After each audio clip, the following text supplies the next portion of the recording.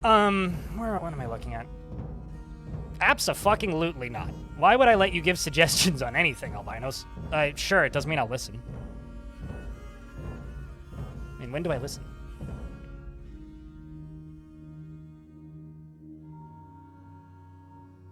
Yeah, let's generate a new one.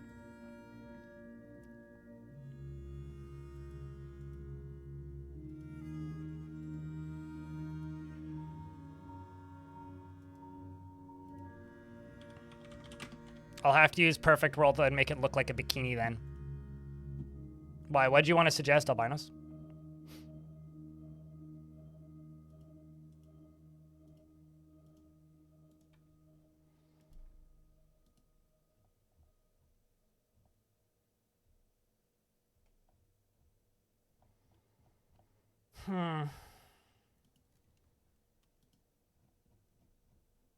I kind of just want to do a large region. It's like the thing that I want to do.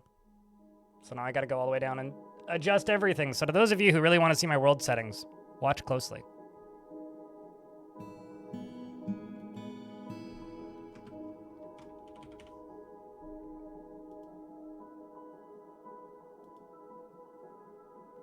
That's a suggestion, Nivik. Way ahead of you. Nickpa, way ahead of you.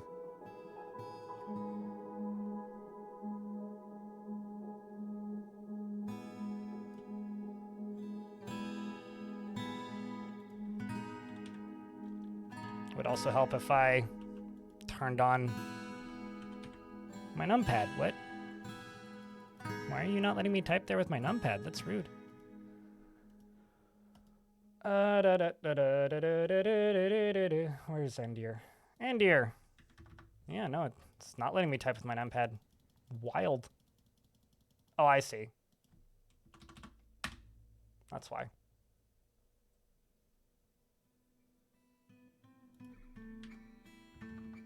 Still not letting me type with my numpad. There we go.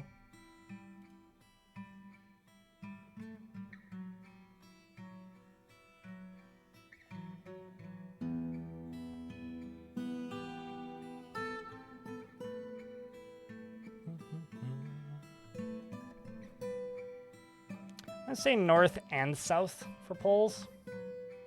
Give me additional norths. I'm going to increase the number of mountains because I want more mountains.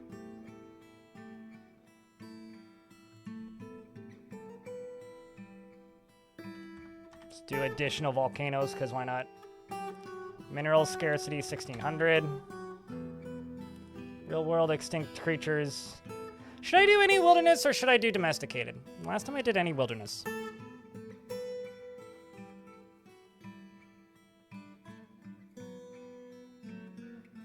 What do you think, chat?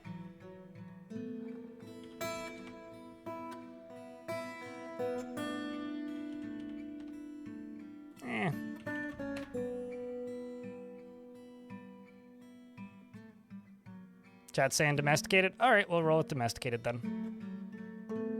It's like the one big change between these worlds, aside from that this one's bigger.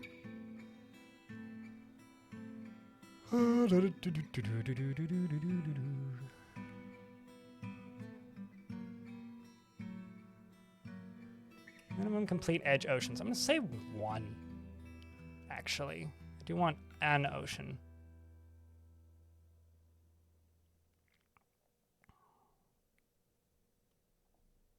I'm not doing anything fancy, so I think the most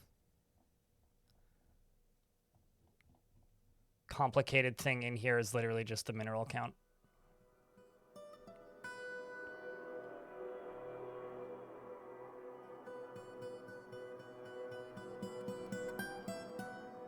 I do also like turning up the demon types because I find it makes invading hell a lot more interesting. Maybe not 500. Let's do 250. You also get a lot more dwarves that like demons then, because there's higher odds that they'll like the demons. Like different types of demons, like, you know, magenta monsters for their great wings or whatever. Make caves visible. No. Civilizations, let's bump that up slightly. Not by a lot. Playable civilization required, yes.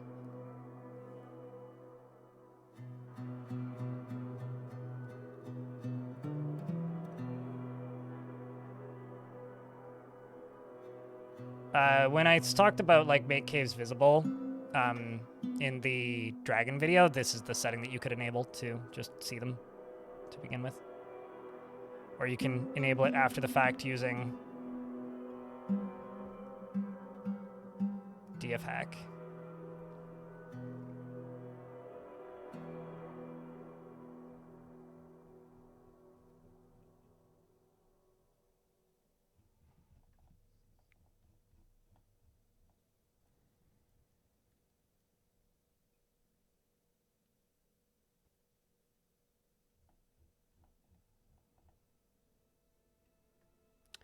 Periodically erode extreme cliffs? No.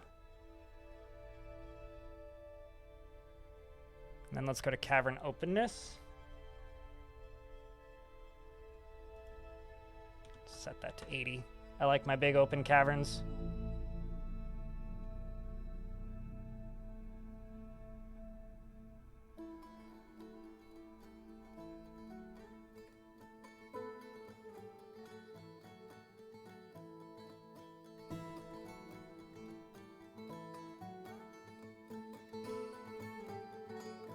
All right, let's save that.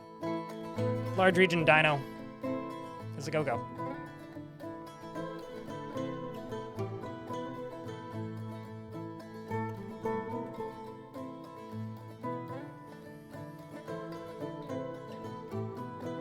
Magma always moves open floodgates, so either the floodgates aren't magma safe or the mechanisms aren't magma safe. That would be why, Mr. Boy. Not in theory, mechanically. Doesn't matter what your theory is. They either are or they're not. So like, I think it's hitting the too many peaks, I think. Should make it through. There it goes, I think. Maybe not. Is it lakes that it runs into the stopgap? Oh, there we go. There we go.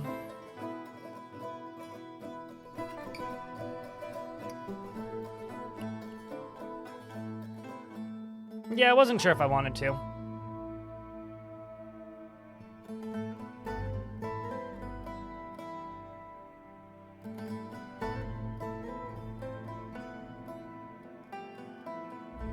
Finding animals in Dwarf Fortress isn't a challenge because you'll only get 7 different types of creatures per map that you settle on for a kilk. So, or Furk, I'm just going to call you that because it's easier. So it's not a challenge, it's just like finding a needle in a haystack. This looks pretty dead.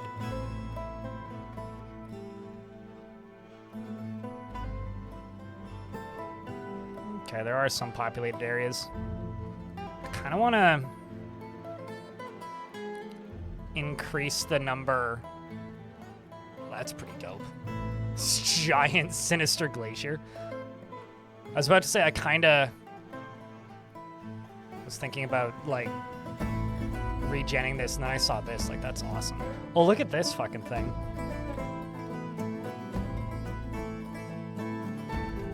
Hey, everybody, you tune in to the Monster Channel at 3 p.m. on Saturdays for the good cartoons.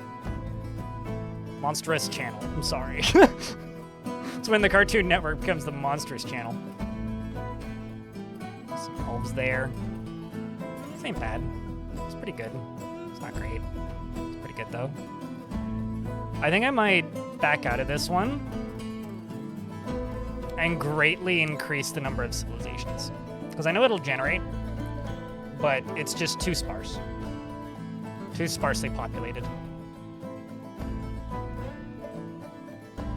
But I do like those settings.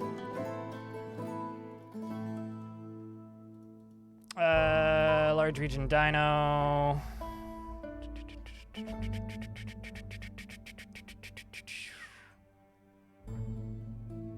Number of civilizations is 60. Let's just go up to 150. All right. Send it.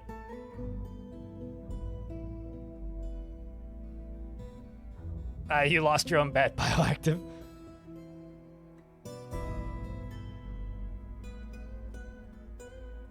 Correct, Fur Kick. It's one of the things that I've seen yelled about quite a bit in, like, on Reddit recently, where it's like they need to change that, and it's one of the crappy hard-coded things about the game currently, and I agree.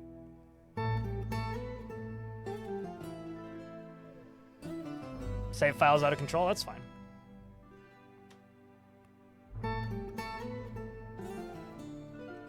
I've got the space and the speed.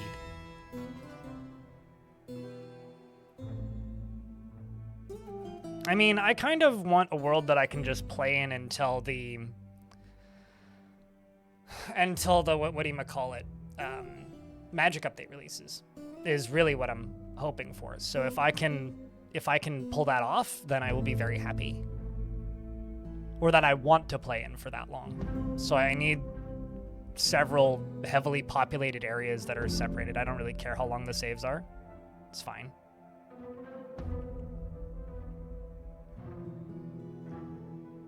I mean, also with the amount of Mega Beasts I put in here too.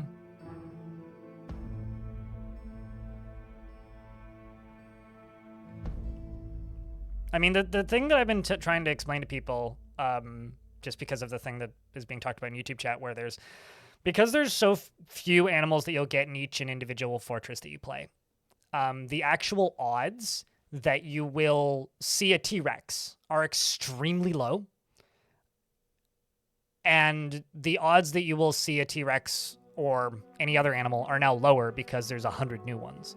I do really think that... Oh, also, I should state, if you settle on a bigger map, you can get more than 7, but then your game will run so slow that, like, you maybe don't want to do that. I will state that, like, there are just some things about the way... I love this good biome competing with this evil biome here. There are some things about how Dwarf Fortress's world generation works, where it distributes different types of creatures, that really bum me out, and I really wish weren't the case. That really just need a rewrite, because, you know, it's cool that they've added more creatures, and it's good that they've added more creatures, but at the same time, like, in order for those systems to be satisfying and fun to engage with, I do think that we need some more things changed. Like, one of the biggest complaints I had about Dwarf Fortress before the Steam version released was that you could only have a maximum of 5,000 creatures. And if you hit 5,000, the game would stop letting new things arrive. You wouldn't get migrants, you wouldn't get new animals wandering into your map, you'd get nothing. Like, the world effectively died. Putnam fixed that shortly after the Steam release. Which is way better, because it makes longer term forts more viable and less grindy. But that now it just makes the limited number of animals that you can get even more glaring. So those are definitely some names. The Grey Devil defeated the Rhyming Lenses. I don't like the look of this world, so I'm gonna start a new one. I just don't like the shape of it.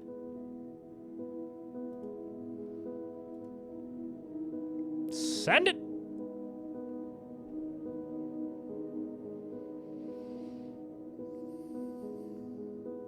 Tarn talks about how that's one of his dream features all the time, Grundig. Like, being able to run World Gen and then start World Gen, or run World Gen and then rewind World Gen after playing. Like, Tarn talks about that all the time. Well, maybe not all the time, but it's come up enough times that, like, I can think of a half a dozen instances in the last couple of years where he's talked about that pretty extensively, about how he would love that to be a feature. Like, whenever you ask Tarn and actually get him to answer the question, which is like, what's a dream feature for Dwarf Fortress, it's almost always time travel, which when he says time travel, he means either restarting World Gen or rewinding World Gen based on the changes that you've made.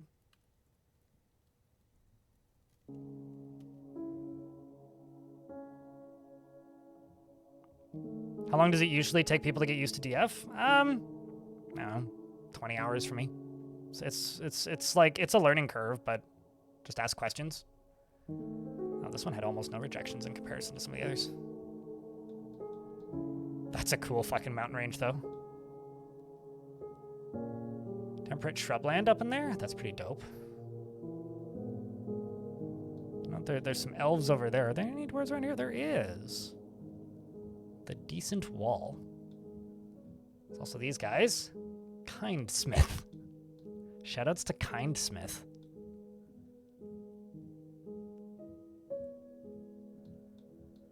Wait, what? Oh, that terrifying, the Spiteful Mountain. Of course it is. What else would it be? The Dunes of Waddling. I'm a duck. There's a major river on a light aquifer. On a sand desert. Dope. That's super cool.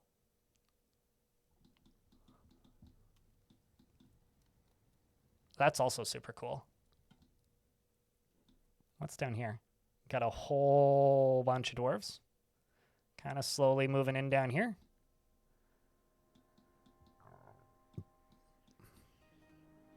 And then over here, there's this island with at least one human civ, and at least 3 goblin civs, and at least 1 elven civ in this awesome little forest of gladness of the the bald continent. They're not the bald continent. They're the bald continent, and it looks like a ice climber. I mean, I want to find woolly mammoths. Like, that's my actual goal. That is a cool spot. Holy shit. Joyous Wilds, terrifying. Untamed Wilds. Joyous Wilds, terrifying. You could get all 3 probably if you go, like, right there. Oh, that is awesome. What is this? Tropical grassland? Cool. There's also, temperate freshwater marsh and temperate shrubland. And these 2. Terrifying untamed.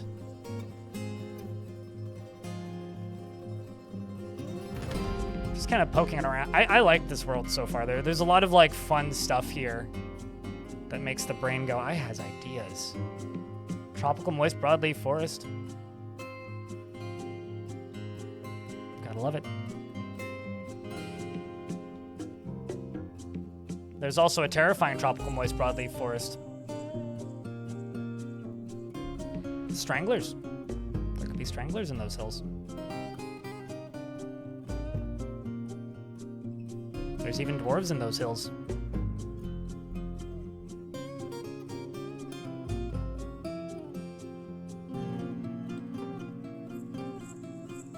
It's a really meaty crab claw. I was thinking more like a dude with a hood, like with the water being its face kind of thing. I mean, that's not what the... Okay, so what the wiki says about mammoths...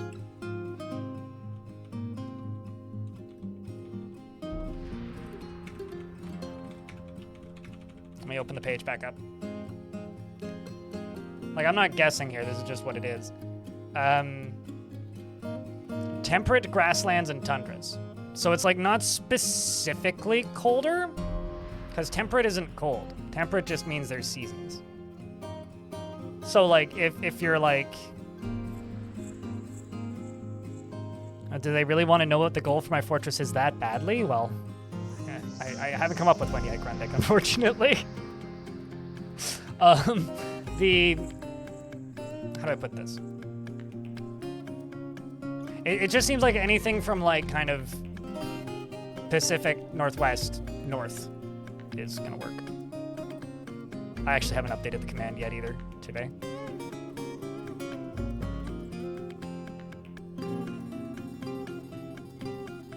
So cold desert, we won't find any. Like, if you're just like vibe guessing it, if we're looking for mammoths, a cold desert, we're not gonna find them on paper. They need grasslands because they're grazers, right? I mean, a challenge if I do find them, or if I find a faction that can settle with them, it could be one of those, like... I can only make clothing out of mammoth wool kind of thing. Or like, all gear must be made out of mammoth wool. Primary trade good, mammoth wool. But I'll settle for woolly rhinos.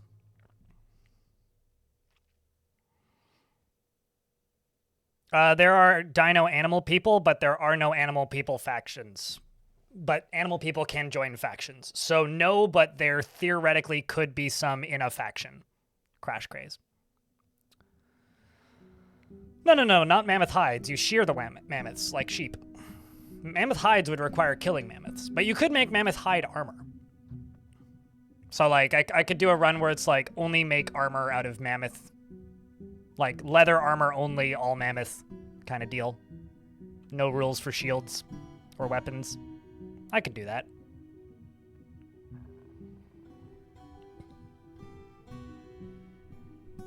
I never envision anything.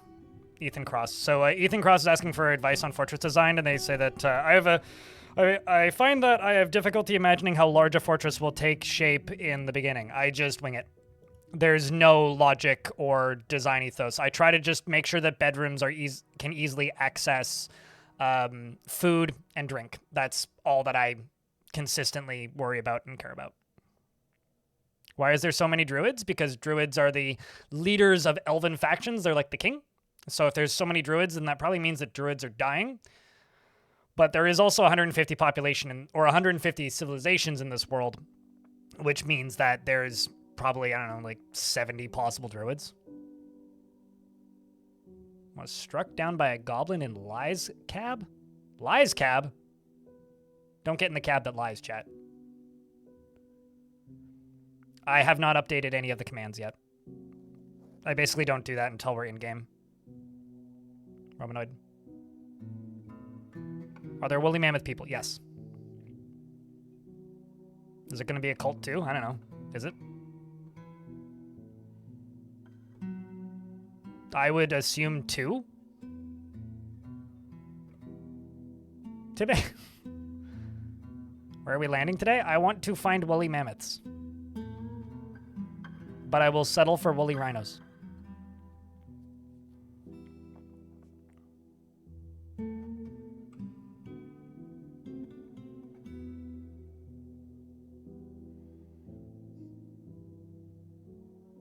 They're big? No, I know what you mean. It'll be 2 it'll be 2, but like how many is the number next to the 2 is the question, right? Cult of the Woolly Mammoth sounds more like an album. But it would be written in German or Finnish.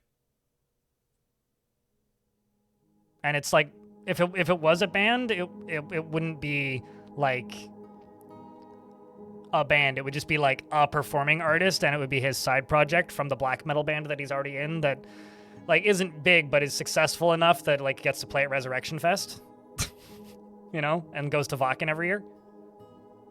It's like somebody's side project.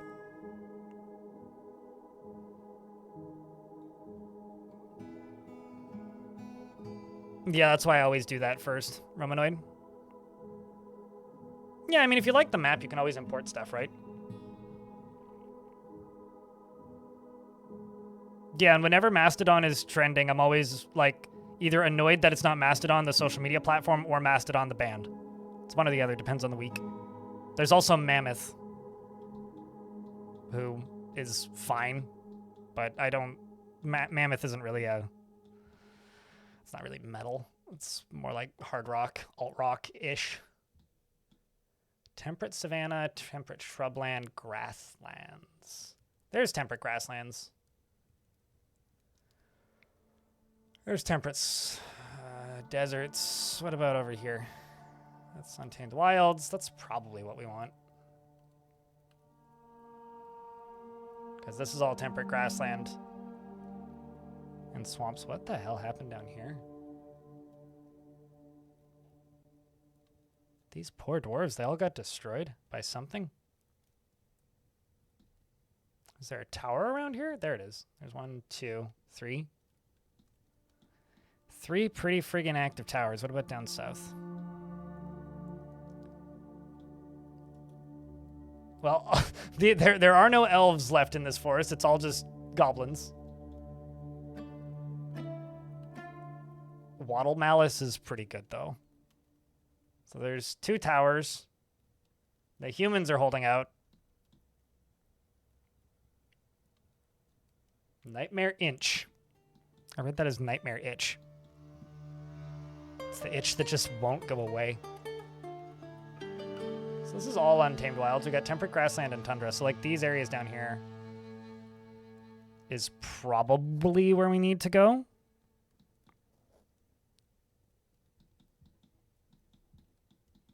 But like up in the middle, there's all this, which is fun. Although that's tropical coniferous. It's the moist broadleaf forest. Tropical moist broadleaf forests have one of the rarest creatures in Dwarf Fortress, which is stranglers. I've never actually seen a strangler. I've been given their locations in adventure mode before, but I've never actually seen one in-game, which is kind of fun. Spiral Teeth is the name of a human hamlet, and that's distressing. just those words in that order is very distressing. Man, all of the dwarves are dead. Like, they're mostly dead here. Like, Roared Figure's still functioning. Just trying to find a series of, like, dwarves that are not all dead.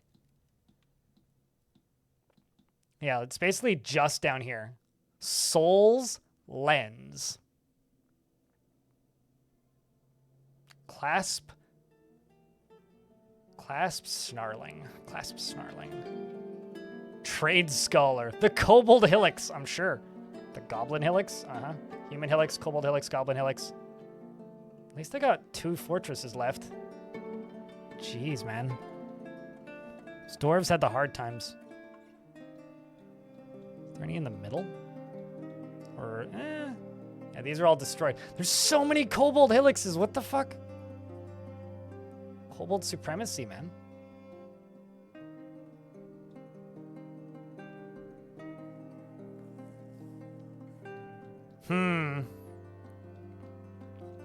What do we think, chat? This world's kind of apocalyptic. Maybe I set the,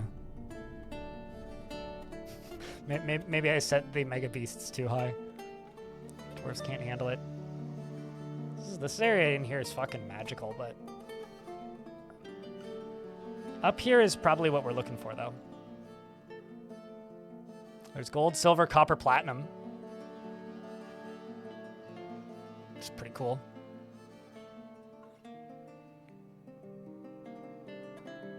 Well, I think the goblins probably routed and then the kobolds moved in. Is generally my assumption over there. I really like the gold, silver, copper, platinum here. Because in my mind, that's like...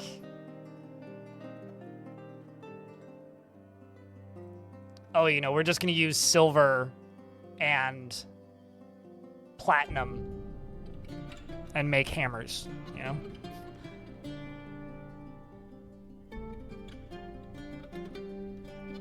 Okay, this is a fun spot. We got Temperate Savanna, which isn't what I want, but we've got Tundra that's Joyous Wilds.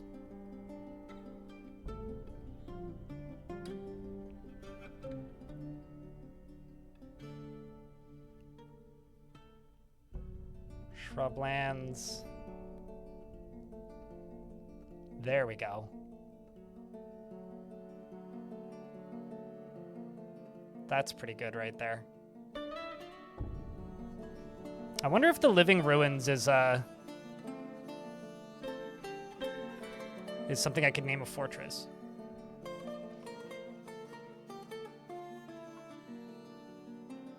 It's their favorite crafts.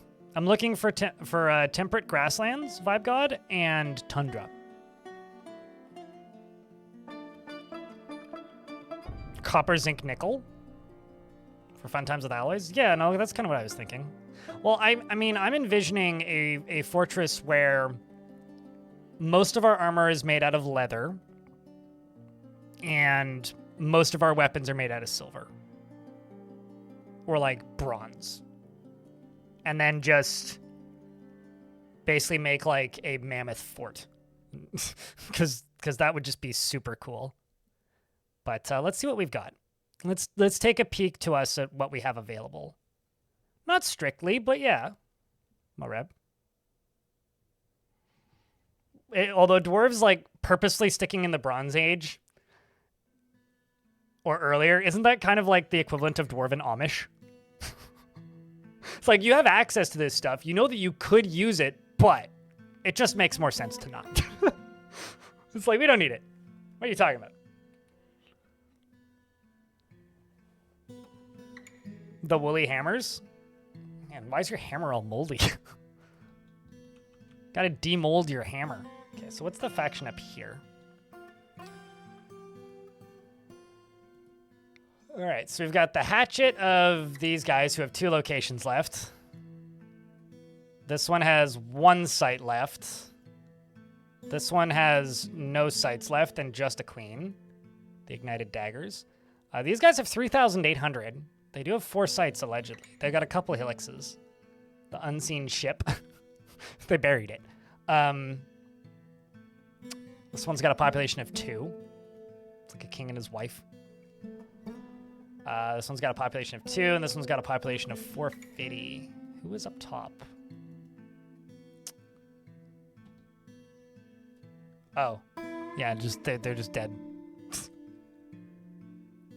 The defended armory.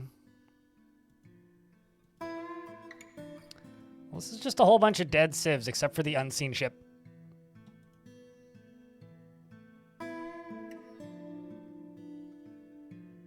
Which we could do. But I like up here.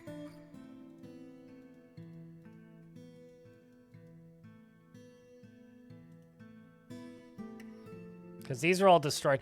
I feel like if I start a fort over here, it'll probably boost up everything over here. Let's just see what animals they have available, and we'll also take a look at a location, because it's all just going to be flat as all hell, right? So let's just test this out. Maybe, like, right around, like, here. Because it's gold, silver, copper on the tundra, and gold, silver, copper everywhere else. It's a light aquifer. Get a little bit of that creek in there. Yeah, let's go this way, actually. Oh, that's savanna. I need grasslands. So let's just... Gold, silver, copper, gold, silver, zinc, lead. Okay, well, let's go, like, right there. Let's see what we get. So under animals, this faction has what? We've got Smildons. That's not a bad start. We've got Quetzals.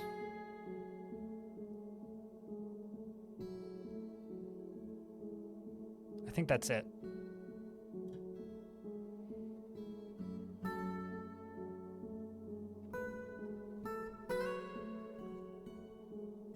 That's not called something dumb? Well, I've never seen one named something dumb. I've seen ones with dumb names. Everything good today? I have no complaints, but everything is an all-encompassing statement that has many implications. But today's fine, yeah, no complaints. How you doing, Weed? Padoop? I mean, that's literally all the dinos, and as far as getting out of hand very quickly if you let them. Oh, that's actually steeper than I thought it would be. Let's see what we get. I'm just going to let this go for a sec. Wild boars. Exterminatus.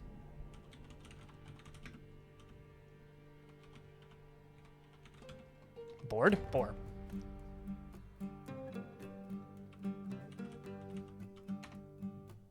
Giant sparrows, great. You know, I'm not going to lie. I've thought about modding giant sparrows out of the game.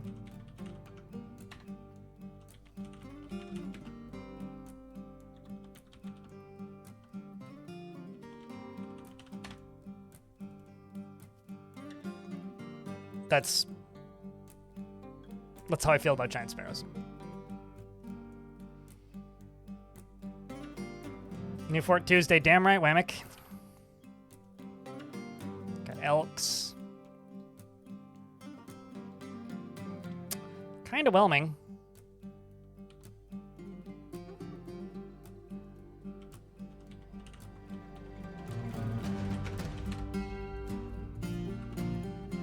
Let's see what else we got.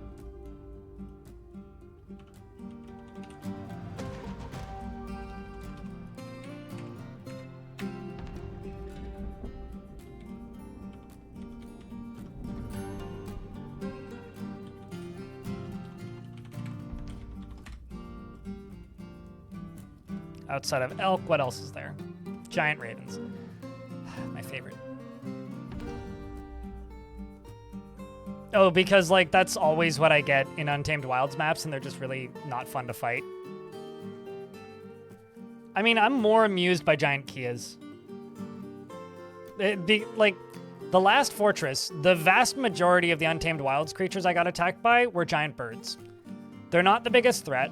Like, 5 unarmed dwarves can kill them. And they're just really annoying to shoot. I feel it's the same way about giant ravens. At least giant Kias have a goal, which is steal item, right? The rest just kind of, they get injured, and then they just sit at the highest point of the map as far away from you as possible, and they don't move. And it's really annoying to fight them. Like, I feel the same way about the giant ravens. Like, the ones that have a goal to steal your stuff, I don't care about so much. The ones that don't, I'm not a fan of. They're there to steal whatever your most valuable item is.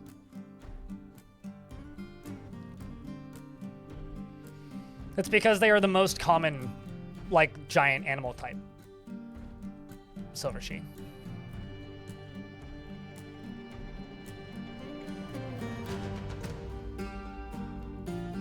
It's very cool that all their sprites, and but your dumbass forgot to have meat food ready for carnivorous animal people. Yeah, that'll do it. The Everlasting Realms. We're in an ad break right now. Moose, thank you very much for the 43rd month. Yeah, and I can just buy 40 more. Is there a way to turn the birds off? Mod them out of the game? That's literally it. Moose, thanks for the 43rd month. Welcome back. But once you've generated a world, you can't retroactively mod them out of the game because they're already in that world. Chat, can I get a round of beers from Moose, keeping that sub alive at tier 2 for 43 months? Appreciate you, man.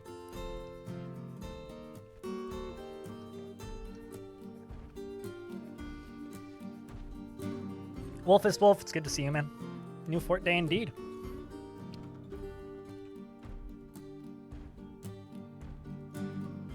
Like, people always ask me, like, what I would change about Dwarf Fortress. I would just, like, kind of change animal distribution and how they appear and all that.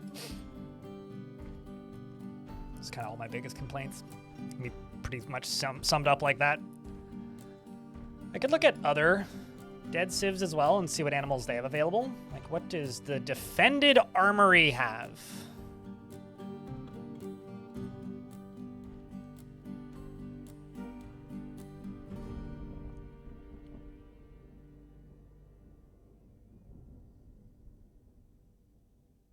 Let's try the... I'm not going to lie. I would not mind just doing a non-Joyous Wilds one. So let's see what they have here.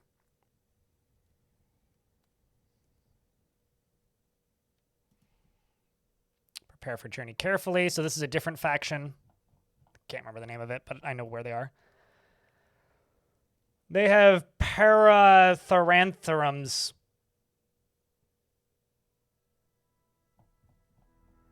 Whatever those are.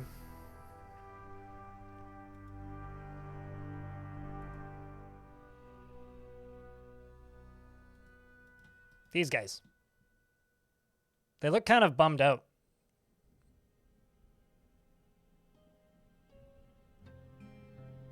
Some sort of prehistoric worm. I've seen those, yeah. Muskox, cool.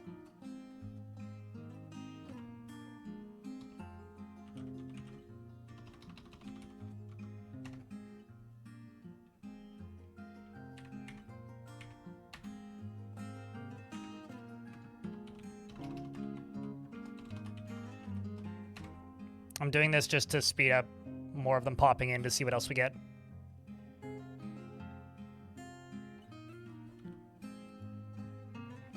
Elk. Exterminate elk.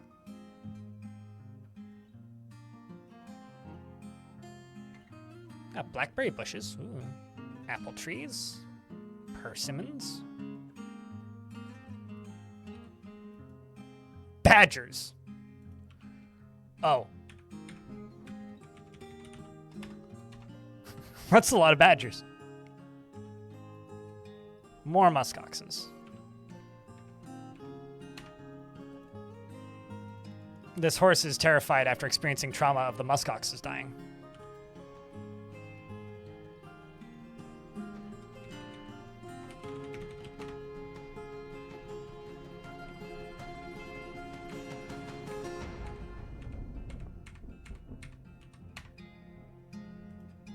Oh.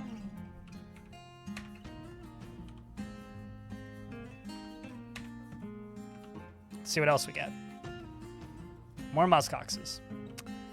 Well, the quest continues, chat.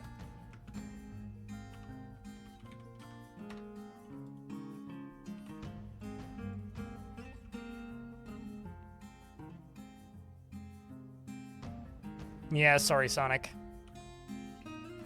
Also, isn't Sonic a hedgehog, not a badger? Or a porcupine?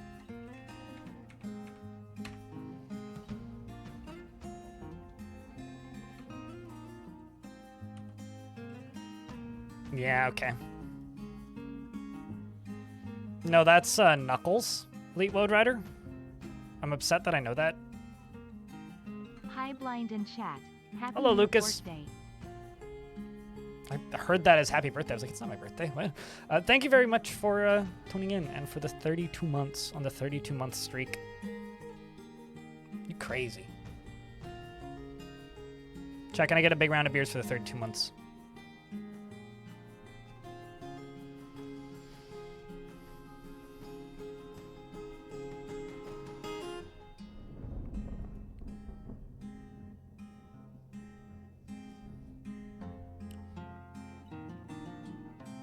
I mean, maybe with random factoids about this era of ancient history, Vibe God and YouTube chat, but it's mostly just like game mechanics that we're beholden to in these situations.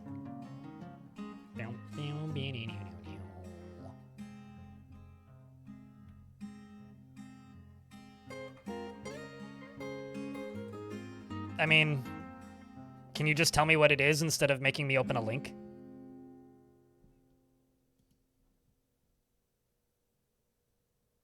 Oh, it changes the name of Utah Raptors to Urist Raptors? That's very funny.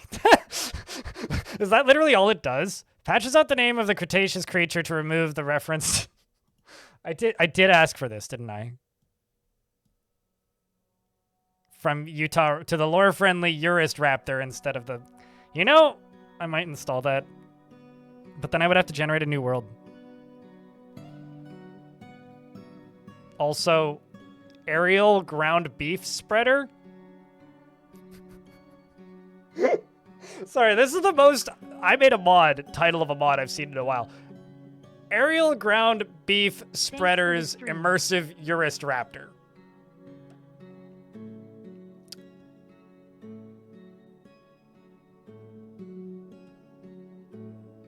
I mean, I was complaining about this pretty loudly the other day, where it was like, yes, okay. A1 aerial ground beef. What the fuck is aerial ground beef? Let's not talk about the mineral names. Let's not talk about the mineral names. Mass Morass, thanks for the 26 months. Appreciate you, man. That's very funny.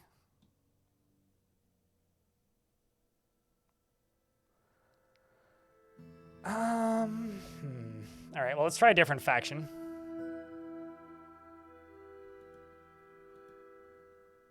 The Unseen Ship. Let's see how Moses is doing over here. Let's also go over to this side. I don't like the materials as much over here. I think the other side has better materials, but we'll try over here. Because this is what we need.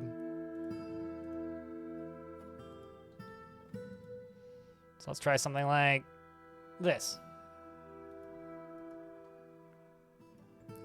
So let's see what animals this faction has. This is the one that isn't dead. We've got Palatodon and Andrew Shred, whatever's. Andrew Shoopterwhoop. Imbork. You.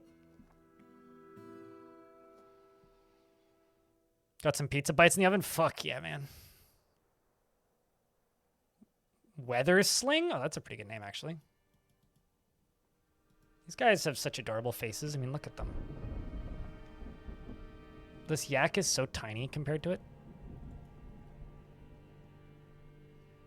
I quite like the way this map looks, though. It's kind of cool. All right, what animals do we have? Ravens, great.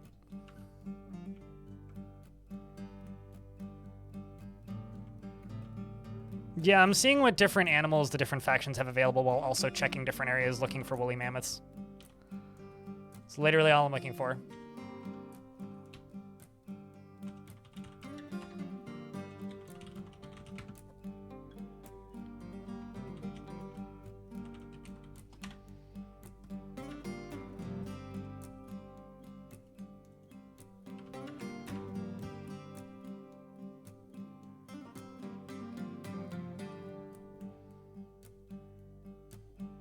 You got called back to work, 3+ hours of overtime? I mean,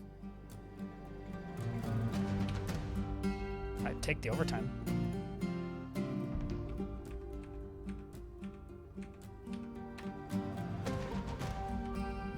It's a stoat named Jack. Great.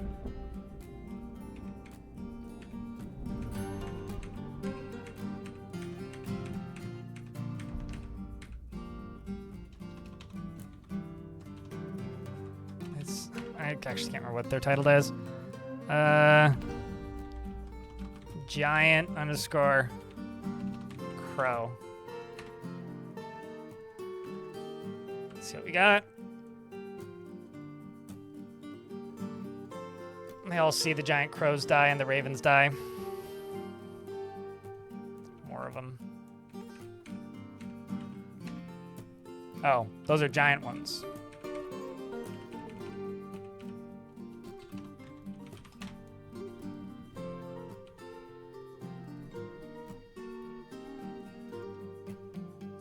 What you're seeing right now, Sad Pongo.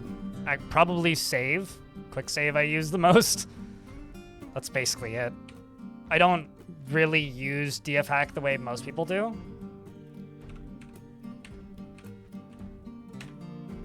I use it for explaining mechanics and like fixing things to make the stream smoother to watch, generally.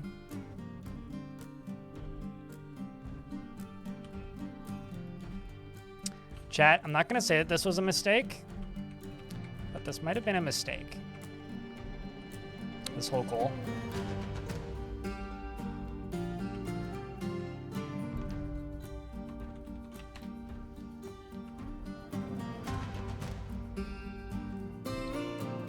I don't... Here, I'll update it so I don't have to keep clarifying.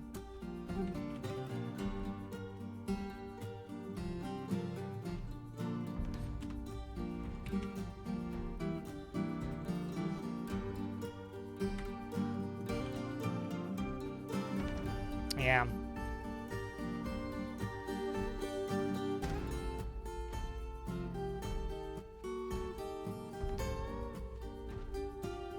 What the fuck dragged the wagon here? Chat was saying what it was called earlier. I don't know the name of it off the top of my head. It's one of the new creatures. I'd have to go back to where I was 2 screens ago to find it. So you asked the question too late. Chat, what was that creature called? What's up, Nasty? YouTube chat. What's the current gold in? There is none. We're figuring that out still, man. If you've ever watched a new fort before, it's like maybe 1 in 5 I go into with a goal. I would like to find mammoths. But starting to lose hope.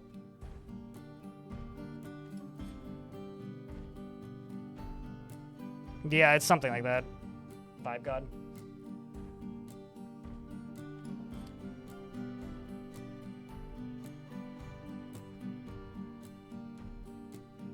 as opposed to the factual rectum.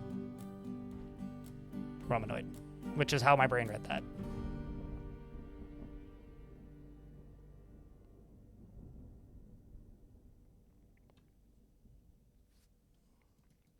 You know, it's funny. I don't have any like emote extensions installed right now, mostly because I genuinely kind of, as I've gotten older, I kind of just find them annoying, so I don't really use them. I could try down here in the temperate grassland. I genuinely just kind of find them annoying at this point, so I just kind of don't really use them. And so like I see people using that, which I know is the better Twitch TV version of another emote that I have, but it's like you could just use the emotes now that because you have the subscription, so like you could just use those emotes, but instead people still use the free versions, which I do think is kind of funny. Twitch culture is neat. I like it. What other civs do I have? The Defended Armory. This is the other one that actually has some sites available, so let's try this one. The Armory of Keys.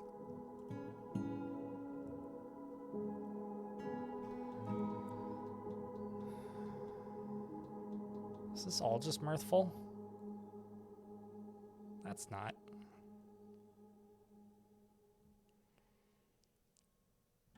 Yeah, I'm like debating on whether or not I want to do another Untamed Wilds one. Finger Pointed is the name of that stream. It's like, you committed a crime, sir. I'm not gonna lie. I don't think I want to deal with a heavy aquifer. But the very deep soil, that could mean a very deep aquifer.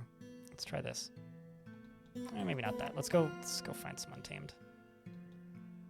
Or not. Let's see what we get here. What is that? Light aquifer? This faction has what? Titan Boa. We might need to play this faction so I can get Titan Boas.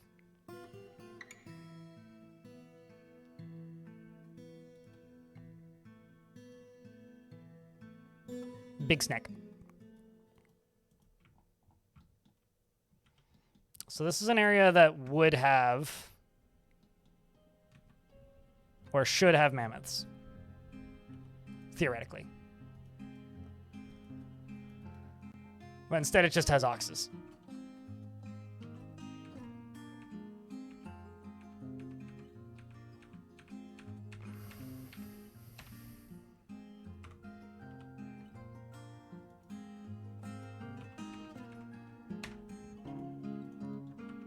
It's all the same. All right. To heck with this half of the map, let's go to the southern half of the map. Let's go see what's down there. I mean, it's a cool biome, so everything's cool.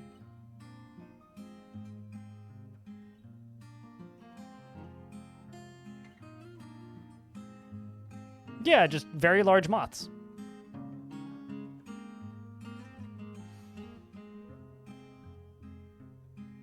So what's the D stand for? Nasty Ninja in YouTube chat.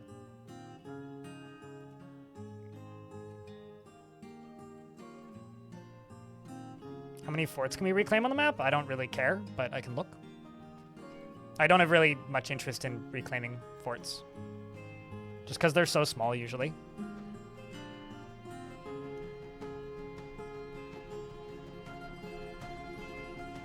Because like I like playing 4x4 and sometimes even 5x5 maps, and like the World Gen forts are usually like 3x3, sometimes even 2x2. It's like, it's too small.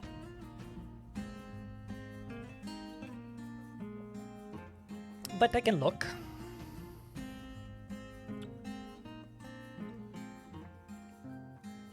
A decent number.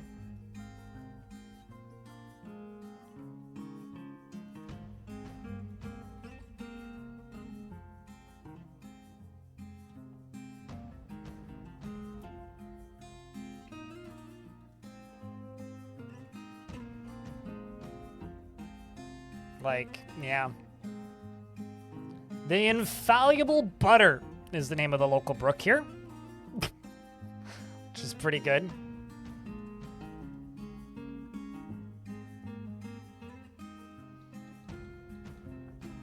Let's take a peek down here. Iron, silver, copper, zinc is available over here. Shrublands. I mean, this is going to be about as far away from that as possible. You know what? I'm just going to go settle somewhere random and just take a look at something because I want to know. Moist tropical broadleaf forest.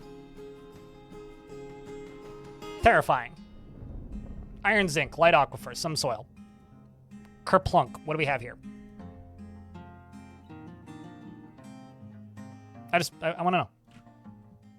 Am I going to see the creature I've never seen before in Dwarf Fort? Holy, look at the size of that goddamn tree. Holy Jesus. I'm not saying that I'm going to completely just like 180 the theme, but I haven't found mammoths yet. So I'm just curious as to what's here. Nothing out of the ordinary.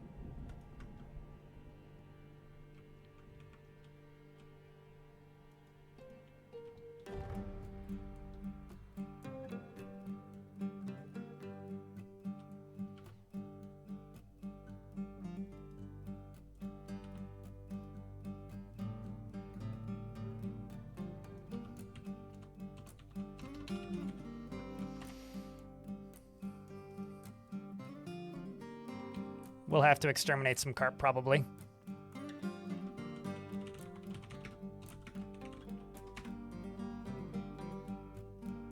I'm sorry, what? Is it fish carp? Yes.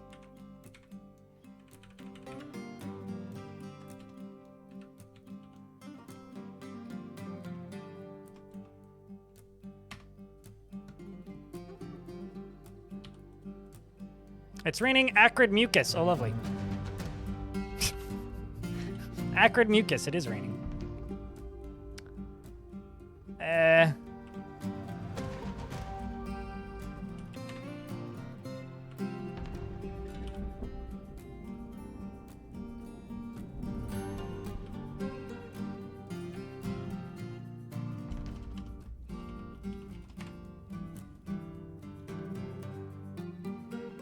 What else do we have?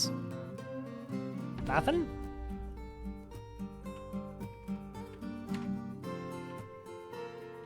You for realsies? Whoa. Knuckleworms have new remains. When did knuckleworms get remains? Oh, I know. I've only settled in those so far. I was just mildly curious, Comrade Banshee, as to what I would find if I settled here. Just because, like, this isn't a biome you see very often. So, but look at the size of these trees. These are all highwoods. Like, they're so friggin' tall. Like, that's a Widowmaker if I ever saw one.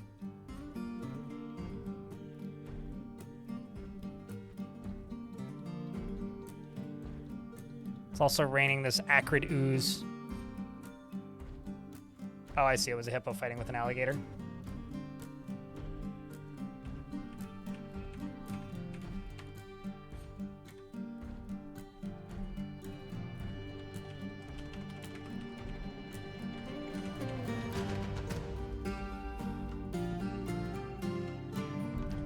What other creatures can wander into the map, if there is any?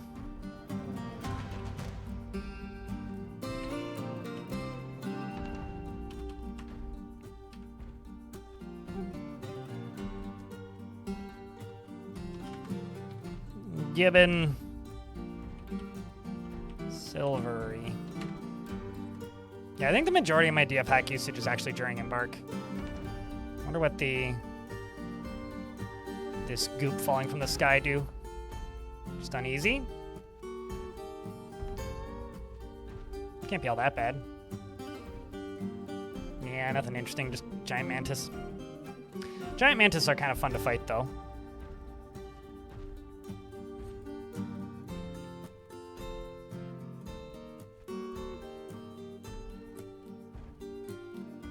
I have no idea what you're asking in reference to, Kilda style.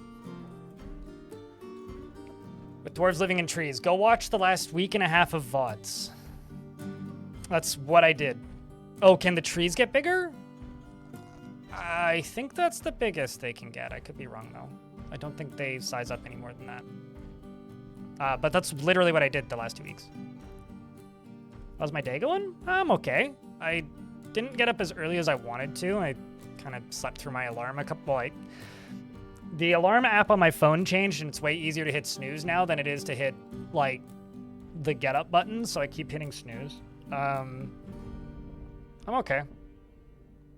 Doing all right. Doing better than last week. A little bit stressed. I've got a busy couple weeks coming up. I've got some things I want to get done that I haven't, so I need to get those things done. But aside from that, pretty good. No complaints. 802 Nick. I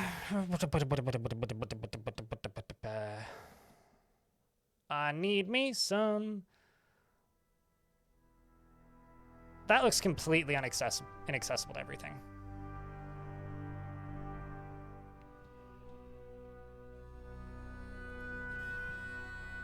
Yeah, is there a...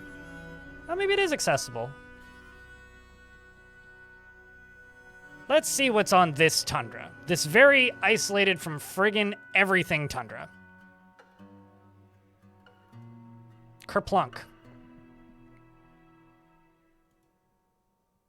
What you give me? It's kind of flat. A little flat. Oh, there's sand. That's kind of dope. Coyotes. Where's Roadrunner?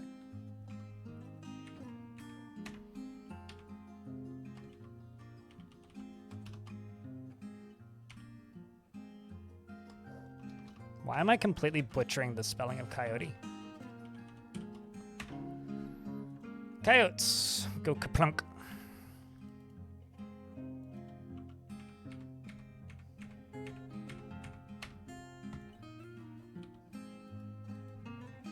The giant snowy owl is pretty cool, though.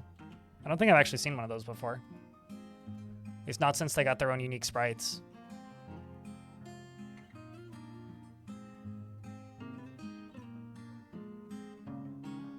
Yeah, no, we're still very early days. I'm looking for woolly mammoths, and we'll probably give up.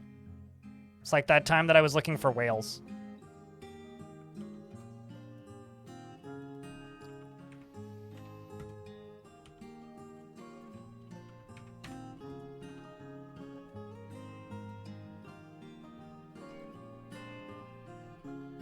I wasn't looking for undead whales, though. I was just looking for whales. And we did find whales. Found several, actually.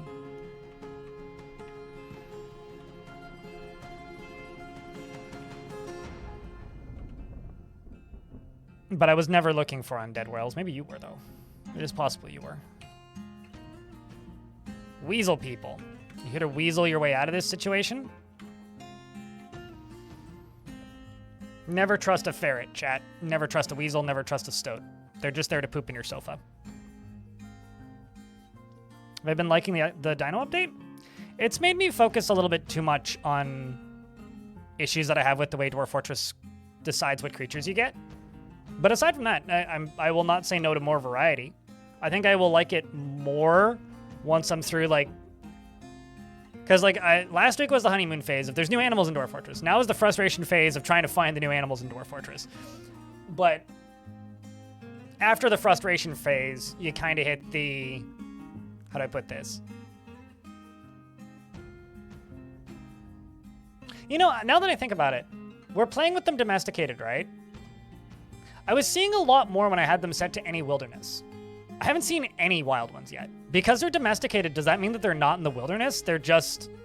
Some are domesticated? Am I misunderstanding how world gen works? Chat, you said yes. That was a either or. That wasn't a yes or no question. So I should set them back to any wilderness. Oh, absolutely. Well, not view spawn. Not that I know of for view spawnable, but you can just like spawn creatures on your map with TFAC. So do I need to regenerate the world then? If that's the case, because like if I just go to a random tundra.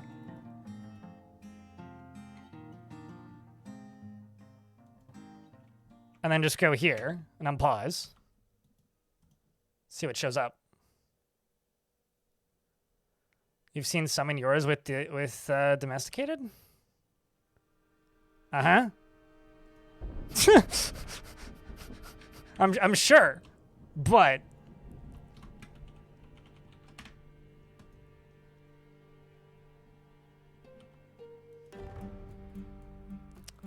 my immediate data is suggesting otherwise.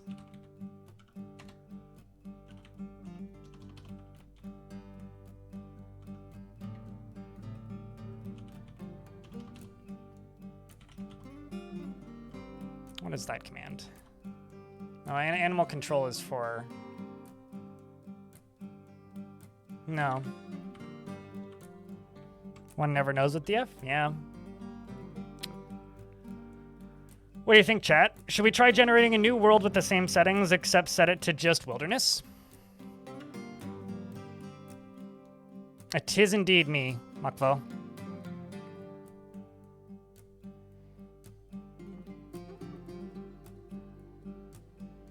And you still get wild turkeys? Well, that makes sense. That's always been the case.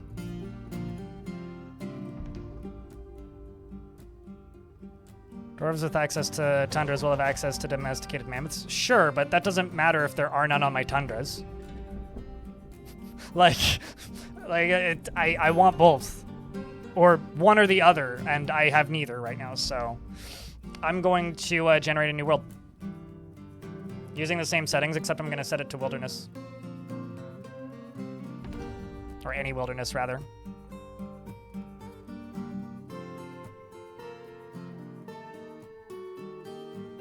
Maybe? I don't know.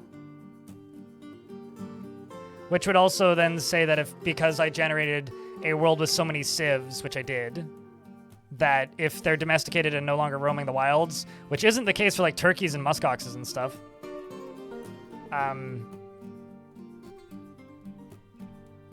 All right, well, let's just find that setting again, which I think is further up.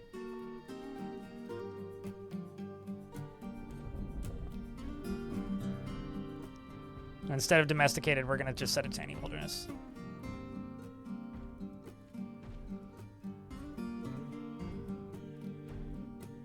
Oh, that's medium region. I want large region dino. Any wilderness. Save. This area savage. I've only been settling in savage areas, dude. I did 2 in non-savage areas to see if I would see other things, but it was just the same animals.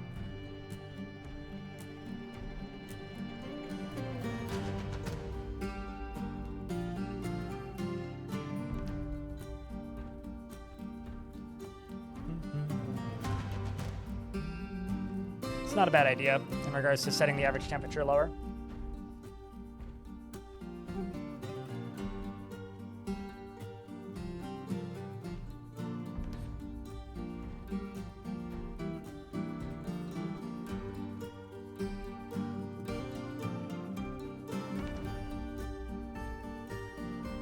See what that does.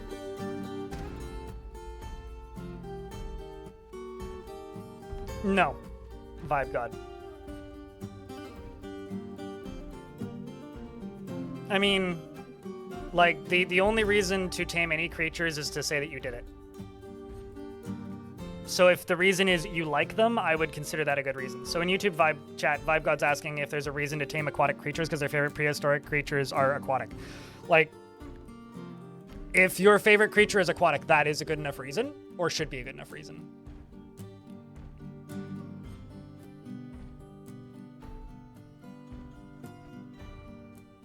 If it's not a good enough reason, then no.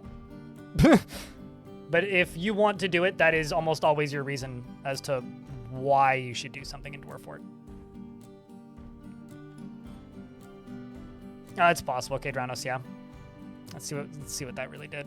Wow, that is a huge freezing ocean.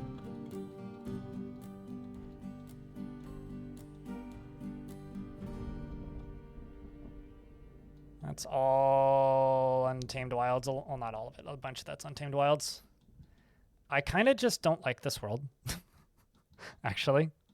That's a neat ocean, but... just kind of don't like it.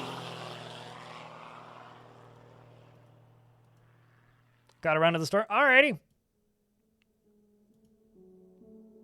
802 Nick is gifting out 10 memberships. Appreciate you, man. Can I get a round of beers for 802 Nick? Throwing money at the YouTube face.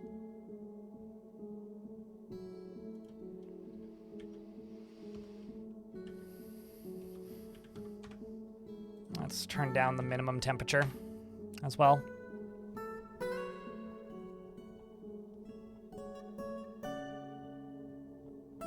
Settle, everybody immediately freezes. Send it.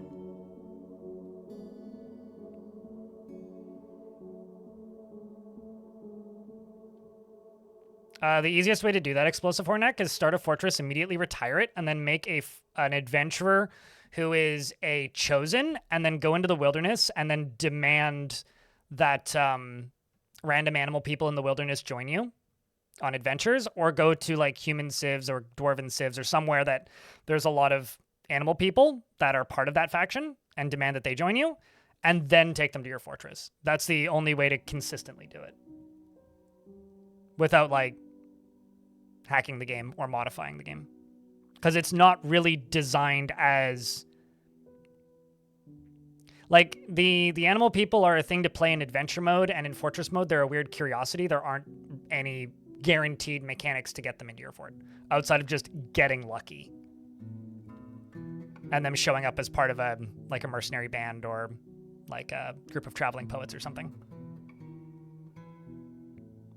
Thank you, Alfie Bean, for the 32 months on the YouTube.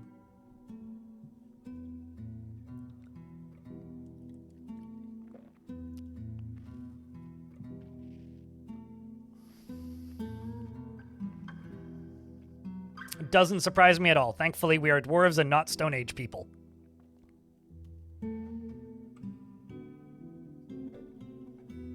That is a weird-looking volcano there, just because of the trees on the side of it.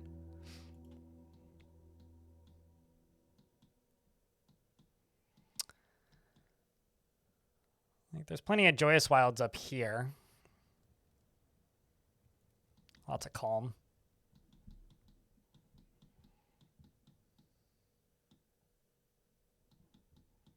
I don't really think that temperature thing has changed much.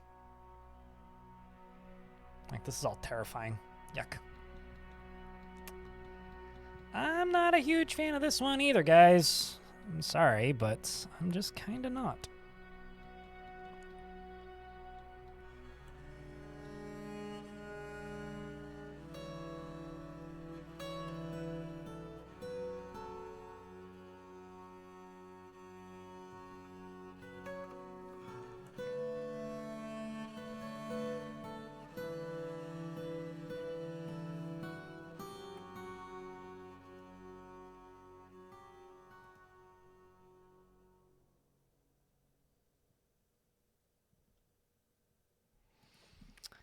I'm going to try this. I'm going to change the elevation variance.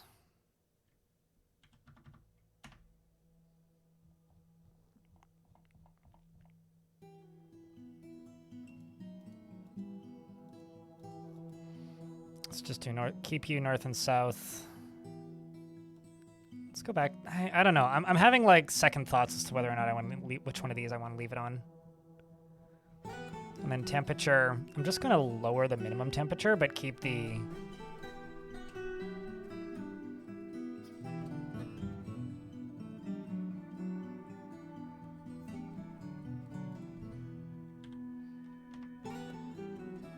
I'll set you to 0. Save. And send it.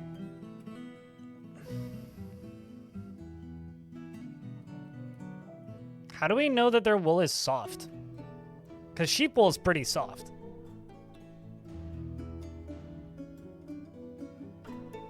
What if it's like the itchiest, scratchiest, like least pleasant thing to have on your skin ever? Also, hey Linku, how's things? Volcanoes are so easy to just generate a world with a buttload of them, though. Richard Baptista. Just turn up the minimum number of volcanoes. It wasn't? Oh. I was just bullshitting. I don't know. I think most likely because animal husbandry wasn't really something that the Stone Age people had actively cultivated. Like, they were more like stab thing to death with sharp stick, not so much the, like, make friend with.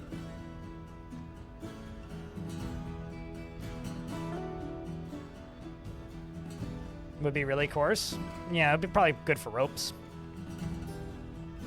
And who knows, maybe they did. I don't know too much about Stone Age stuff, to be honest. The only real knowledge I have of the Stone Age, this is a joke, is the documentary film Ice Age. So Sid is my northern star when it comes to knowledge of such eras of world history.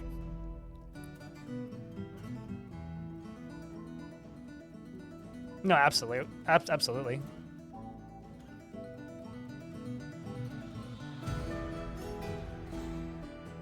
Since some mammoths were frozen in ice, right? Yeah, didn't they also find mammoths that still had stuff in their stomachs? I remember reading about that. If someone's starting a Civ, well, congrats. You're going to watch me generate worlds for the next 11 hours. If it's like the last time I did this, Domsbor, but hopefully not.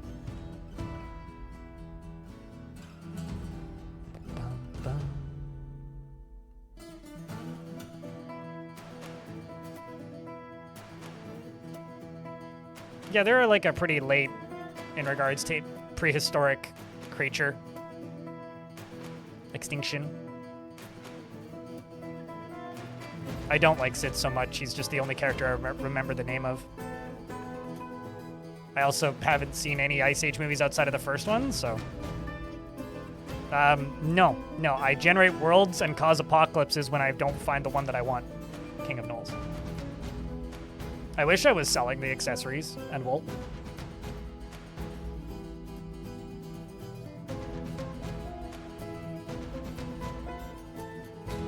What am I looking for in my world? Woolly mammoths.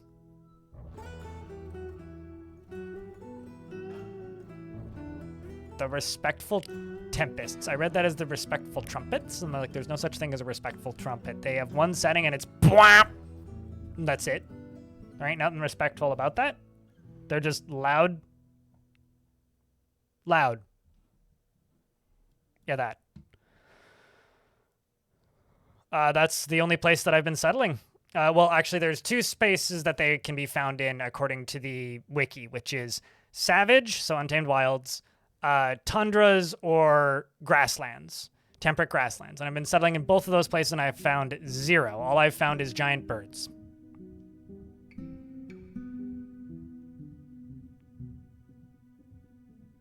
Ice biome, yes, because that's a biome that exists in Dwarf Fortress, Cosmo. I'm going by what the wiki says.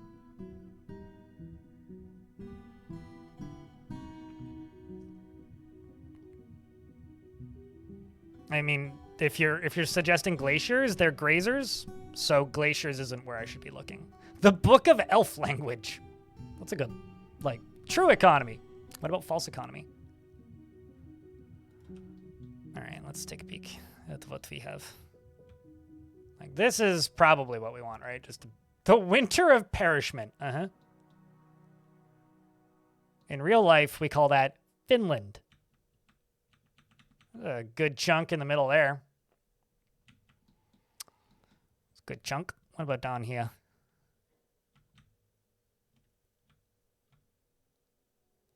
A little bit. Not so much. A little bit. Dwarves seem to be doing okay, too. What a cool central area.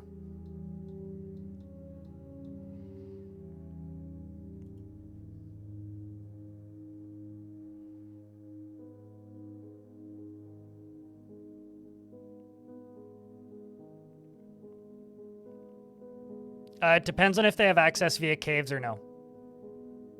And there's no way to guarantee that, Hucklerf. Like, I've had ones that are perfectly accessible, and then I've had ones that are not. But you in Fortress mode, unless the player, meaning unless you've exposed both cave entrances in Adventure mode, or have caves visible, then you won't be able to access them even if there are caves there. Doomscar? That's a good name. So, like, if there is caves available, Regardless of if they're there or not, if the player hasn't exposed both of them, you won't be able to utilize them. If they're both exposed, then you can send expeditions across. So maybe, but the only way to find out is by playing a bunch of adventure mode or using DF hack to expose all hidden sites. Cat loved. Or by generating world with hidden sites revealed.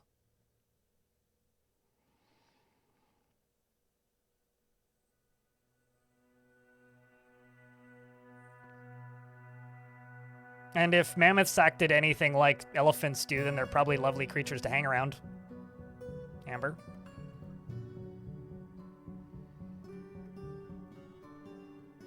It's like having a Newfoundland dog, except, like, with a trunk. Pain is what I think. 802 Nick. It feels like work, looks like work, and I don't want to do it.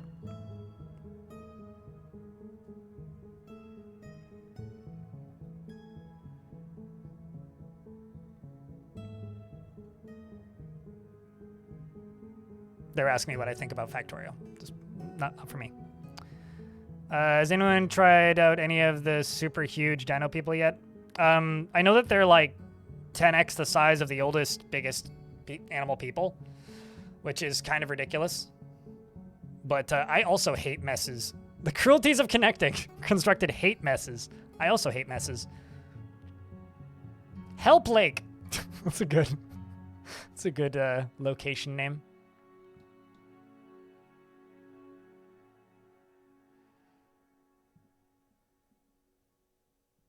Would feel like a muskox?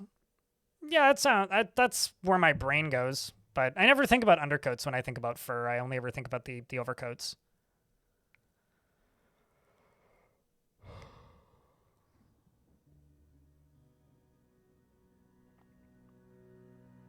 It's why whenever people suggest I build a giant zoo with every creature in the world, I just say no, Jay Graham in YouTube chat. Burn furnace? Yeah, I mean, you're not supposed to burn the furnace. You're supposed to burn what's in the furnace. So wouldn't it be like a burn-in furnace? Because if it's just burn furnace, then that means that there's fire on the furnace, and that means that something that's not supposed to be on fire is on fire. I'm being way too specific.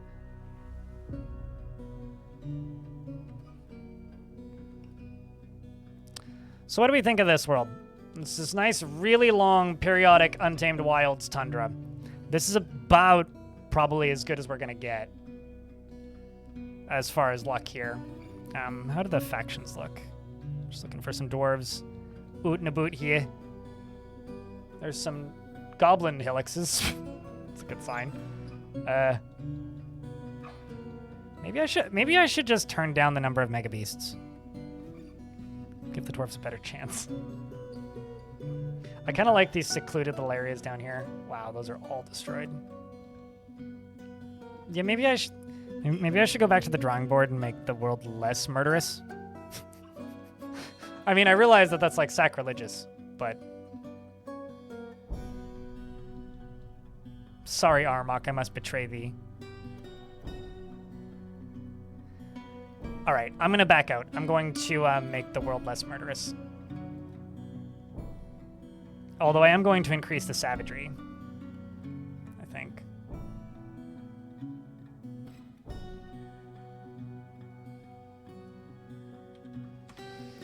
So I'm going to increase the savagery, but I'm going to lower... Whoops, I should do this on the right setting.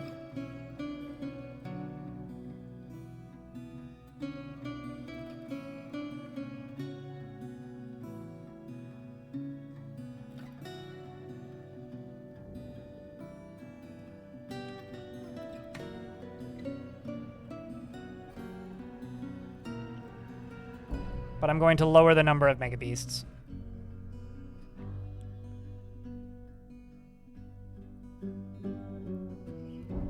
Wherever mega beasts are. Also, let's drop the number of civs down to 90. 60 is the default for this size.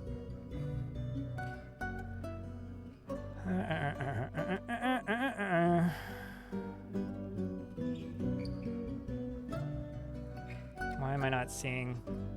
I think I've got chat. I've gone too far. There it is. Mega Beast Caves. Let's go. 100. Semi-Mega Beast Caves. 125. Save. Send it. I will be right back.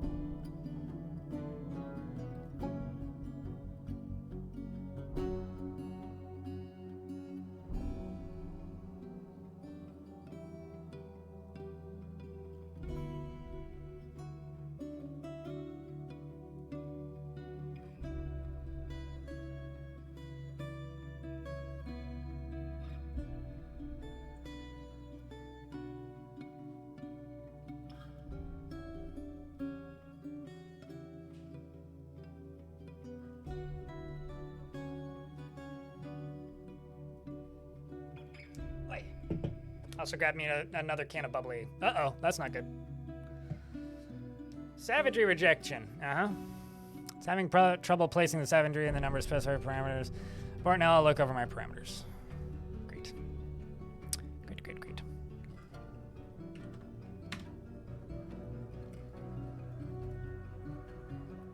Keep on going to the wrong one.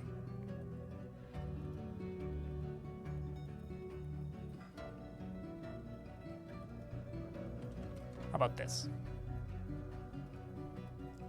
Back to the drawing board? Yeah.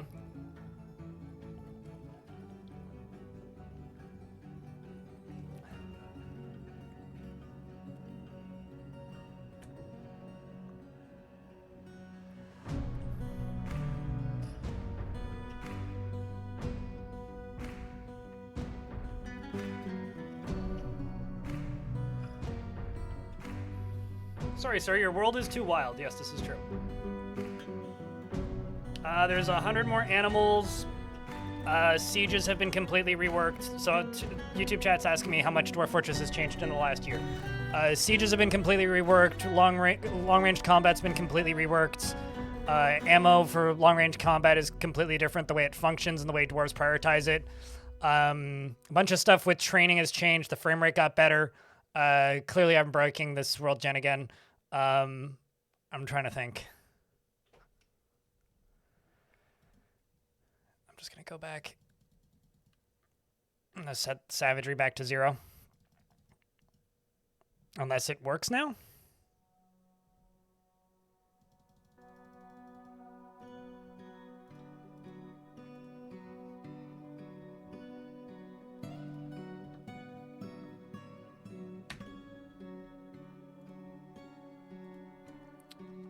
Has the dev slept? Yes. We've learned that there are 2 cats as part of the Dwarf Fortress development team, Gus and Coco. Gus is a black English short hair, and Coco is a brown-ish English short hair. They're adorable. They got knit costumes for the last update, which was also adorable. Wrong template? Yeah, you're right. I literally just looked at this and I'm like, yeah, no, you're right. Medium region dino, there we go.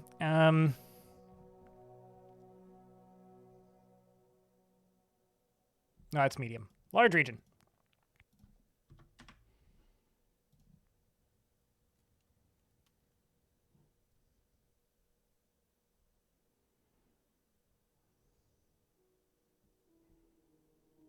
There we go. Send it.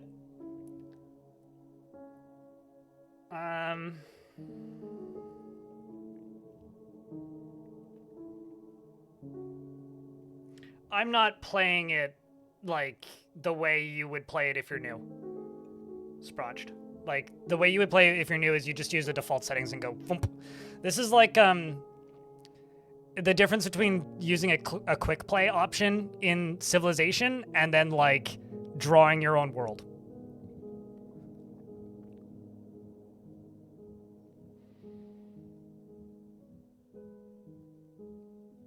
Can we eat the mammoths? Yes. We can also war train the mammoths and shear the mammoths and make leather out of the mammoths. If I can find them.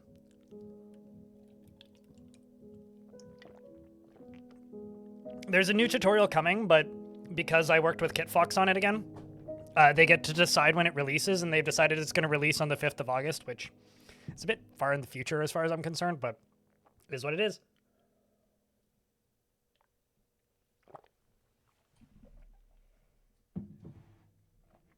So I do actually have a new tutorial coming, but it won't be out until the 5th of August. No mammoth milking? Maybe? I saw a woolly rhino cheese, so I guess you could milk woolly rhinos. I'm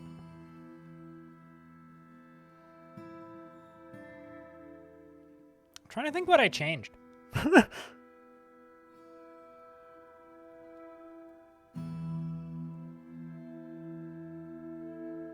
Because, like, I'm suddenly, like, having trouble generating anything.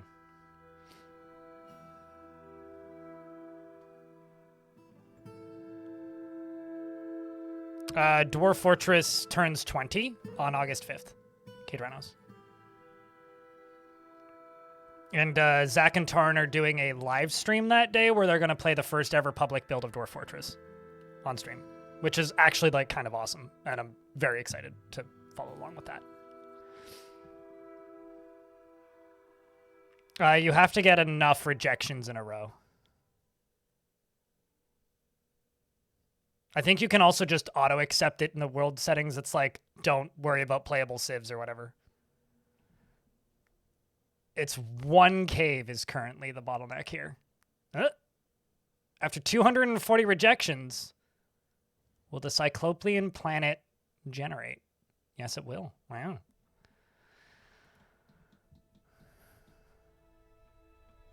Okay, well, that's a big old terrifying tundra up there. This is also a pretty dope looking tundra. Down south, there's a goblin tundra. There's all this. This is all Untamed Wilds. All right, well, this is a good start.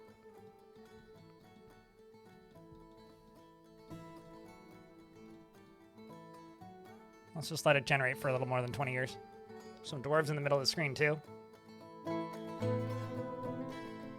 Oh, I always crank up the number of volcanoes because it's funny to me. Also, the Wayward Festival founded Bust Music. Just wanted to point that out because bustin' makes them feel good. This is definitely the world of Ghostbusters.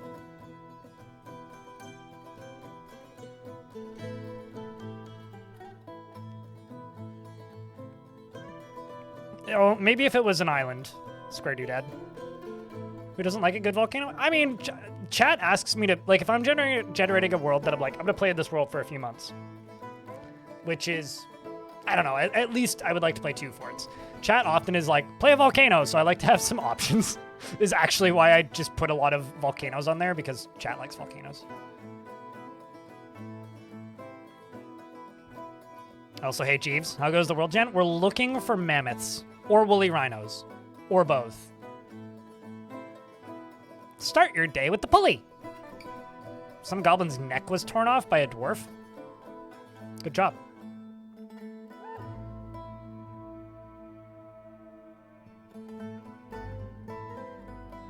The thing is, like, I enjoy a good volcano in some situations, but it has to be, like, perfect for me to really want to play it. And if it's not, then I kind of don't want to play it.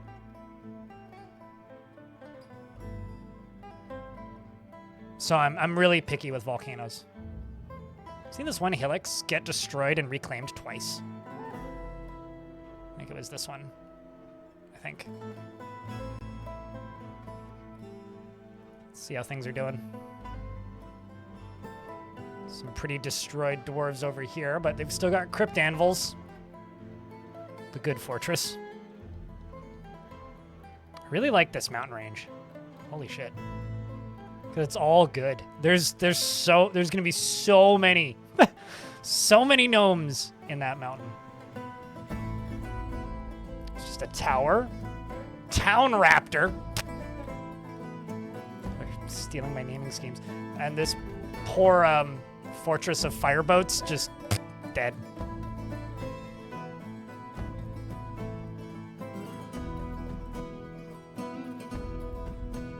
Goblin Fortress of Manor Noble. Already dead. Brother Meadow is a really good name for a elven place. It's the good Brother Meadow. Penny for the poor. This is... Oh, never mind. I was going to say, these dwarves seem to be holding on well. No, they're not. Goblin Fortress. Okay, they still got Golden Martyrs. Grotto Constructs. These are all dwarven still. Mirror Kindle. They've got Anvil Wasps and Cloister Blushed.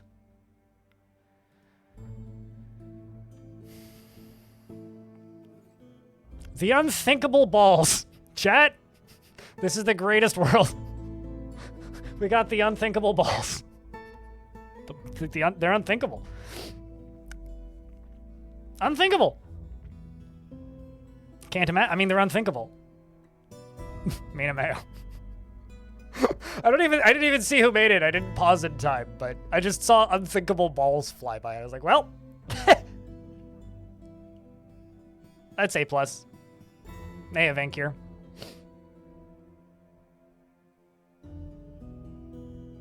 We must think of the unthinkable balls, but no, they are unthinkable! You know, that's like, okay, Unthinkable Balls, I'm headcanoning this here, was written by a monk while writing down a list of things that he's not supposed to think about. And I shall not ponder the unthinkable balls. I will not think about them. Ever. Where's the altar boy? Will not think about them.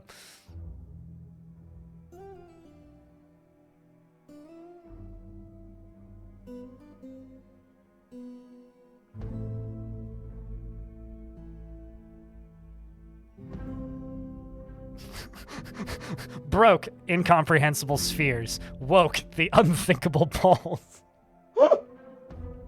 That's funny. You should go make that meme, Square Doodad.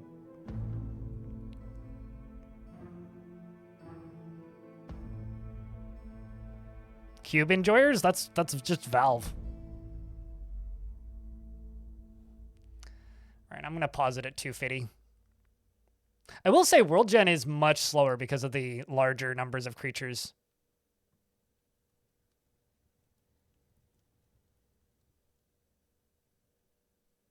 In the world now.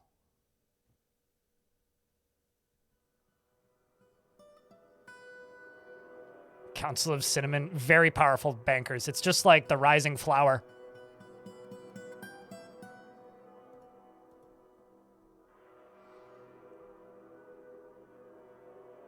Okay, well, there are some Dwarven fortresses up here. There's also some Goblin fortresses. Dwarven hillocks. Dwarven.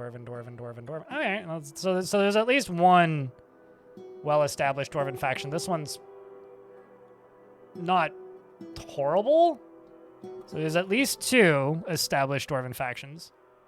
3 from the looks of things, although this one's kind of obliterated, but that's fine. Can work with that. And then these guys down here. Bolt Seas. This one's just dead. Fireboats is a good name, though, unfortunately.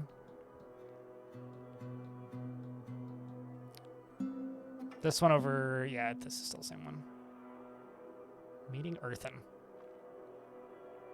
Use world as is. Oops, no, I hit continue generating. Pause. Play no! Let's see what this one does.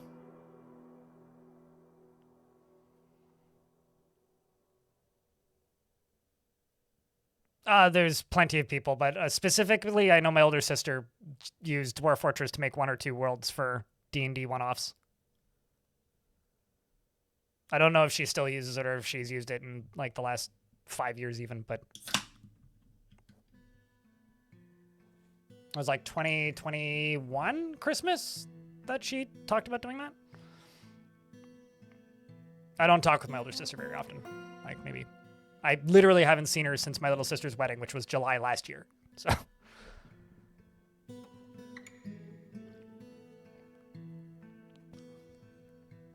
all right, let's dive into fort mode and take a peek.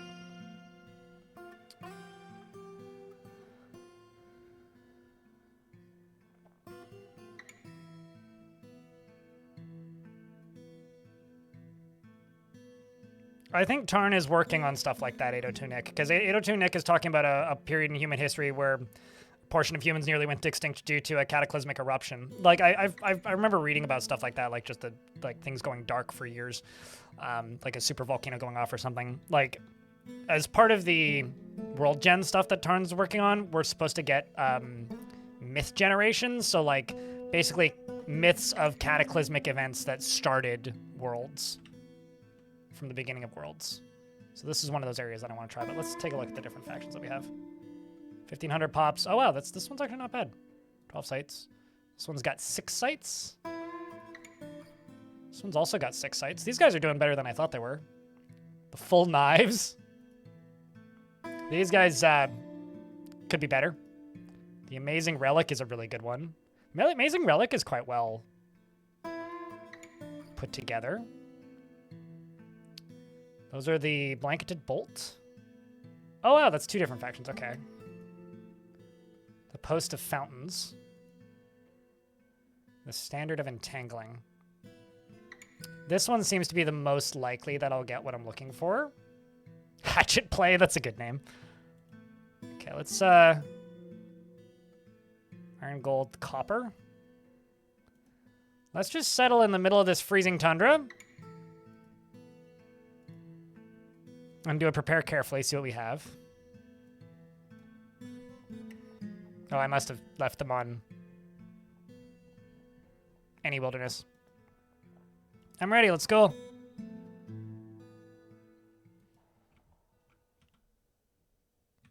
Lots of sand.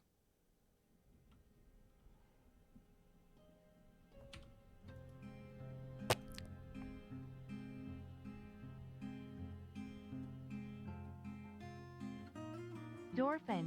Sim Taxagon, thank you very much for the 46 months.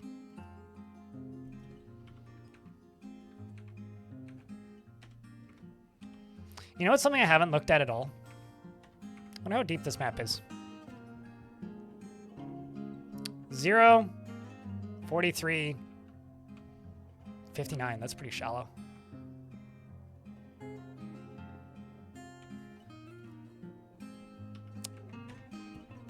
I might be about to just rage quit this world, chat. Names are pretty good, but giant elk, okay, that's pretty cool at the very least. They're coming at me for my tacos. For those of you who missed the start of the stream, I had elk tacos this weekend.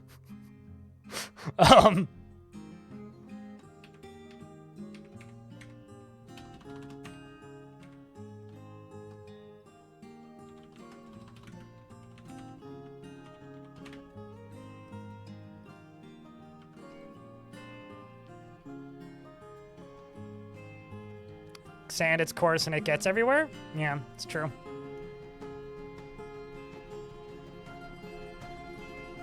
Yeah, no, it's just, it's more additions to history generation. Square Dude added more statements coming for that stuff. Wolfman as opposed to a werewolf. I mean, it's cool, but...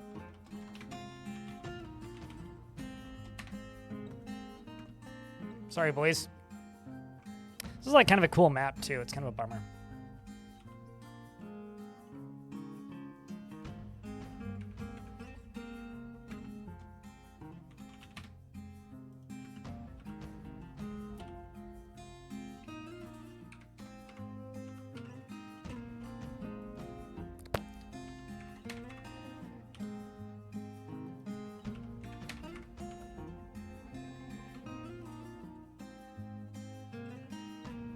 No.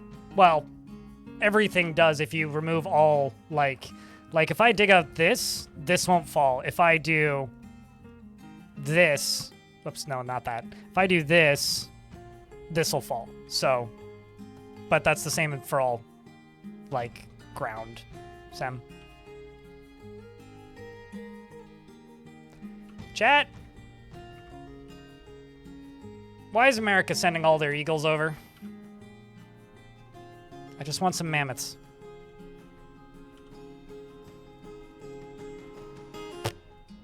I don't need these falcons either.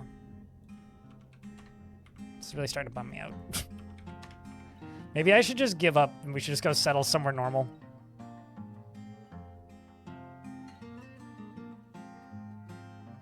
There's oil on the map? Must be. And shift.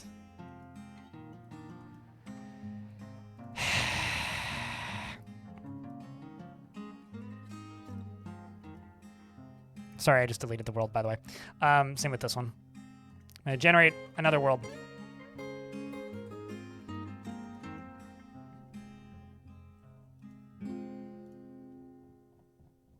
I'm gonna set them back to domesticated, but run with the same settings. Aside from that, and I'm just gonna set it to generate to 250.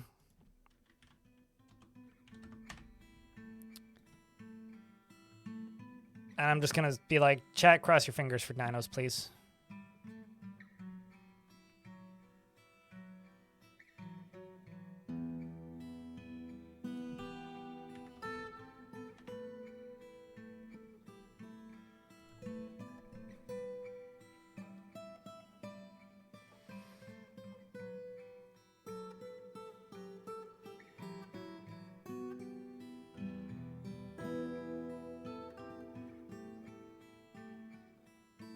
It's left over from the 4th of July celebrations. That's fair.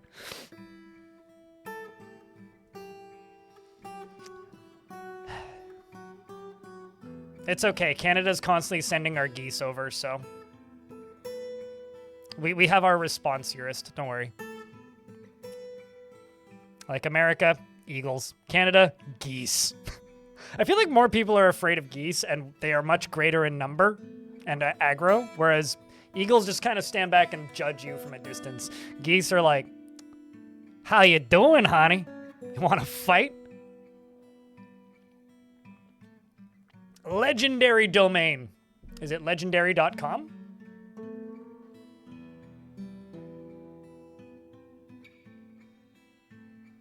You've been bitten by a goose? It wasn't fun?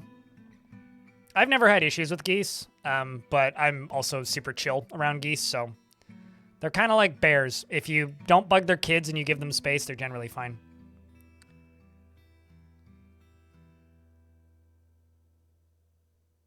Geese have high initiative, that's true. They bite first, ask questions later. I don't know how many of you guys saw this, but this past weekend, I found a lizard. These are invasive, but I found this little guy. I didn't cut his tail off. On my deck the other day. I'm gonna let it generate in the background. I didn't cut his tail off. He didn't have a tail when I found him, but look at this. Didn't have a tail when I found him, but look at this guy. I don't know what this has to do with anything.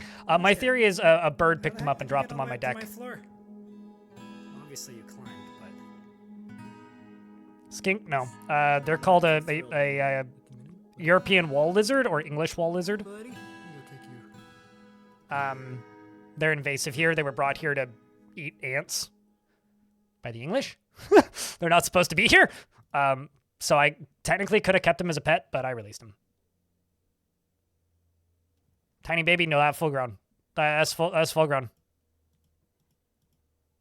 They basically like live on the sidewalks. And obviously I didn't kill him because, like, you know, it's not gonna, like, there's billions of them outside. Like, my God, if it generates 666, I'd be so happy. It'd be funny. It didn't like my elevation variance, I think. That's why we're getting so many rejections.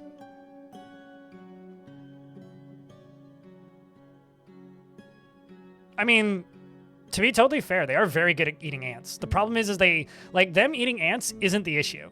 The issue is they also eat bumblebees and bees and bees and all of the bees. That's the issue. Sidewalks, rocks, walls. Yeah, any kind of little open rock. I think they're fine. I mean, I know they're not supposed to be here, but... seeing as to how many rejections I'm getting, you really don't want to download or use my world gen settings. My world gen settings are fucking terrible. If you want to do specific things, just go to the world like gen screen, then open up the wiki and search for it. I'm not doing anything fancy. I'm just increasing a few settings. Everybody asks for my settings. You don't want them. Like, I'm very bad at this. I'm not pretending to be good at this. Yeah, I think it's my elevation variance. Oopsies. Let's try that again.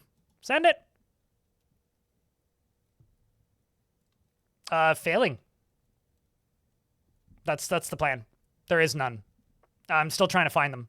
If I don't find them with one more world, we're gonna throw the entire plan out the fucking window and do something completely different, because we're having no luck with anything.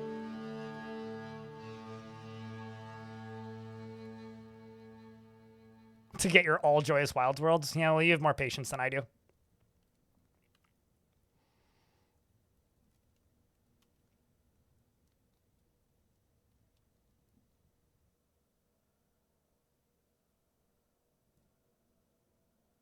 Oh shit, first gift subs of the stream. Thank you, Johnny Dwarf, for the 5-pack. Appreciate you, man.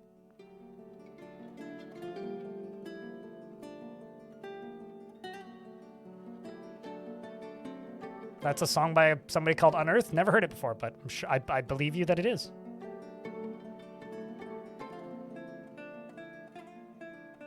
I am he, him. 802 Nick.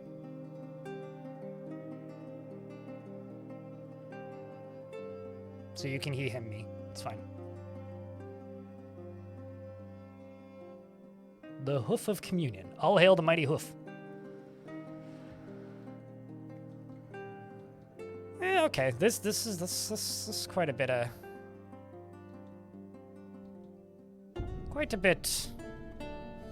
tundra. Are there any dwarves in the tundra? That's a cool little secret garden in there.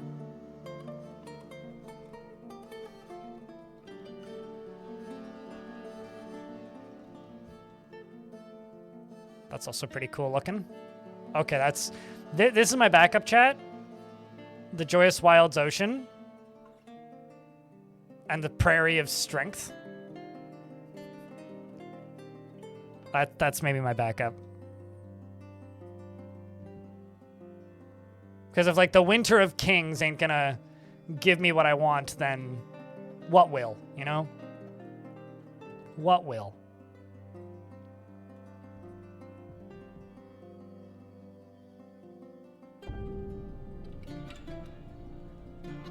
No, probably not, Dogma.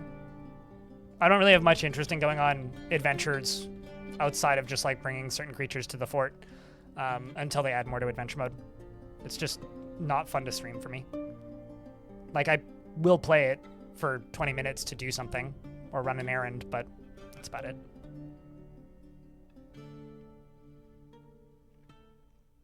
At this point, I'm starting to give up, and I don't know. Bismuth. The Fondled Snake, uh-huh. Sure. There was the Unthinkable Balls, which was pretty great, Bismuth. Somebody created something called the Unthinkable Balls in the last world, which means it's a shame that I deleted that world, but at the same time, I don't actually care all that much. I'm sorry, is the Basement of Action a Dwarven faction? It better be. The Action Basements, I'm here. Just south of the Fondled Snake. Or north, depending on your position. Yes, but are they the Unthinkable Balls? Devilish Jade.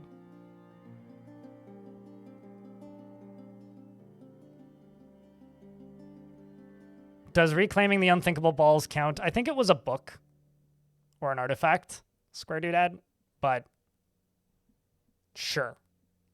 Also, it's in a different world that I deleted, so. I will say if a dwarf made an artifact called the Unthinkable Balls, I might die.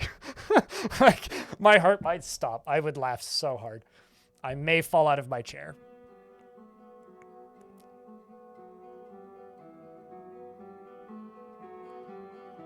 And it got... Someone stole the Ikaminaub? Oh, no! That sounds like a... like, not a dwarven name. Because isn't Icum like a human word? If Stone was here, Stone could tell us. I'm pretty sure it's not. That's like not Dwarven language stuff. I'm not that good with Dwarven language, but I know when something isn't Dwarven.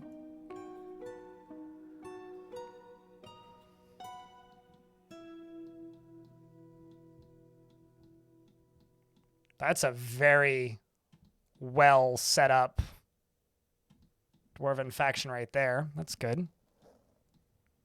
Same with down here. Barb of Hooves. These are all temperate grasslands. Chat, we may have a chance. Because if these dwarves...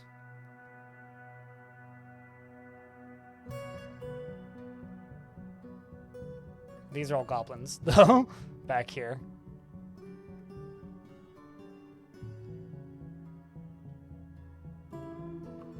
Fingers crossed. Because dwarves have access to different types of creatures based on where they're living, and because they're living here.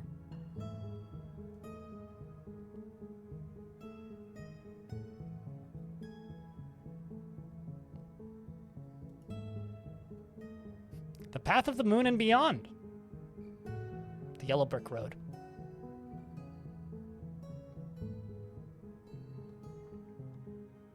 In animal caretakers? I guess that's what your faction specializes in.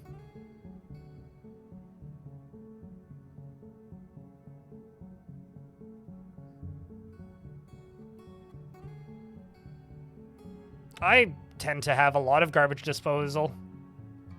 Square Doodad? Oh, wait, you were talking about the odors of frenzy? Then I don't know.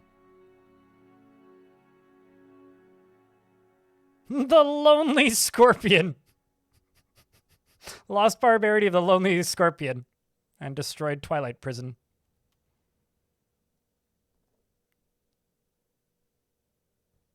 Rip Twilight Prison. Okay, so this is the most messed up Dwarven faction. Pause. It's actually a goblin spot, but like a saber breeds, which is in the middle of this whatever this is right here. What a rough spot, man. Oh yeah, there's another well-established, mostly Dwarven faction down here.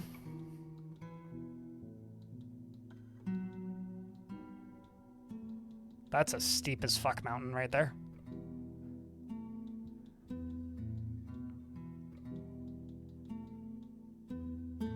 Okay, well let's let this finish.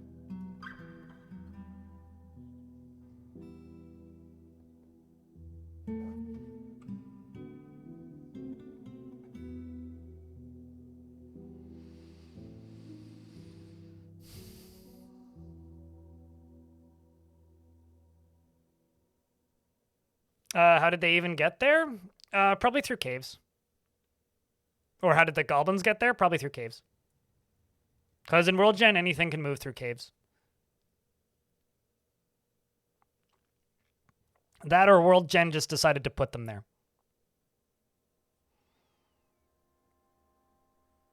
What happens at year 500 and beyond? It depends on each world. Often they become progressively more apocalyptic, which I kind of like, but... Okay, so there's human hillexes, but there's also dwarven hillexes, and there's dwarven hillexes in these temperate grasslands. The problem is these grasslands are calm, but... Let's take a look.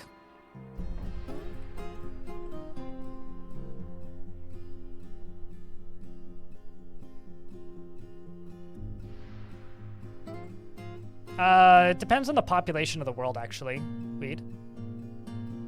But, the default used to be 500, and in the oldest versions of the game, the default year count was 1,000. But they've slowly lowered the number of years because it takes too long to generate. Then for the Steam version, they lowered the default to 100, which I think is way too low, way too low. There's just not enough going on in the world at the year 100. I think 250 to 300 is the sweet spot. But in my heart, I like older worlds because I'd rather have like a lot of stuff that's dead in the world so that there's interesting artifacts and stories to find. I find that way more interesting than like year 5 when like nothing's happening. It's like the difference between moving into an open field that apparently is going to have a McDonald's built in it in the next 25 years, and you're the only person living in a camper in that open field, and moving into a city. Or like a city that was once bustling and then is like half abandoned in the case of the apocalyptic eras. This is also a pretty cool spot. Okay, so let's see what we got. Holy shit, that's a lot of factions. Okay, so we've got the Accrue Machine. We've got the Palisade of Scalding. That's actually a really cool spot. The Manor of Time. It's a Manor of Time, chat. We've got the Fresh Mines, also pretty good. The Passionate Anvil. He's passionate about his anvil, chat. We got the Boat of Seizing, the Submerged Channel, also known as Venice, and they're all dead. We've got the Buff Silver, the Curious Rock, the Work of Pride, who are, I guess they were there at one point, and then we've got the Basement of Action. Basement of Action's pretty good. I really like that name. Let's go to the Manor of Time, which is a really good name. But this is the one that I have quite a bit of hope for. So I'm going to find a spot out in here that is Untamed Wilds, and they're all of the volcanoes are calm. I feel betrayed, chat. This is all untamed. Over on this side, a lot of this is untamed. Same with up here. Not so much down there. Not so much down here. Not so much down here, though. That's a light aquifer. We got silver, copper, lead. What about up here? Iron and nickel. Silver, copper, zinc. That could be fun.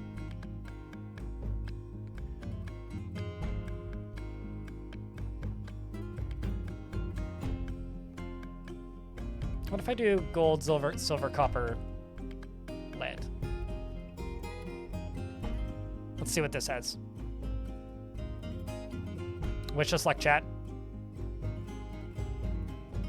Is there a slightly disinterested hammer? Oh, I hope so. All right, this is pretty good. We've got pygmy mammoths.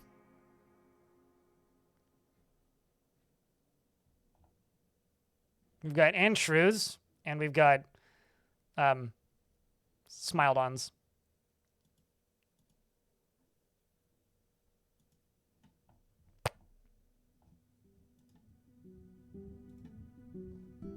Let's see what else we got.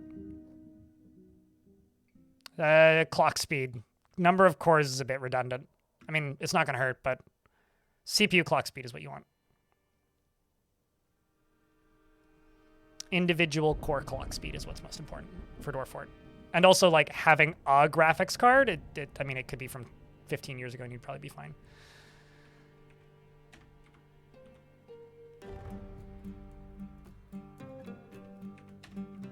Okay, well, I'm seeing different animals. That in and of itself is good. This is the least interesting of all of the maps I've embarked on, like, so far today. I think it's just a flat expanse of sand.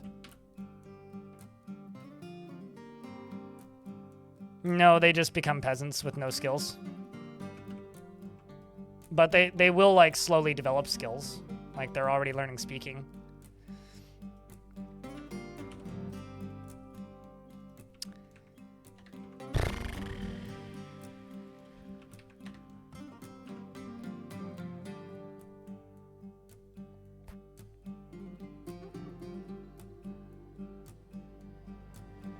But it's not a woolly mammoth, though.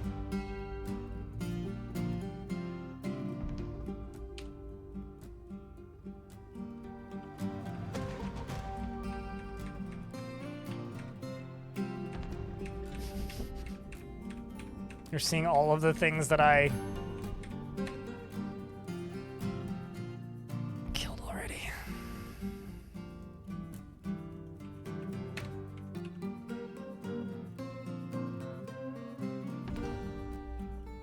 I mean, these are pretty cool. There's one other faction I should try in this world.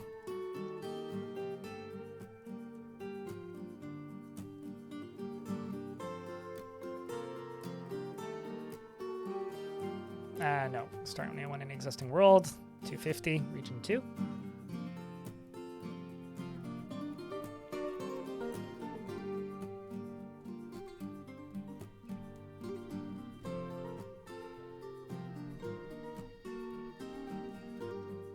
So there's one other faction.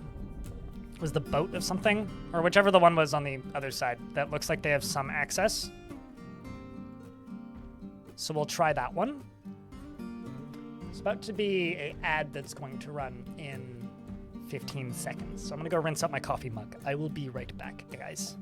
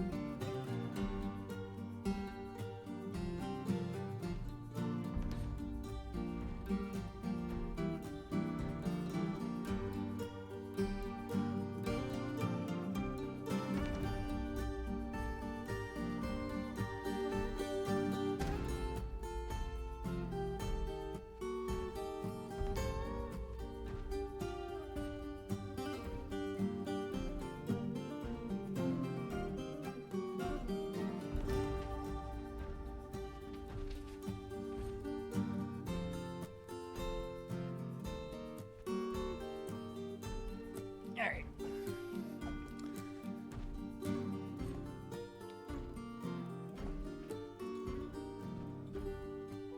It's like half-assing a mammoth would just be a woolly wild boar, right?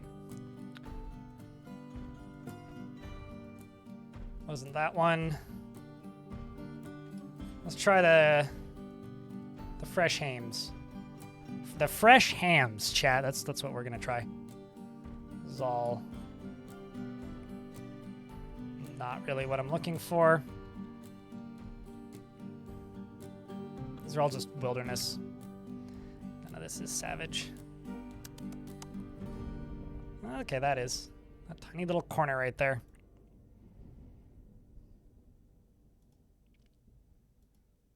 Let's see what this faction has available.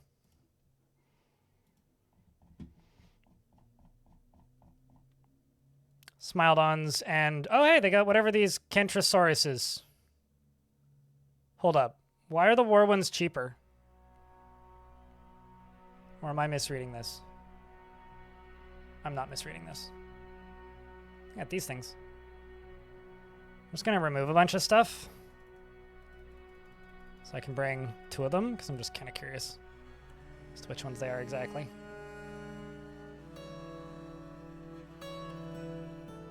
Start. I'm ready. These are kind of nifty. They look a little cold, though.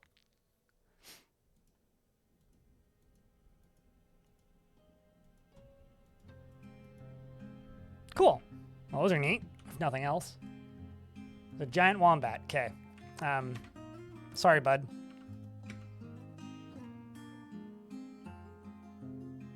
The ones with exposed bone. The one with side horns.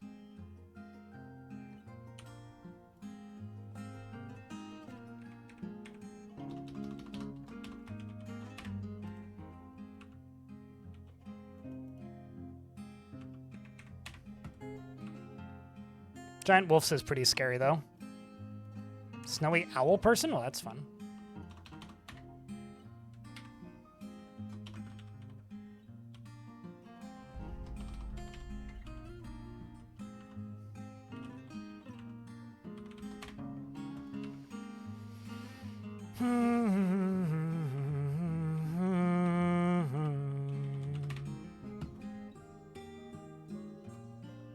I was also a Land Before Time child.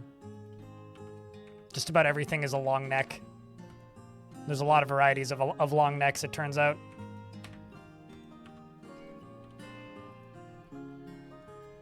These dwarves are all pissed because they saw all the snowy animal people die. Just look at everybody just immediately angry. All right. Chat. We need a new plan. What's plan B? Because I'm not just going to sit here all day and generate worlds. Like, as fun as that is for a bit, like... I think I give up. I'm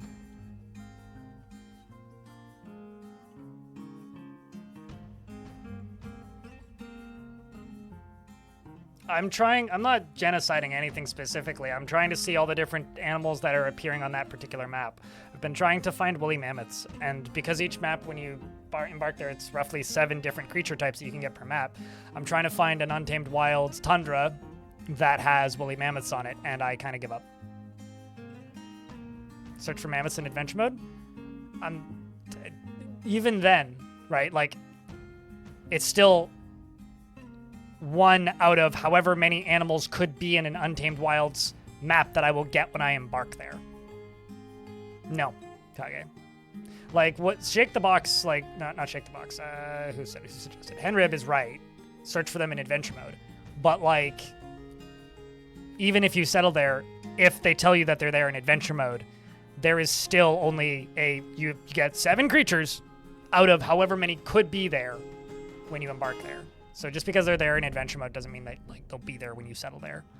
So, like, they could be like, oh, there's woolly mammoths right here. You know? But then they won't be there when I go and embark. That's pretty cool, though. Like these things. Look at that. Pretty dope. I didn't even read what you said, Shake the Box. But, like, I'm not going to settle here if all I'm going to fucking get is ravens again, because that's exactly what I had last time. So I'm just, like, nuking them all so that I can see what else appears, because whatever comes in next is, like, the next priority that the map is giving me. That's what the wiki says. Kappa Axel. But, like, yeah. All right. That's it. That whole spec is done. So, this is why I said, like, what's the theme? I don't fucking know. Nope. Queen meme. You get what you get. That's why I'm, like, exterminating, so I can see the different varieties that come in. You get 7, and that's it.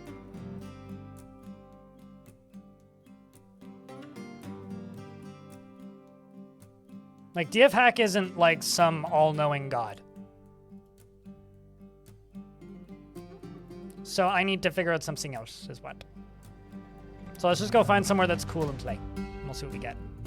I will update titles to get rid of the desire to find mammoths. Because I don't, you know, we'll just say New Forte. Because I don't know.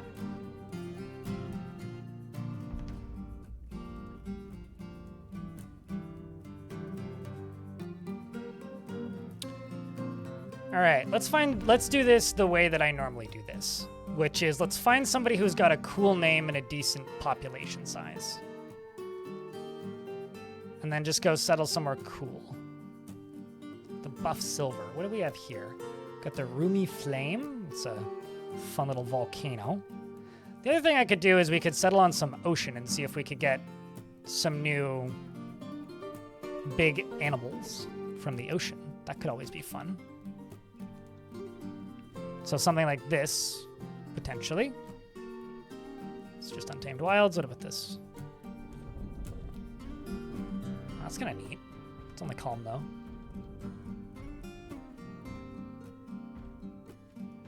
You know, let's see what this gives me.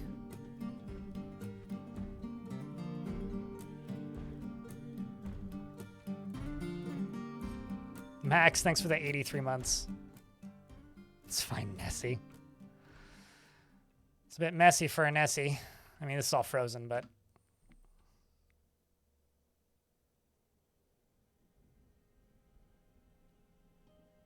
At this point, Kage, you've arrived as I'm giving up. So I don't need suggestions. It's fine. I appreciate your suggestions, but you asked what I was doing and I told you. If you wanted to give suggestions, you should have been here 2.5 hours ago when I embarked on this quest. And at this point,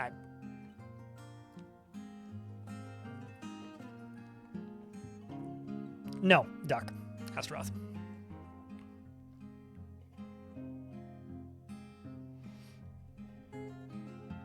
I think I'm going to go back to my old style of just looking for a cool map.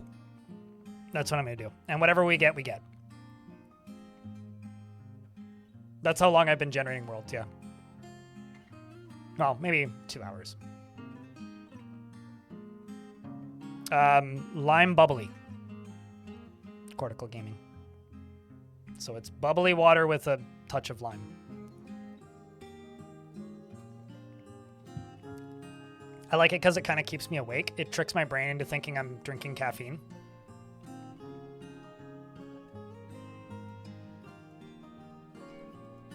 Passionate Anvil's also a pretty great name. It's a calm, moist tropical broadleaf forest, a wilderness tropical broadleaf forest. Is that a stream? Nah, it's not a major river. It looks like a major river, though.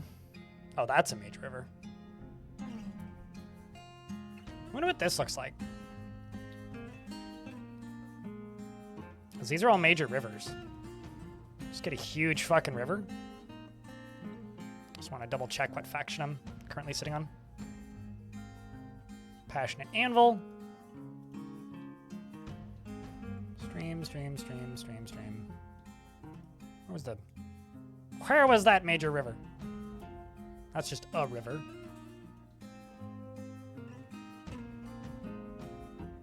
There we go.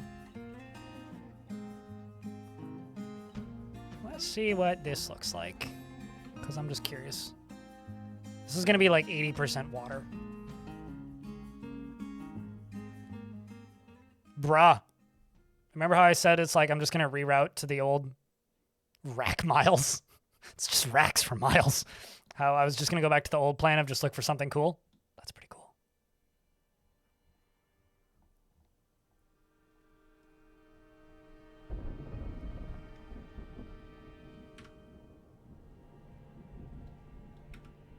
This faction has these guys. We've got Ticklick. We got Milkfish. Plenty of carp. We got Titansaurus. Or Tassantosaurus? Santosaurus? Ducky, I think that is. Maybe not. I don't know. It doesn't sound like a real thing, Darut. There's watermelons. It's a pretty cool area. And also this little duder. Bug eyes.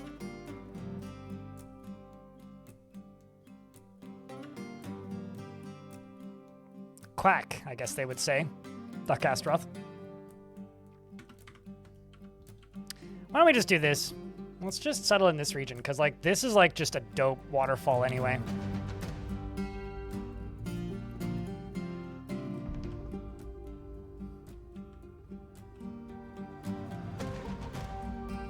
So much water flow.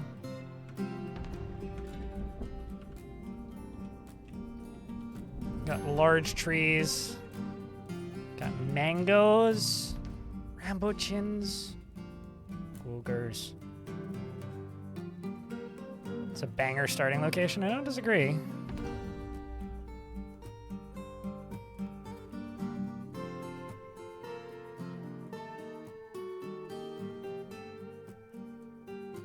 River kind of looks like a nose.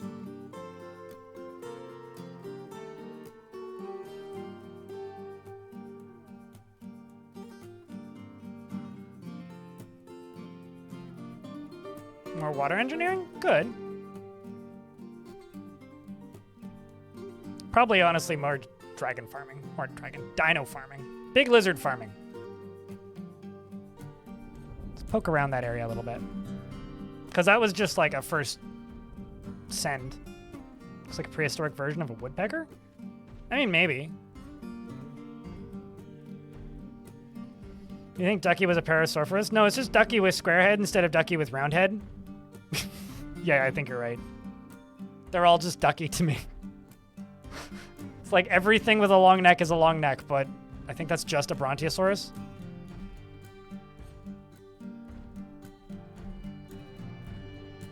But there's lots of long necks, okay?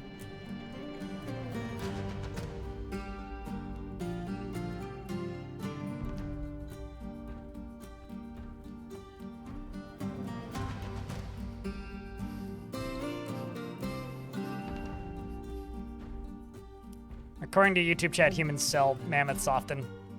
Gotcha. I guess the question is, do I want to do something more tropical or something more frozen? And no, I don't want to build a snowman, okay?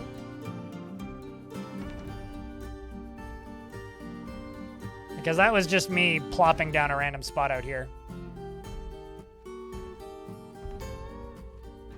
On one of these major rivers, because there's just so many of them. Oh, hold up. This I need to see.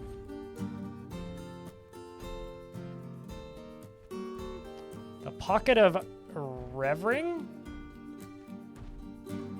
Okay.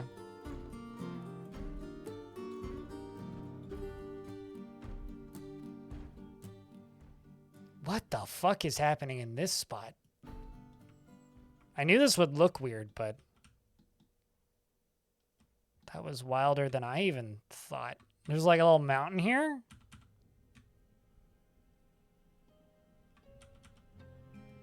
There's a bunch of hippos.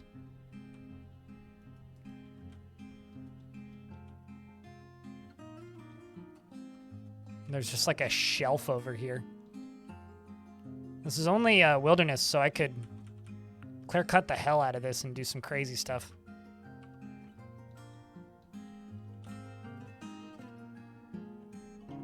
Nothing too crazy on this one, though.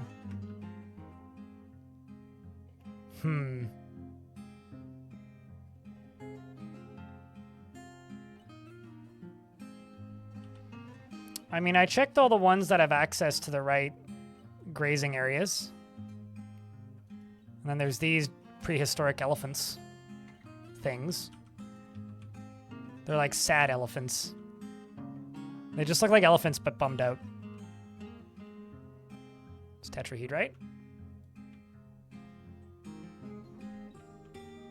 It's Phineas from Phineas and Ferb. Or, you know, that kind of looks like a dino head.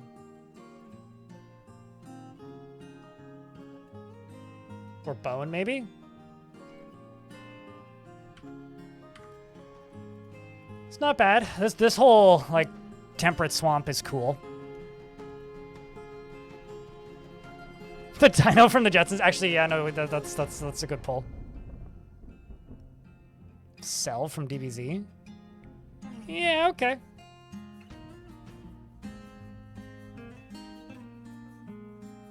Oh, I absolutely think that. AK Vanguard. They either need to grow up way slower or lay way fewer eggs.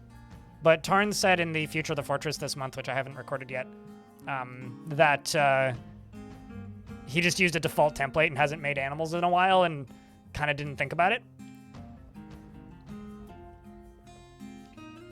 Which I think just like reiterates that I don't actually think this update took as much time as some people were saying it does. Like, there's a few people like, why is he wasting his time not working on magic? Instead, he's ending animals. It's like, I think he literally just meant like, they researched the animals that were going to be in it, and then the artist spent like a couple months drawing, and then he just spent like a weekend doing it. I always say like a weekend, probably like a week, just bashing it out. It's kind of just kind of curious about what would show up in a temperate savanna.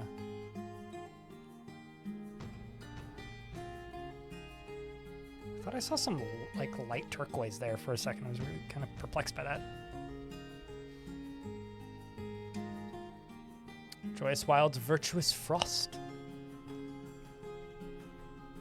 Okay, I want to see the Joyous Wilds Temperate Grassland, actually.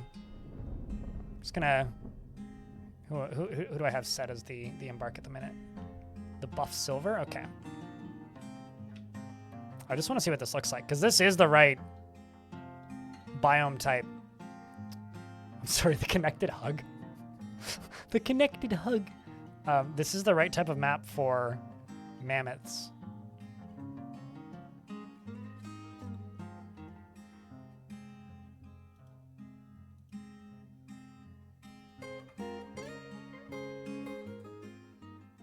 What's up, Bazocelsus?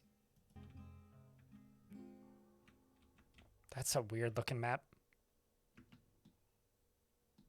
Whoa! Look what we got! Stegosaurus! So the buff silver have Stegosaurus, chat. We could do a Stegofortis.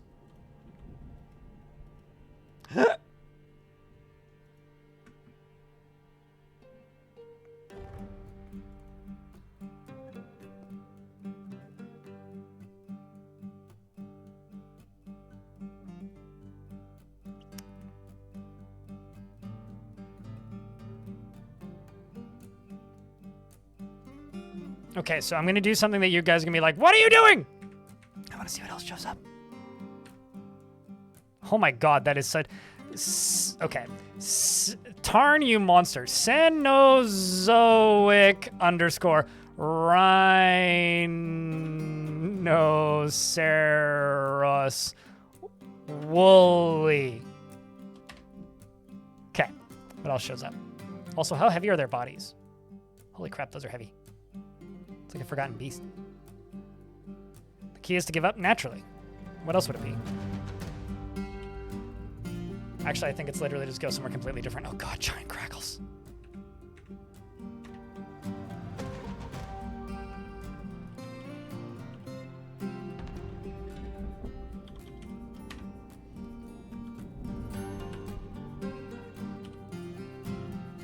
So many giant crackles.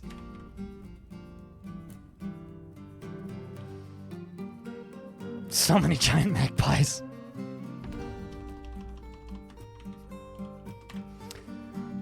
They go after all the shiny. They're like, that's a shield. I think it coin.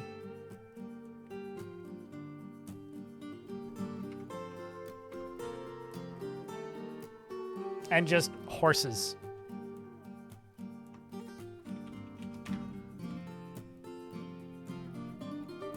Not so exciting, those horses. It's not random. It's, you get 7 different types of creatures per... You get 7 different types of creatures per map.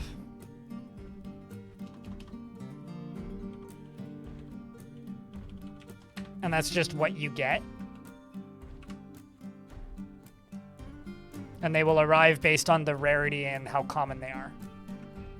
Okay, there's some, this could be neat. The birds can die in a big hole, but...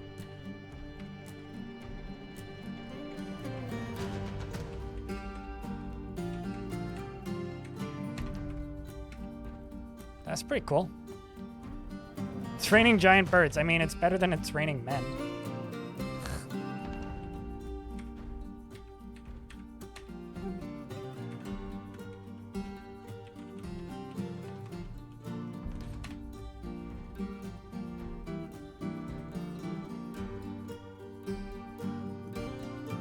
Or one of the most extinct, or most recent extinct animals? Except for the stuff that we made extinct, right? So many giant crackles.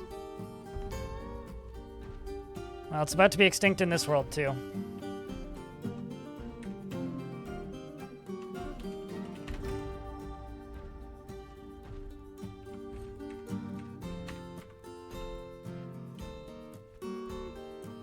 Yeah, so it looks like it's these mini prehistoric ponies, and then some hippos. Did we kill them? Oh, okay.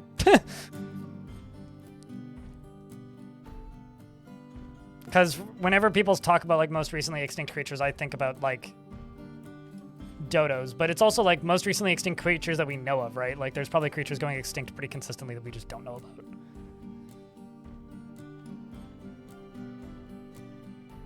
Less than 100 years ago? Oh, damn. Okay. For some reason, I thought they were like a couple hundred years ago, but...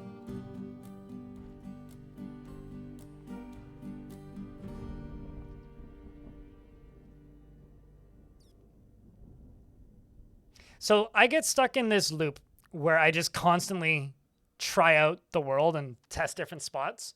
Should we just settle somewhere in that Joyous Wilds tundra and just roll with it? Or not tundra. I think it's grasslands, but...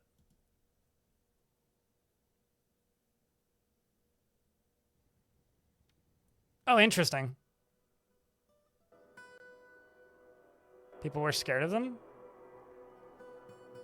Gotcha. I mean, there's lots of creatures I'm scared of.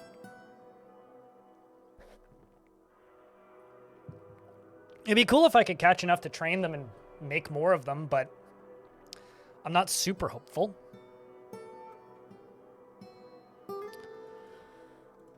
That was the buff silver that we were just playing as, who are near all this stuff.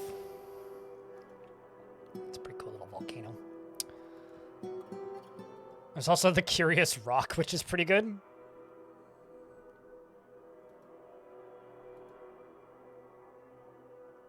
You know, I didn't actually test the Basement of Action to see what they have. Let's just look at what the Basement of Action has. Hold up. I know chat's like, don't do it. Just want to know what they have. Literally nothing. Okay, well.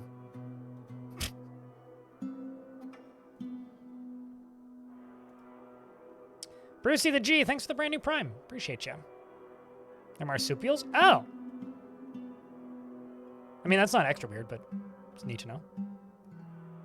I don't do votes in my chat because then I have to spend 90 seconds doing a thing that I could just decide upon in a few seconds if people just go, yeah, sure. Like, it's just, no. Votes are just ways to artificially increase interaction. They don't actually benefit or do anything. Like, if you're enjoying the stream, just pop in chat for a second and be like, yes or no. It's no more effort than people clicking a button. Clicking a button just is a way to help the advertisers. Chihuahua's named Bruce? So that can be Pimp Lord Brucey? But that's the map, chat. Let's go with the buff silver. And we're going to settle at the opposite end of the map from them. Sorry. There's also this Notched Dunes. There's a very evil human tower up there.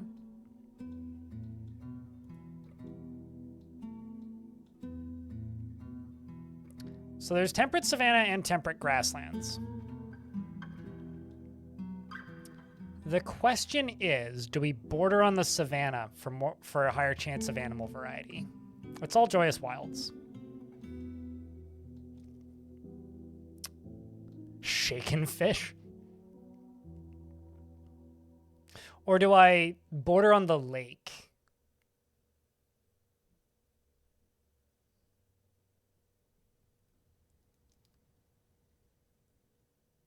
There's also no metal here. I actually don't like that. I want something. Ooh. Okay, if I go this way, there is. Gold, silver, copper, I'll take it.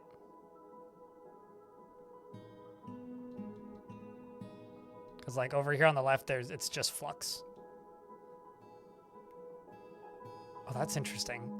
It's either minerals or an aquifer that just has iron. That's boring.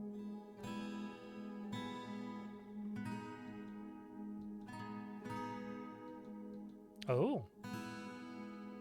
It's just a minor river, though. Looks like a major river, but it's not. Rocky wasteland, temperate grassland. Normal temperate grassland.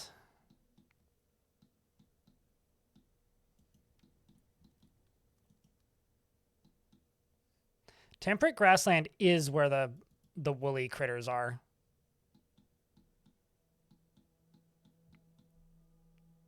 So all streams.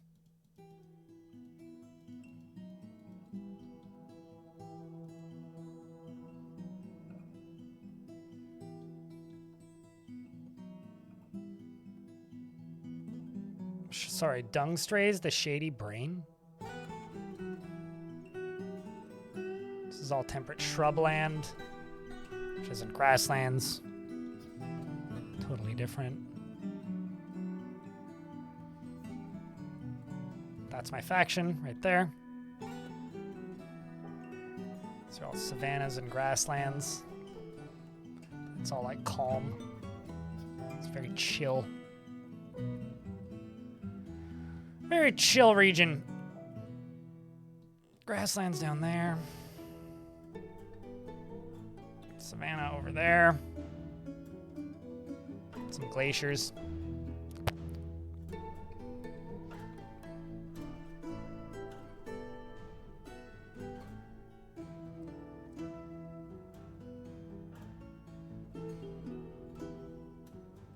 And I'm the reason you finally beat sieges and aquifers? I mean, one of those things is really hard to get past. The other one isn't. I want to know what's in this. Because I'm actually more interested in this.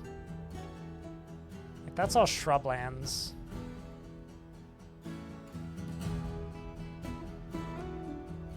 Like, I'm maybe more interested in this.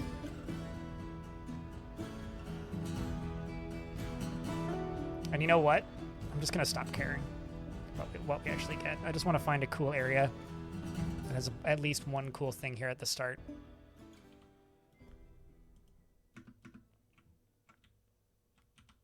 It's very flat. And very shallow. And this river just kind of gives up. Because if you mix them, then this becomes salt water. Giant moth. Well, that's pretty dope.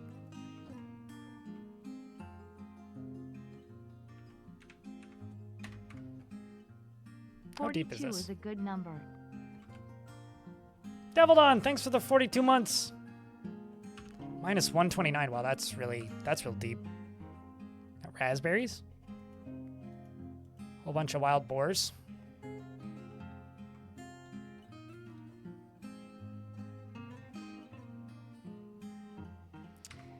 Yeah, you are correct. It was the Joyous Wilds that gave me the woolly rhinos.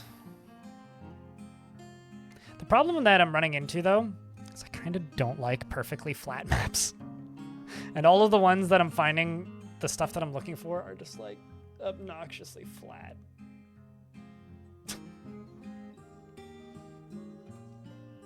You have exciting news? Please report. Also, hello, Stone.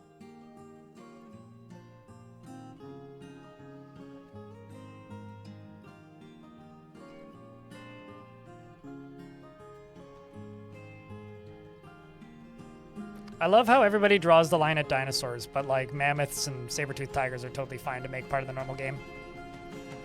Or not everybody, but the people who do draw the line draw it at dinosaurs. Chat, can I get a round of beers for Devildawn with the 42 months? Please and thank you. Have the dwarves remake the landscape? Sure. But if it's Untamed Wilds, I kind of can't. Because if I do, the map's just going to fuck me up. And I just did like 2 months of that. So if I'm going to remake the landscape, I don't even want to be on Untamed Wilds. Because I just did that. Complete sidebar to that whole idea is we could just settle in the wilderness and then I could do that. Like any of this tropical savanna. I'm sure we'll find plenty of interesting animals in those regions too. It's just, if I'm going to settle on Untamed Wilds, then it's just going to be hell to actually reshape the surface. All right? Like, if I settle here, reshaping this is going to suck. Because it's untamed. Same with this.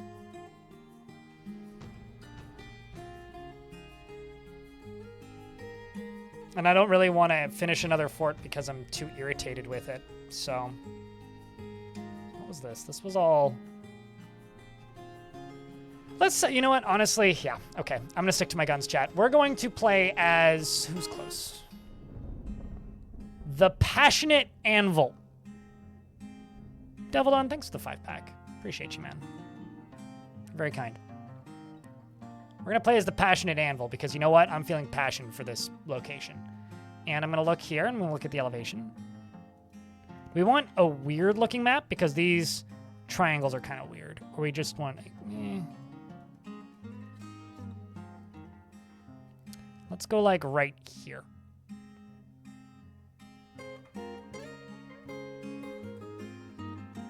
It's gonna make it 5x5. That's all wilderness. This is just silver and lead. Just looking to see if there's any other materials around the major river, or if it's just silver, lead. Iron, silver, copper. So here's the rules, chat. I'm only allowed to use leather armor. And only blunt weapons.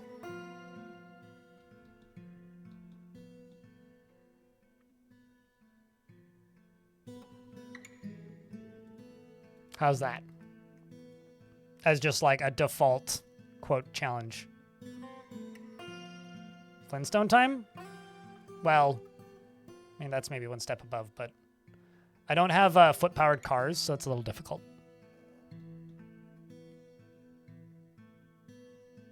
It's maybe not canonical Flintstone, but like Flintstone cosplay, you know?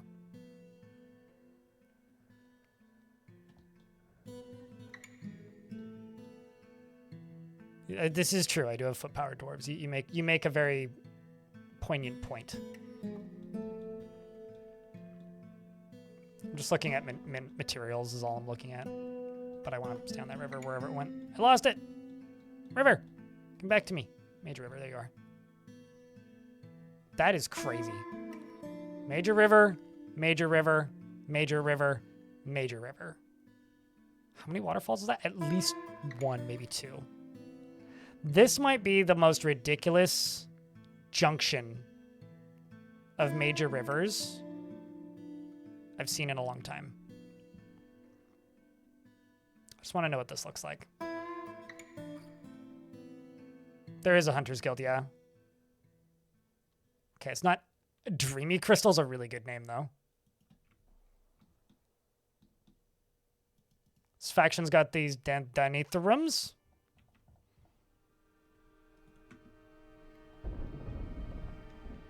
Not gonna lie, this looks like a good front door.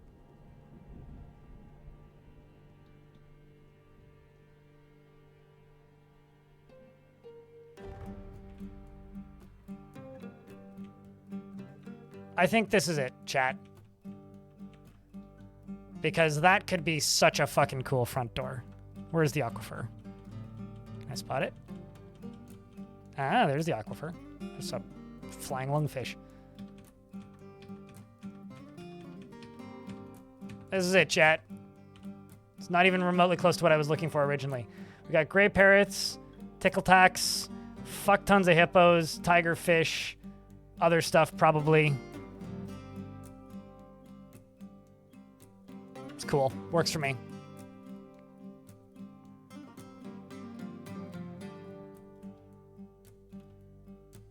That's it. That's the map. How deep is it? I don't need to know.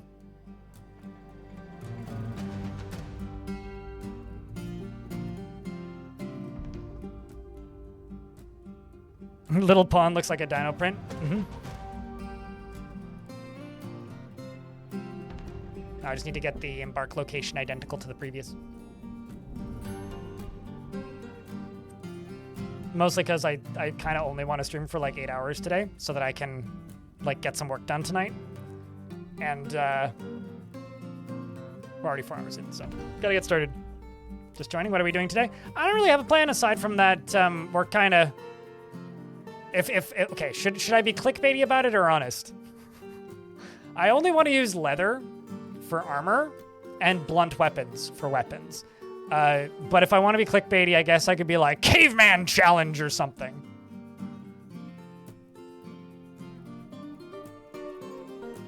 Or Flintstones theme, or I don't know.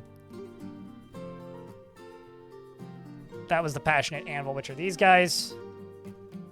And the actual river junction was...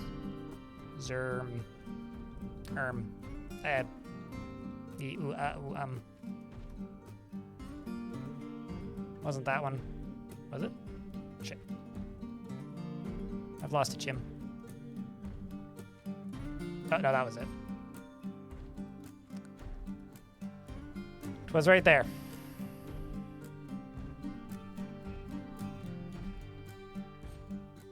Well, then there would be chains in every bedroom. Maharbot. It could also be like only dormitories. Nobles and legendary dwarves can get bedrooms. Or something like that. North of that red square? No, it was literally this. You guys aren't seeing this, but whenever I shake my mouse, it does this.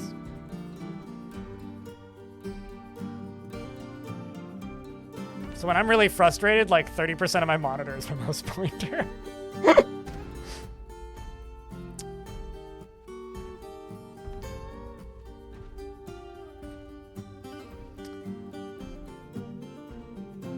Useless? You and me have very different definitions of useless. Why does it do that? Because that's a default setting on KDE Plasma and I haven't turned it off yet.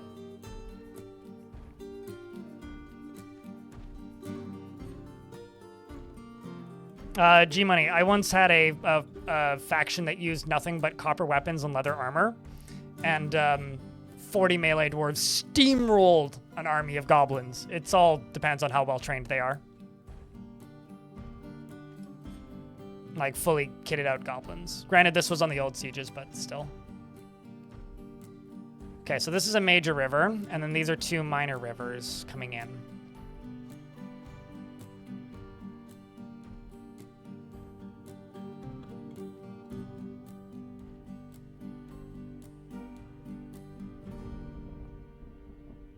What, KDE Plasma? Wait, what do you mean that your friend said what the fuck several times? Cotton candy Warhammers? I mean, no. Ask a dumb question, get a dumb answer. No.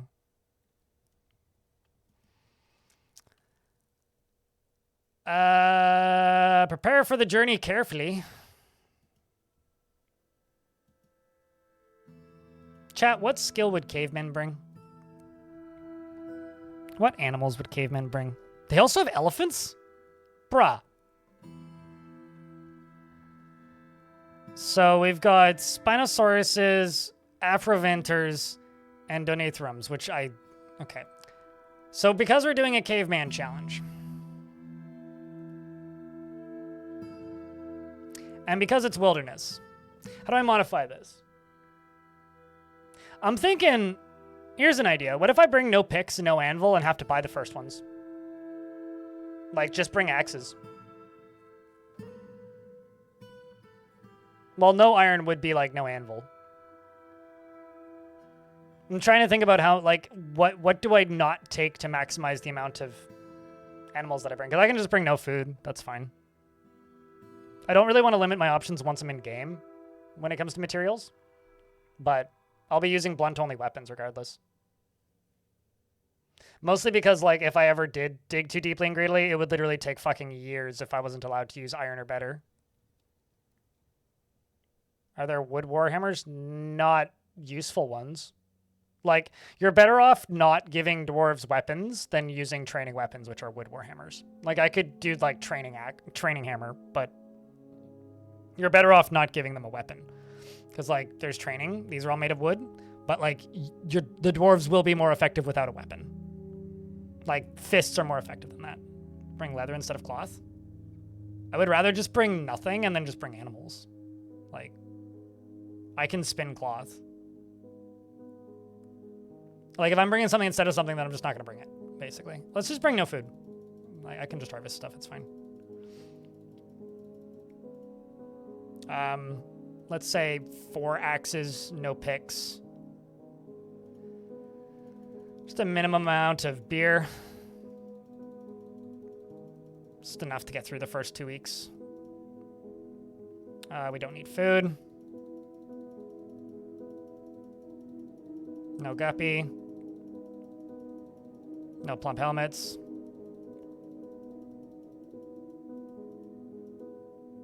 I'm going to bring a bucket. All right.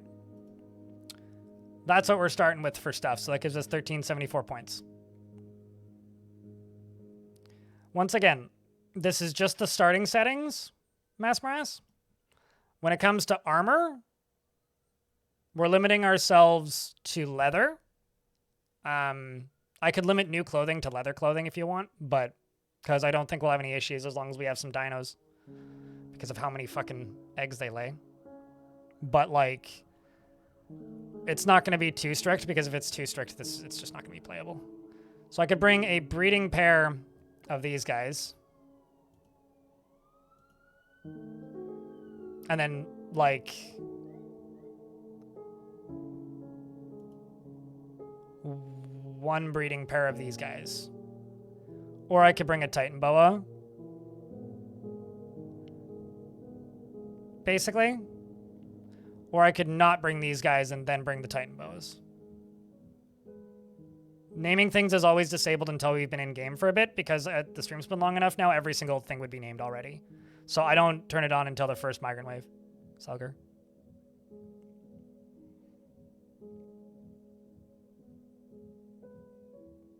I think that this point should probably have answered your question, Alexander. Like, what do you guys prefer, the Afroventor or the Titan boas? Chat's saying Titan boas. Okay, we'll bring the Titan boas.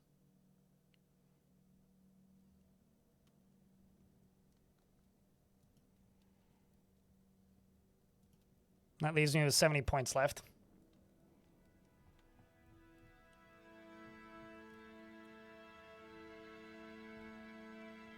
Geese are basically dinosaurs, right? So are chickens.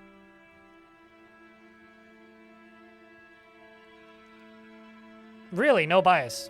I never would have thought. Well, I mean, they're already, like... What's the word?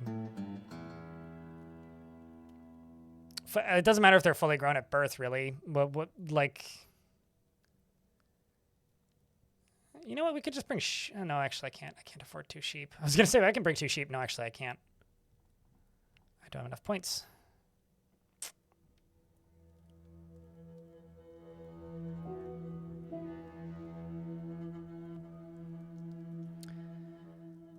All right. Well, I do have points left over then. So let's go...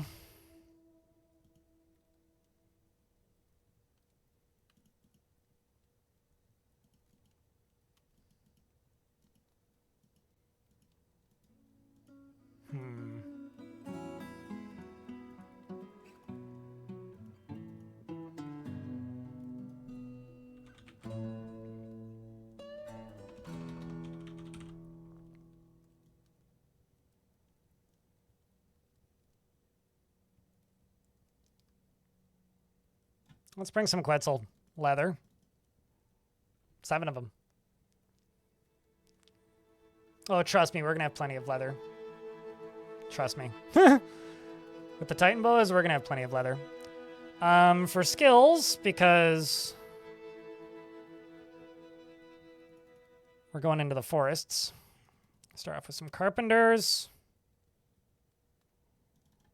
Brewer planter.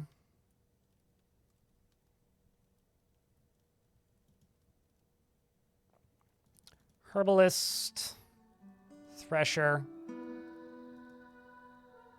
cook, clother, weave, well, maybe not weaver, herbalist, thresher.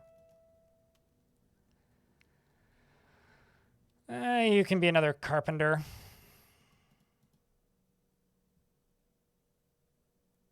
Planter. Planter, brewer, because we're not starting with a pickaxe, so we're going to be going from underground up initially. The only reason I'm starting with the axes, though, is so things just aren't super slow.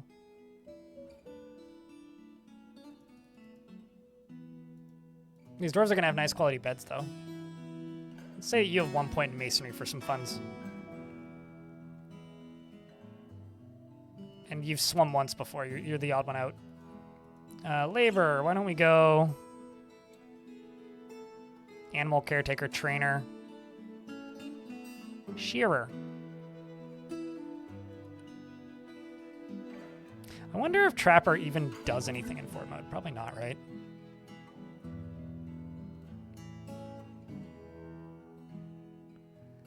Butcher, leather.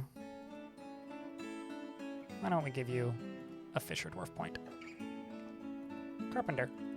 All right, folks. Fortress name, Runghelm. Tombsmith. Eyebolt, ow! Sorry, that's the only response I have to Eyebolt. Isn't Trapper for small animal farming? Oh yeah, true. That would be right. That would make sense. It's one of those skills that I never assigned to dwarves from the...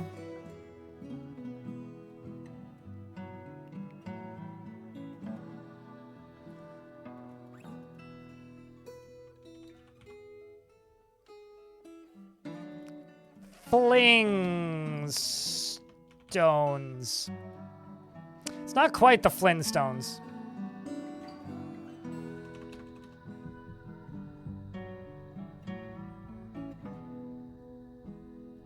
Eyebolt? No. That's like a wall-mounted coat hanger. And I would also think like an apple brand though. Otherwise, it would be more like the Ackenstift if it was IKEA, or the Laffenges or whatever the fuck. Flint isn't a word though.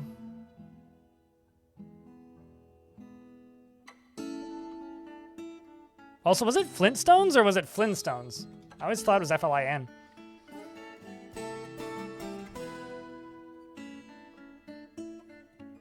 I mean, actually, hold up.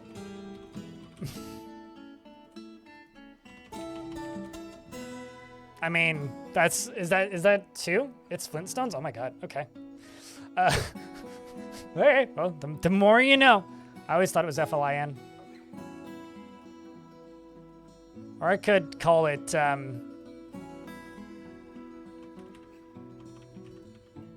Savage Jungle. Savage Jungle. Savage...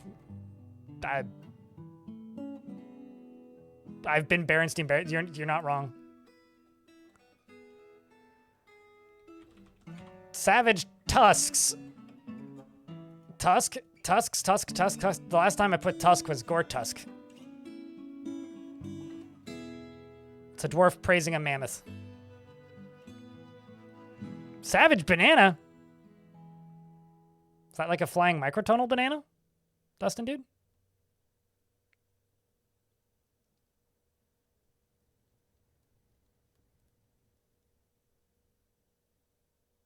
Hold on, I need to Google this. No, you guys are right. There's a T in Flintstones. You guys are all, you're all right. It's completely true. There is, in fact, a T in Flintstones. So, now that we've debunked that, what do you guys think of the name Savage Tusk? I'm starting with basically nothing and only going to use leather armor. I'm going to see if it's feasible to just use animal products for clothing and only blunt weapons or ranged weapons. That's the theme. So I'm going to set the command, actually.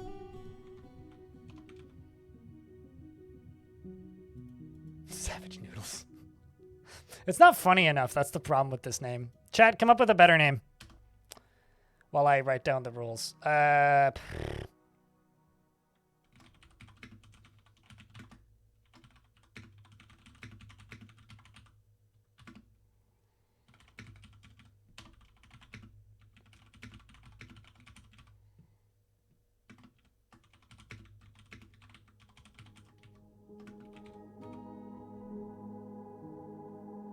All right, I've updated the goal command. How's that? Is loincloth? No.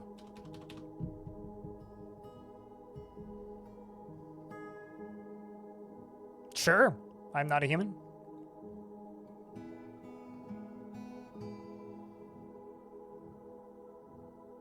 Well, the something of something wouldn't be a fortress for me, Zortos. I refuse to do that, because other dwarves don't do that.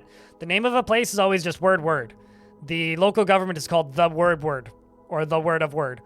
So if there's a the, that's the local government. This is the name of the fortress. So I'm not going to name it the Empty Casket. I could name it Empty Casket, but not the Empty Casket. Cave savages? I don't know. I don't want it to turn... Actually, how about this? Cavern savage? Or maybe the,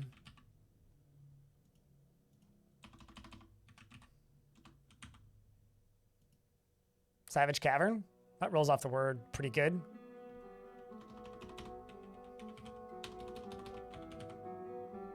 I could, in fact, call it the Skin Stones. Although Skin Cavern is kind of fucked up sounding.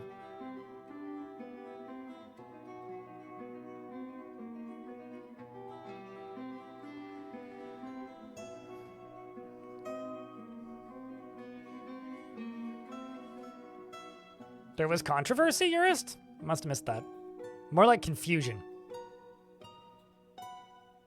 Stone Skin sounds better.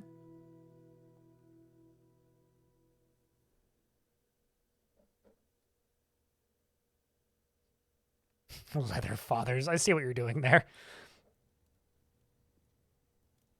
You're stuck on Smooth Brain? I could name it Smooth Brain. I did name a fortress Brain Rot once. Brain, you know, Skin Brain's also pretty funny.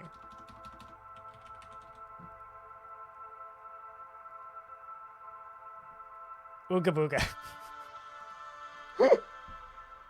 Yikes. Okay. Dangerfall? I mean, that's a given. Of course someone will die.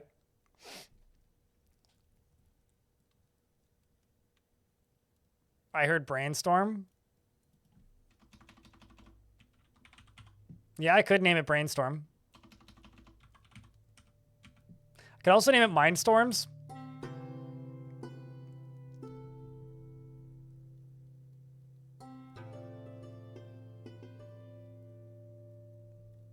Actually, hold up. I could call it Pebblebrain.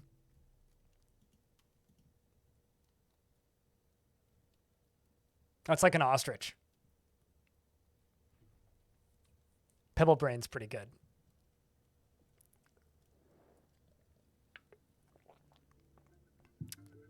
Or Brain Pebble. What's better, Pebblebrain or Brain Pebble?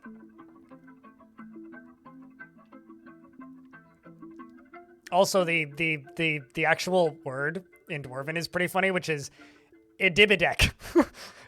You gotta hit the Dibidek.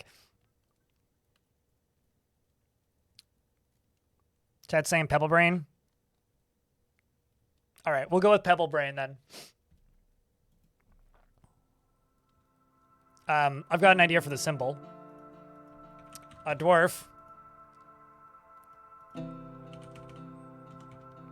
Can I?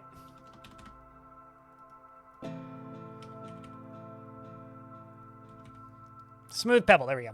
A dwarf and a smooth pebble. Raising the smooth pebble. The dwarf looks confused. The dwarf looks confused. The dwarf looks confused. The dwarf looks confused, but the dwarf is admiring the pebble. And I'm going to name the pebble the smooth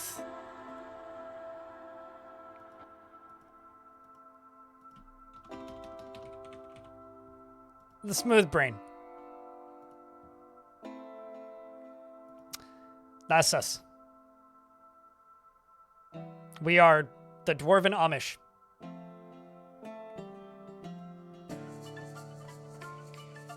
Fear us. We will have nice hats, presumably. Now, last thing. I'm not calling Amish dumb, by the way. It's more like rejecting society. Looks confused. Looks confused. Yeah, it's basically a koala. And then the name of the group can be the safe.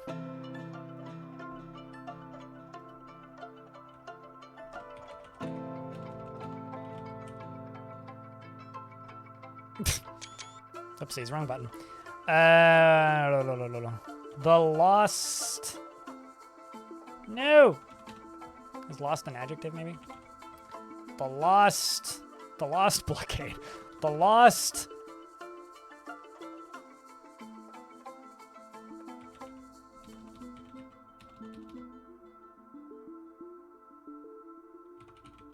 The lost mind of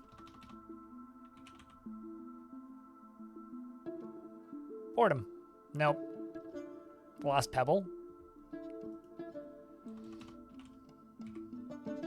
The lost pebbles.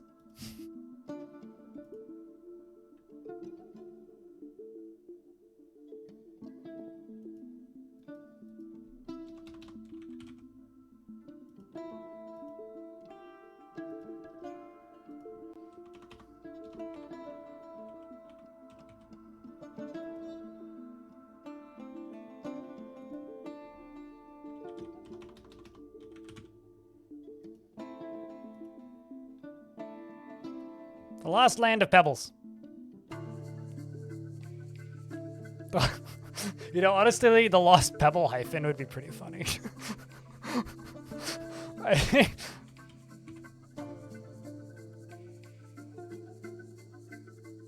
Lost pebble land of pebbles.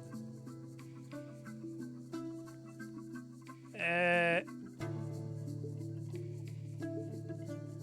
lost pebble. The confused land.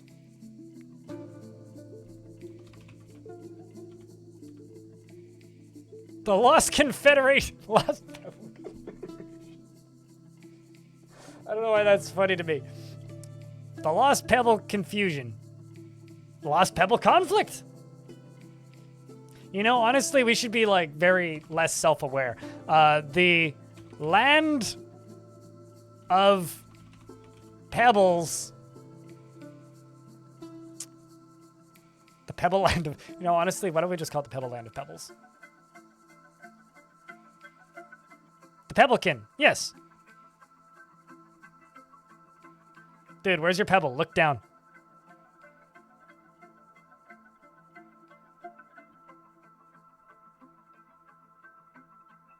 Confusion of the highest order. Like, these dwarves settled in the one area of Legend of Zelda where the corners are always the same and never got out. Like, that's what happened. And then they forgot, like, what everything was. The land of... It's a pity I can't say, like, the pebble land of then nothing.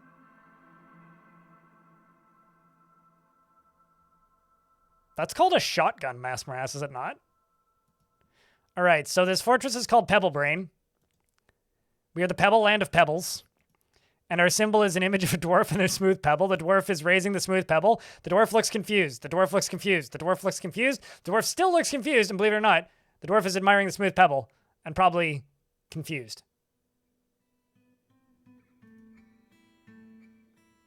We have a bunch of Titan boas, and that's it. And then these guys.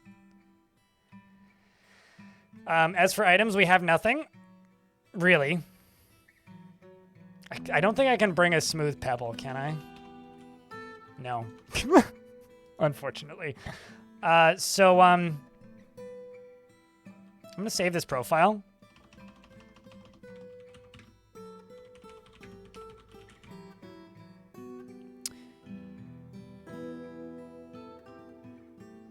Wish us luck, chat. It's time to strike the earth. Journey to the center of the Dwarf brain. Oh, looks like I went a little further north this time. That's fine.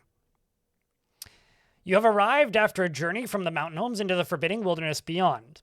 Your harsh trek has finally ended, and your party of 7 is to make an outpost for the glory of all Aishen Zuntir. Sure. There is almost no supplies left, but with stout labor comes sustenance, whether by bolt, plow, or hook. Provide for your dwarves. You were expecting a supply caravan just before the winter entombs you. But it is spring now. Enough time to doves secure lodgings. A new chapter of dwarven history begins here at this place. Ibedek. Pebblebrain. Strike the earth. Bring what? 1 cut stone and keep it safe. Too late. It's like 1 brick. Maybe okay, from first trade caravan, I have to purchase a brick. Let's just get rid of the tutorials. There we go. So this map are these 2 little minor rivers. Praise the pebble. Thanks for the $1 shift.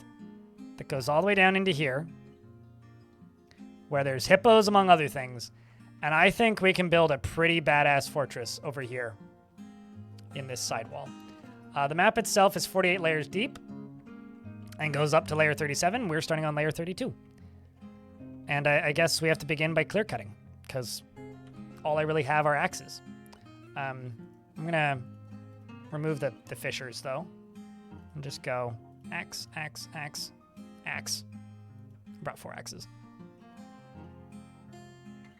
And let's begin hacking down trees. Let's see how many dwarves die in the first few minutes from falling trees.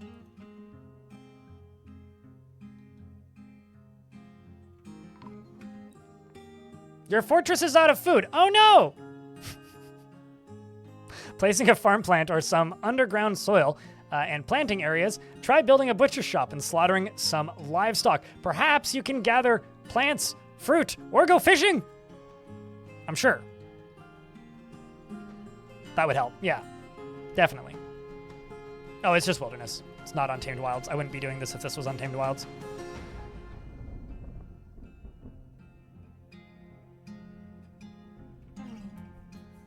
But I am going to go right here and set this as a food stockpile. And I'm also going to go here and I'm going to pen pasture my animals like right there. I have an elephant? Oh, yeah. Cool animals, if nothing else. As for on the map, we've got a tickle-talk. We've got river otters. Like, not underwater tigerfish who are currently drowning. And also some wild dinotheriums. Oh yeah, no, I know it pulled the cart. I was just not expecting it. I was mildly surprised, that's all. We've already got tame ones, which means catching more is going to be very viable. And I've got a little bit of alcohol, so that's good. I'm just going to do some of this real quick. I might just slaughter the yak, because who needs a yak? I mean, come on. Let's build a butcher shop. A tanner shop.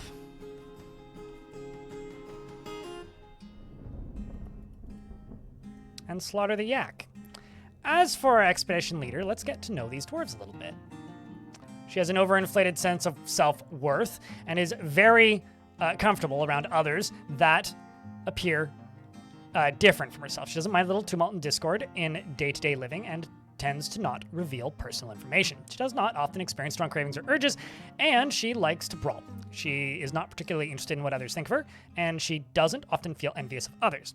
She likes a little excitement now and then and isn't particularly ambitious. She is grateful when others help her out, and she tries to return favors and generally acts with a narrow focus on the current activity. She is pleased by her own appearance and talents and needs alcohol to get through the working day and likes working outdoors but grumbles mildly at shite weather.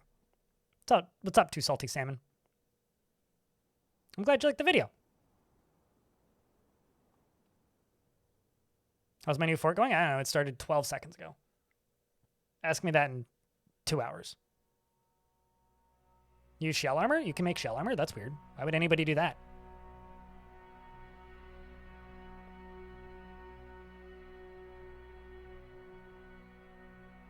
What kind of fabric plant is that? Hemp?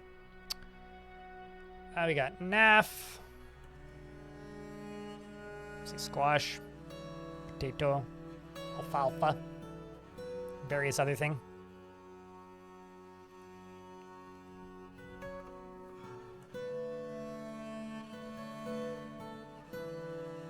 Yes, exciting. The precursor to disappointing. I went with domesticated. The last world I went with wild wilderness only. Seems fine. And there we go. We are no longer out of food. There's tigerfish and tickletax are fighting. Tigerfish's left fin takes full force of the impact and is smashed into the body in an unrecognizable mass. Must have fallen off the waterfall. I'm curious, though. They like the god of torture and misery. Honestly, that checks out. I'm just gonna do a quick save.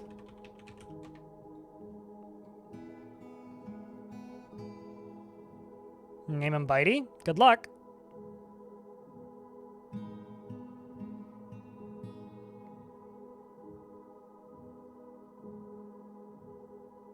And they're all wearing leather? Not yet.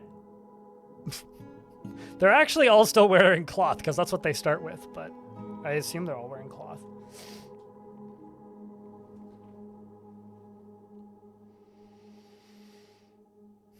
So generate a world similar to this. I didn't really do much that was special. 3 worship the god of mountains. So 4 on torture and misery and 3 on the god of mountains.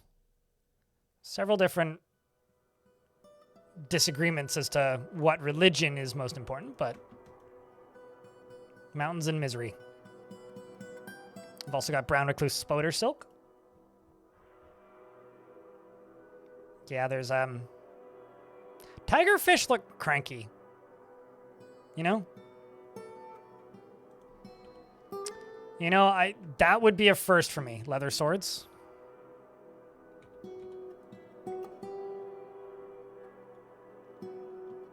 That would, in fact, be a first for me. I'm going to just throw 2 of these carpenters. Pancake. Thank you very much for the 2nd month, Happy Pancake. Appreciate you, man.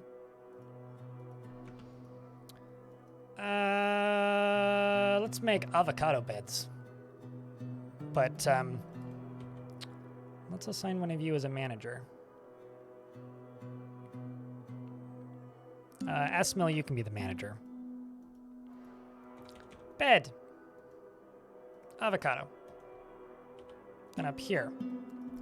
Barrel. Wooden barrel.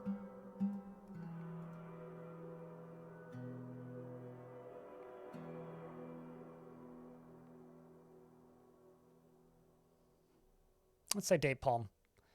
And say 30. Because I currently just have the 2 barrels of Dwarven beer. And now we have a bunch of these. So we're going to need a bunch more barrels. That's interesting. Actually, just bump that up to priority number 1 so we can get these put away. Because I do have some dwarves that are just kind of standing around waiting for something to do, which is what I'm looking for here. I'm going to need these to turn into barrels. Somebody else is coming up here to deal with the other one. Toasted avocado bolts. Sounds delicious. I'll take 2. And now these dwarves can just start putting stuff away, which is what we need here. And get those into the barrels. Because now there's a bunch more stuff that needs to get moved. So the extra dwarves are just going to assist with such things. I'm actually just going to erase all this for the time being. Just get stuff put away. So I don't want my food going bad. That's the higher priority here.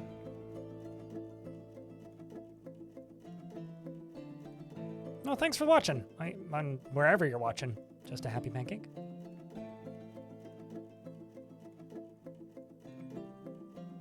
For a dwarf to replace the cloth with leather? Well, I mean, if I'm not making any clothing or purchasing any clothing from cloth, And as long as I start making some leather stuff, like probably not too long. Should I just make everybody leather loincloths? Because I could make 7 leather loincloths. Like pretty quick.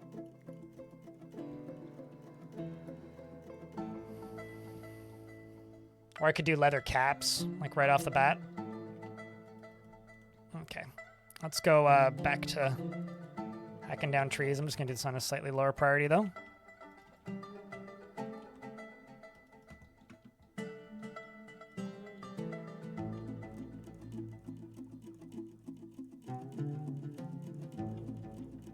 Take like 10 years? Yes and no. You would just need significantly higher quality clothing than what they're already wearing in leather, because they will swap out if it's high enough quality. You don't actually have to wait for it to degrade. Like, they'll swap out good clothing for brand new clothing, as long as the brand new clothing is, like, nicer. All right, let's make ourselves a crafts dwarf shop right here and make some, just make 2 nest boxes, I guess, for my snakes. And I'm just gonna go here and go egg, because I'm assuming they lay eggs. Don't put eggs there.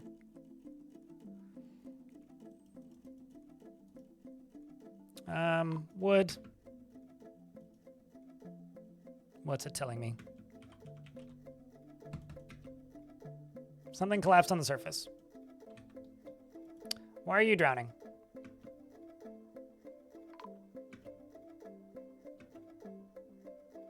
Come on. Why weren't you the one who I gave... You know, honestly, they're living up to their name. Why weren't you the one who I gave the 1 point in swimming to? Like... Who's the new expedition leader? Or we don't have one yet. Okay, well... You're seriously injured and unconscious. Well, all right. Let's just make this into a hospital real quick. And I can't assign a... I literally can't assign any nobles currently because my expedition leader's dead and they haven't assigned a new one. So that's funny.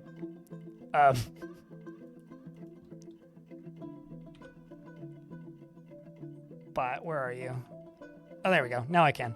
Suxul has assumed the position of expedition leader of the Pebble Land of Pebbles. We're living up to our Nebbles. I mean, our name. The Pebble Land of Pebbles. Who's the leader now of the Pebble Land of Pebbles? It's now this one.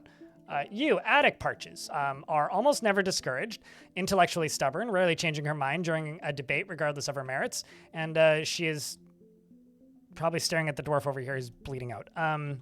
Let's just get a chief medical dwarf assigned. You can take that job, and we'll assign Bossy McDorfus as a doc real quick. And I'm going to go to you. And go to you. And I'm going to go to you. There you go. Now go diagnose the patient. See what's wrong with him. Something, probably. What do you need? Needs cleaning, surgery, stitches, setting, dressing, and immobilization. That's not good. Okay, well, I guess I'm going to need to make a weaver shop. I deconstruct you.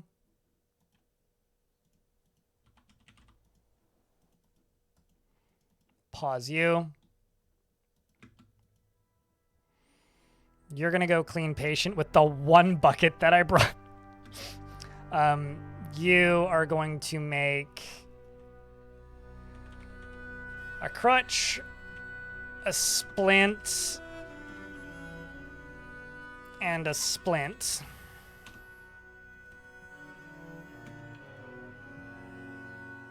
What an inconvenient setback. I mean, you know.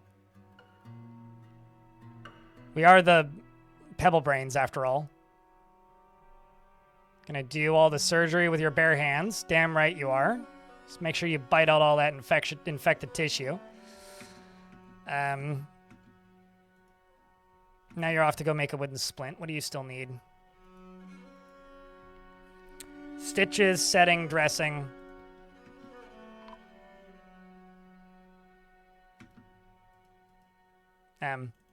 Oh, they found the dwarf dead. They found where you drowned.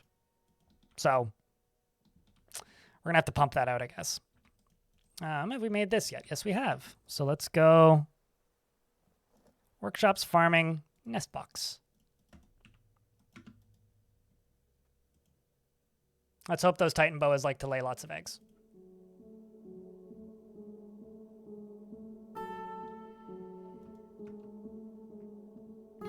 You are correct. I do have some sort of... I think I've got NAF, not hemp, but...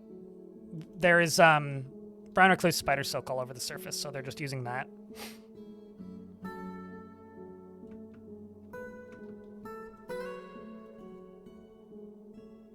Yeah, see? They've already got these.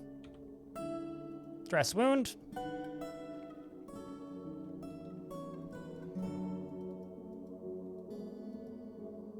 Yeah, they just need some more dressings. So as long as they just collect a couple more of these, it'll be fine. And Dwarfy is back up and walking again, using a crutch.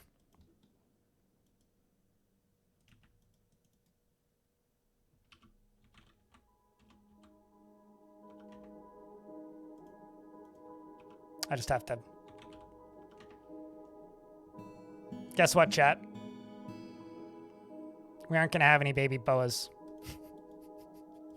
Because this one's ace. Schmexcellent. Well, that's lovely.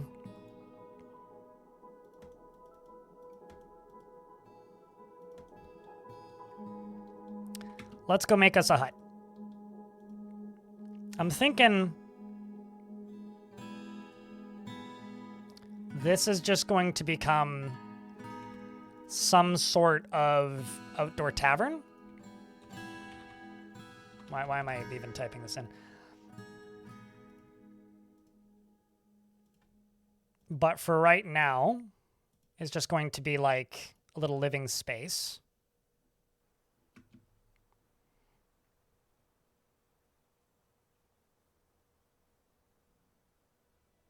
Well, that's good. Lanix. One of my snakes is ace, so no baby snakes for me.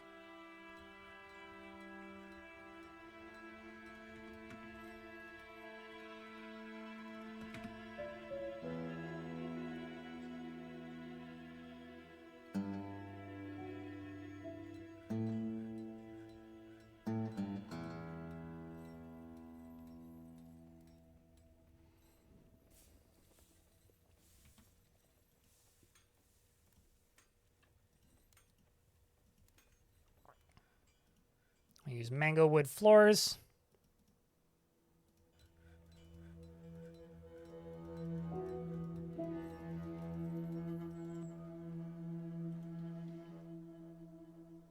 And it'll look pretty.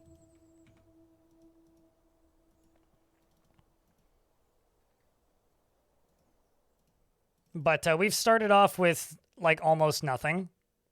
Like I have no picks and no anvils, so we have to get to the first trading year to be able to do anything, basically. And we lost an expedition leader, like, right off the bat, so, you know, that's fun. Corkscrew and pipe section is what we need. And I guess, block. We can get that body out of there. And then also a casket.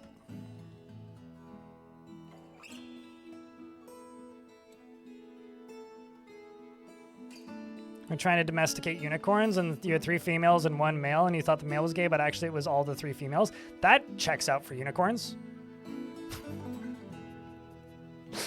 Sorry if that's in poor taste, but I thought it was funny. It's a very pretty embark site. I'm really hoping we can do something cool with this front gate area here. With this as a front gate. I mean, that's claystone. Like, that's pretty dope. So we're going to have to do something with it. Because this is just one gigantuan river. It's one of those things where it's probably very frustrating at the moment, though. I'm not a human. Can you make a slab out of problem? No. But I can get to the body. That's not an issue. I'm not even remotely concerned about getting to the body. Like, that's the easiest part of this whole thing.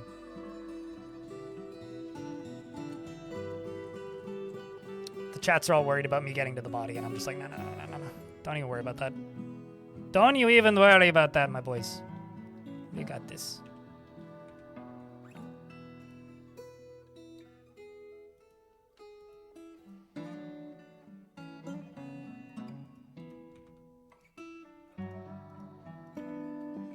The actual problem is I don't think I can deconstruct walls. Until I get a pick, actually. So...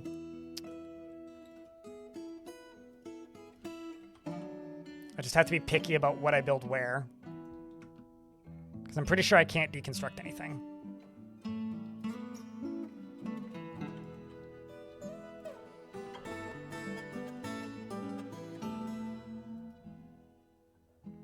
Yeah, I can't be picky because I have no pickies to picky with. So no, don't go be pickying your nose, chat.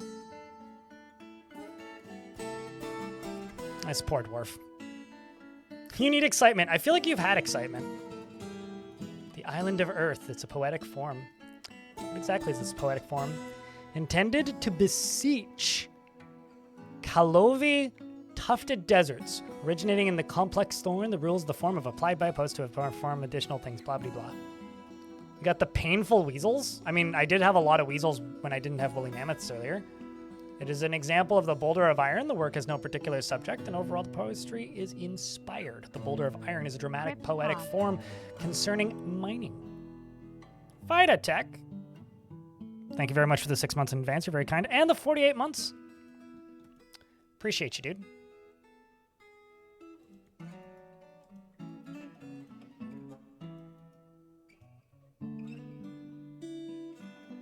I'm also going to need to brew some drinks soon.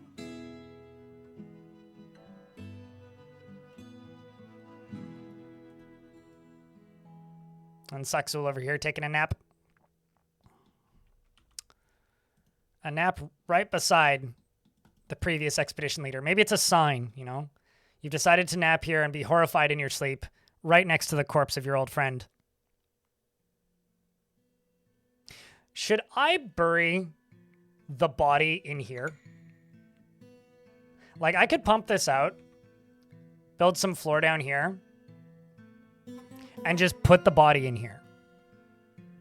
That'd be kind of poetic. What do you think, chat?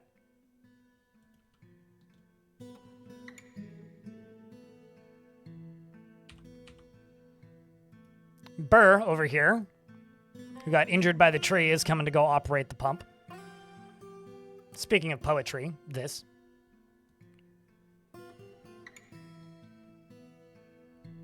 It's going to take a little bit to pump this out enough, but we'll do what we can.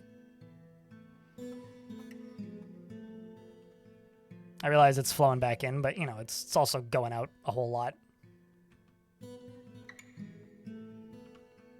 So while you're doing that, I'm going to go over here, and we're going to harvest up some of this. We got mangoes? Mangoes! I'm not going to quite say that that's my favorite, but I do like mangoes.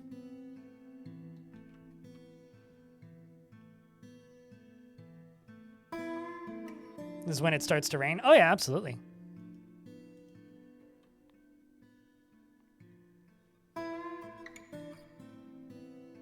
It's fine. Most of the water's going away. I should have just built an extra wall here.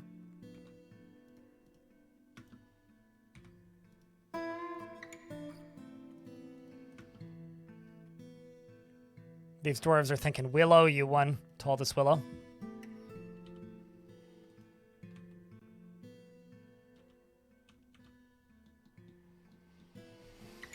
Most of the dwarves are out here just gathering up plants. You're also in love with Whole Hall. So Whole Hall, Tubal, and Saxul. At least, gonna feel love in here somewhere, right? Yeah, love after being caught up in a new romance at the very beginning. And met a friend and a lover right out the gate. And then Tun went and drowned. Honestly, I think it's the perfect setting for this fort. It's a good thing that you never feel discouraged, though. Okay, so.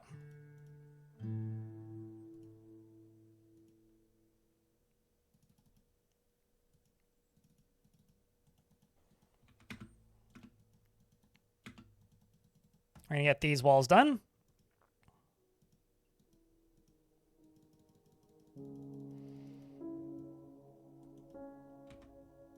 Let's get those two done.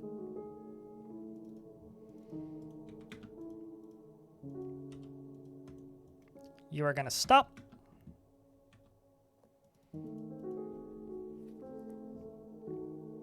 Can dwarves cheat on each other? Dwarven polygamy is a very active subculture amongst dwarves. They don't mind so much. But yes, although divorce isn't a thing in Fort mode, it is only a thing in Legends outside of Fort mode, which is kind of funny on its base.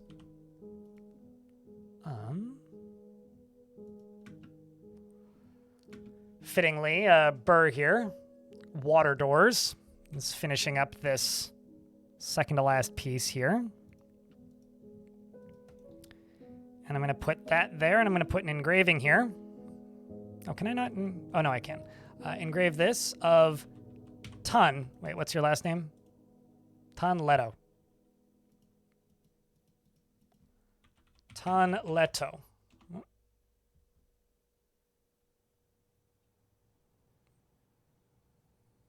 That looks right. Yes. I'm in an ad break. I'm going to go grab me another can of bubbly and use the restroom. I will be right back.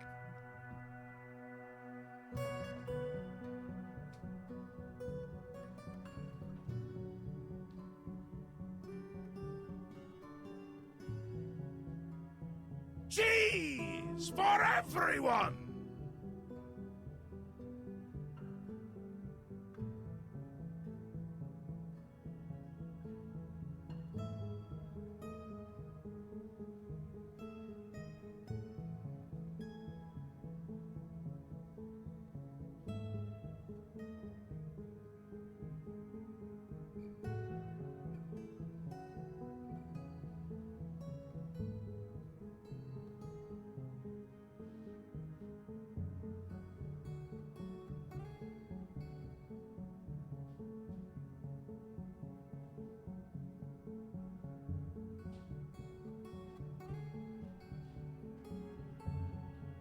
Okay, here's a pitch.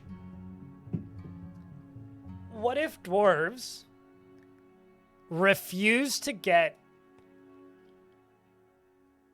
What if dwarves refuse to get divorced while their god is watching? So they stay together in their unhappy relationships, but like sleep around and have multiple lovers until you retire the fortress and god's no longer watching. They're like, all right, guys, it's safe. Everybody quick, get divorced. He's not looking. If, of course, the player is Armok. So Tubal Whole Hall. He's the whole hall. He doesn't even have half of it.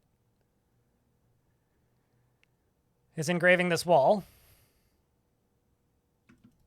which is an image of Tun and two thrips.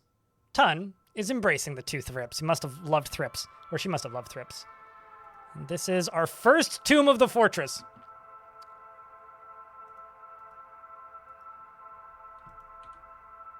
And Lycut, submerged stockades, submerges our dwarf. I'm going to do another engraving, I think, up on the roof.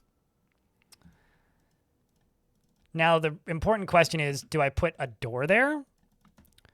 Or...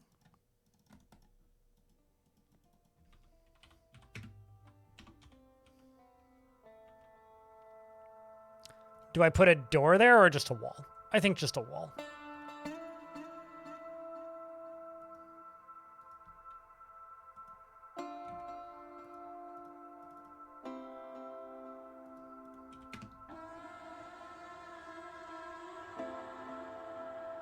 Can't ever see the sky in the fortress because it's just a monitor. It's just giant pixels. That's somehow less scary than an old CRT, though. And then this is an image of Tun and blood gnats. Tun is surrounded by the blood gnats and looks terrified. I think that is a solid tomb. What do you think, chat? Do we approve of this tomb? I think we approve of this tomb.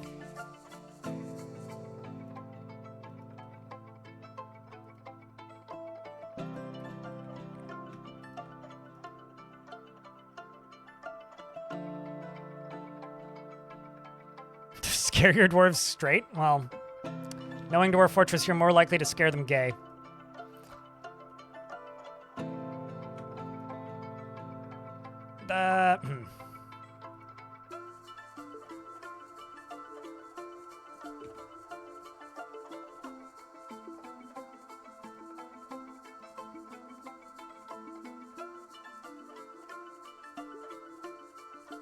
Why am I building with wood? I have no pickaxes. Like, straight up. There are no pickaxes in this fortress. I started with no pickaxes.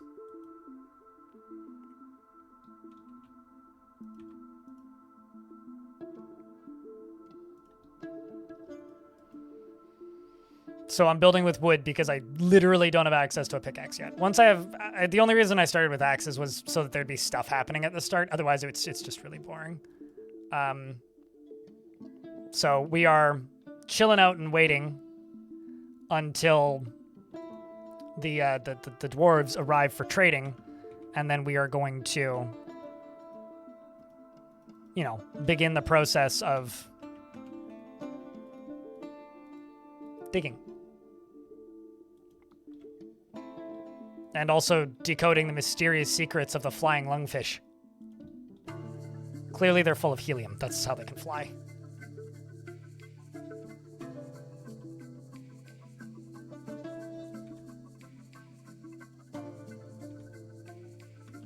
The pickaxe or the axe? I would assume the pickaxe.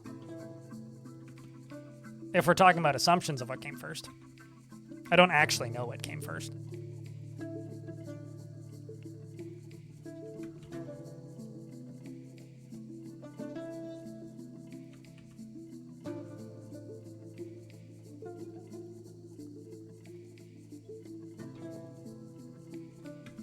These dwarves are going to have a very hipster diet, I think, because of all the avocados.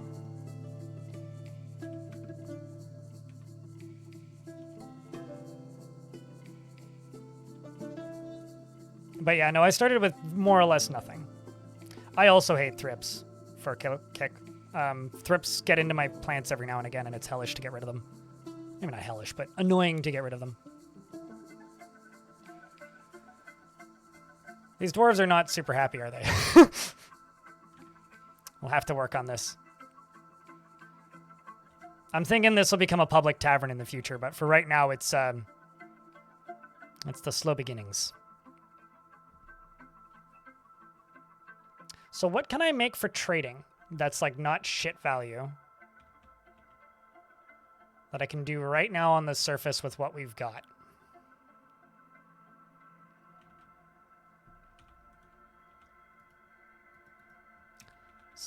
Wooden spike. These aren't very valuable. They used to be more valuable, but I'm just going to make 100 menacing wooden spikes. Get to it, dwarves. 1. Lupax Trooper. I started this world a couple hours ago. It finished generating at like 11. My time, it's not 2. Clothing? I mean, that's not particularly valuable. And also would be rather inconvenient at the moment. I think like cloth crafts, maybe.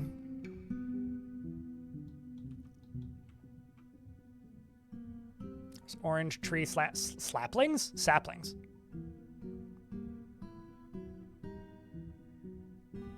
I don't know. Wouldn't like Galaxy Fusion in YouTube chat asks, why is there a floating lungfish?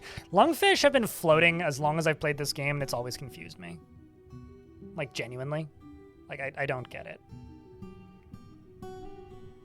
Wooden crafts, that would be earrings. Am I playing with enemies on hard? I don't generally do that unless the game gets boring. All it really does is it makes them attack more frequently and in higher numbers. I was doing that in the last fort, but it really depends on what the focus of the fort ends up being. If the focus of the fort ends up being like, you know, combat, then yeah, usually I turn the enemies up. Why?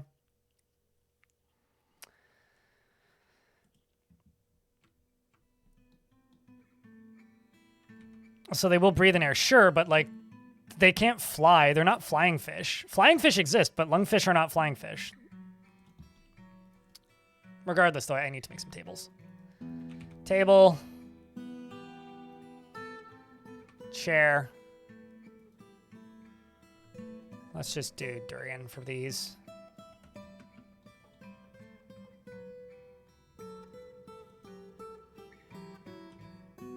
This ain't a bad little... You like the snakes? I think I like the snakes. They haven't really given me a reason to not like them yet. Aside from that, one of them is asexual, which is kind of annoying, which means we won't get babies. Although I can maybe... Can I train that one? All right, buddy, you get to be a war titan boa. I should train a hunting elephant. Because hunting elephants are just such a funny concept to me. These are boas, so boas are like constrictors. I don't think they're venomous. Yeah, they constrict their prey, so they're wrestlers. They're not venomous.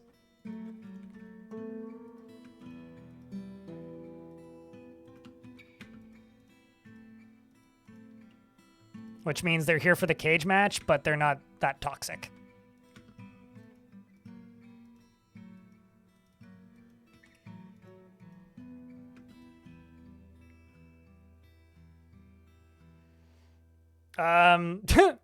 Sure, you think that, Lupa Trooper. I've seen hunting war elephants chase a deer and kill them. They're quite funny, actually. When they're moving at full tilt, they're quite amusing.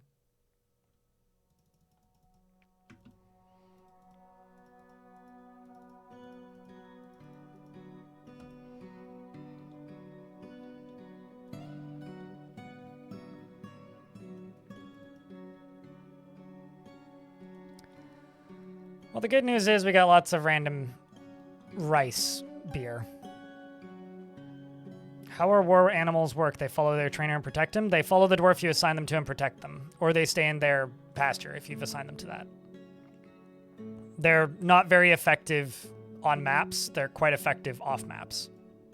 But if you don't assign them to anybody in particular and they just say stray, they'll just attack things that are nearby that are not part of your faction, that are not neutral. So like if a wild animal walks in here, they'll go, bah, and bite them and stuff.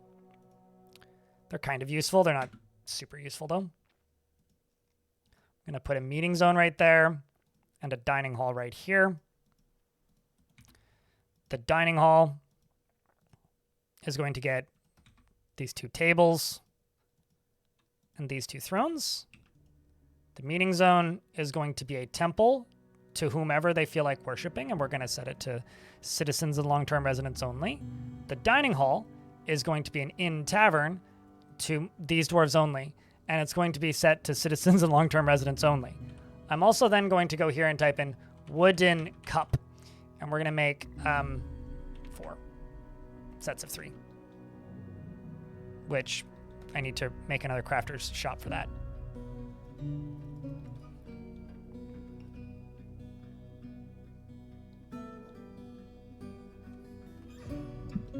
No, elephants are very quick when they run. When they decide to move somewhere, if they're hunting something, they are quite strong.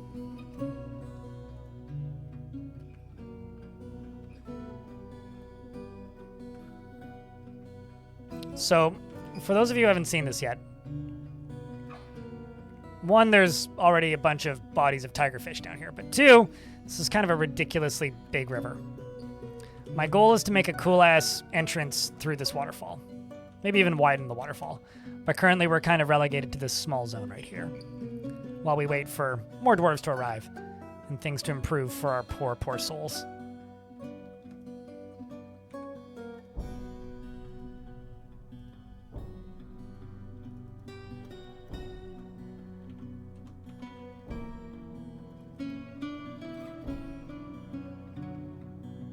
And I'm thinking we build like a little kind of series of huts and towns over here, which I can later use as part of, like, I don't know, a tourist district, if you want to call it that.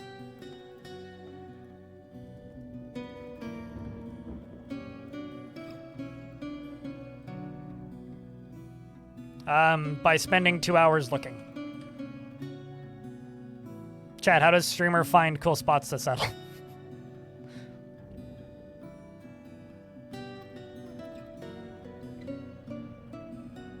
So he was always depressed and couldn't drink alcohol?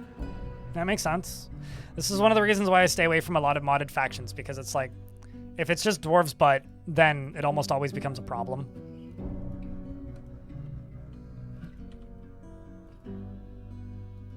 There's a black mamba? That's fun. Lots of interesting animals in this map, regardless of if they're prehistoric or not.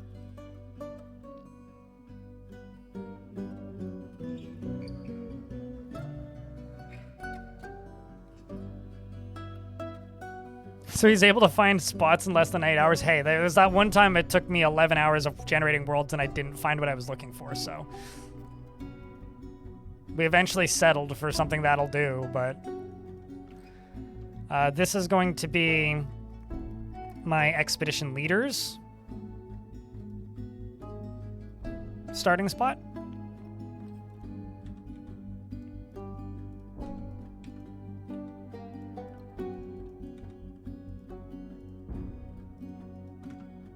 And this is going to be a little office thing. Let's also go over here and make a door.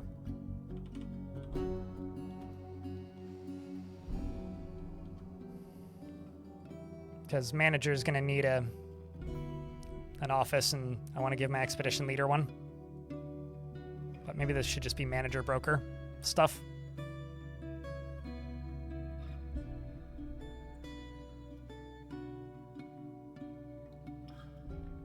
That could have the first cavern layer exposed by a river. Were you able to pull it off? Probably not. I mean, I'll take mammoths if I can find them, but I gave up. I didn't want to just sit here generating worlds for hours.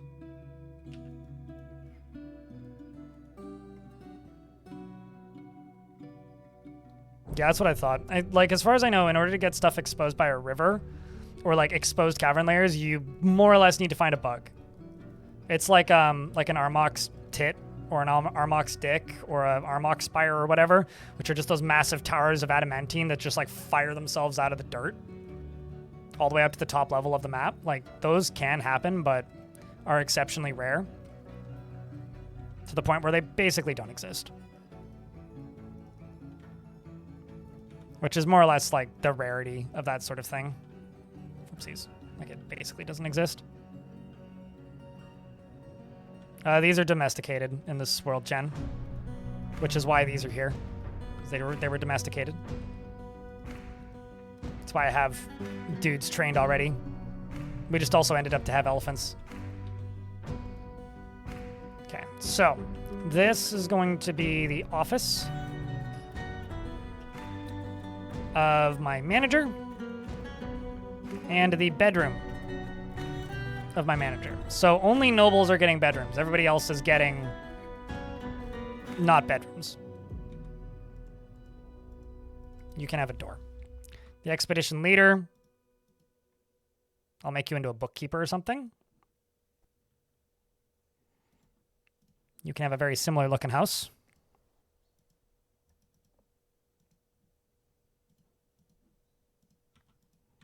Go up to there.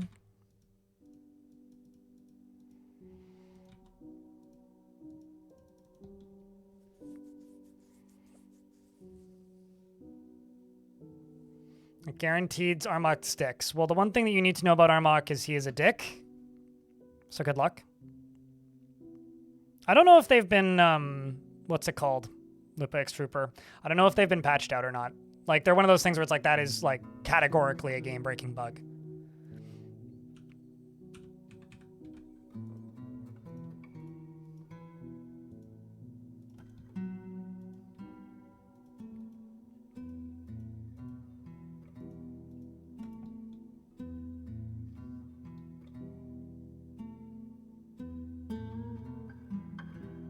What's the double size of the latest expedition leader's house? Well, I mean, the first expedition leader lives in this. So yeah, no, I would agree. I should also make a stockpile full of finished goods.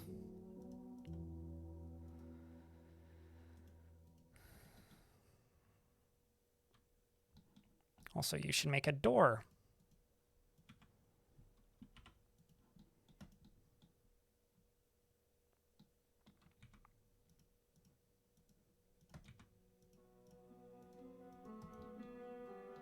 I mean, moods could be worse, all things considered.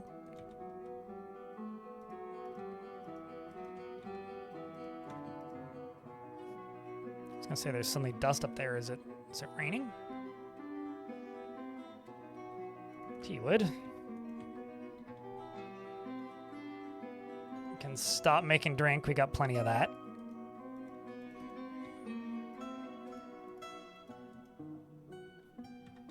Okay, so you get a table, a chair, and a bed.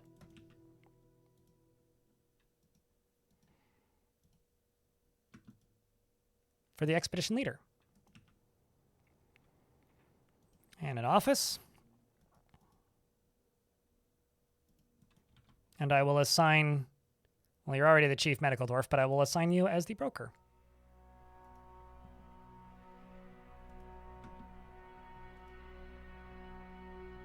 And also we'll say the bookkeeper. Although maybe not the broker. Maybe I'll make that the manager. So there's less confusion over jobs.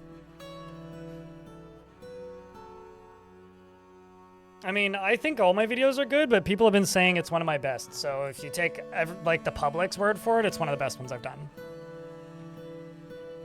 But it's certainly been one of my most successful ones out the gate, at least. So there's that. Ethrish the Cross Lamentation. I feel like I should engrave an image of you on a wall. Because I want to know... Felicitations on the new fort. Hope the dwarves fare better than the leader did Crypt Calcium. It's okay, the leader's no longer a problem.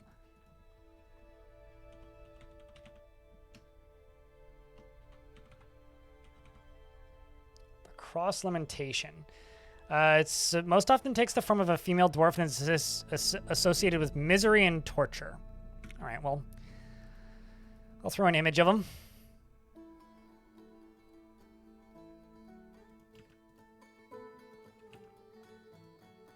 Also plop this out here and associate this with the Laborious Tooth, which is the tavern.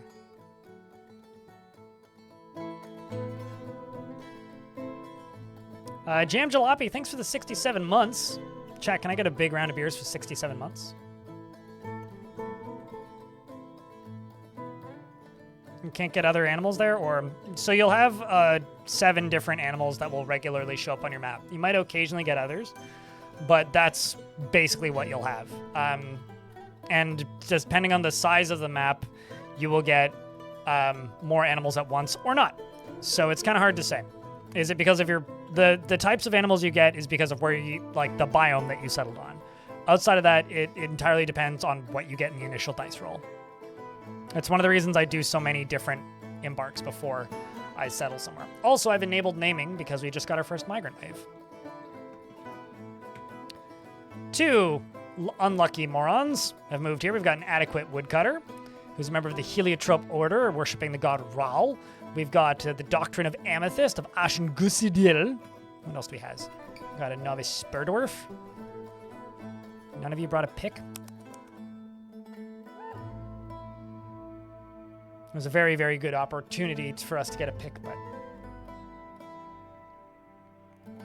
Moreb. Feel free to select a dwarf that suits your fancy. That fancies your suit of cards.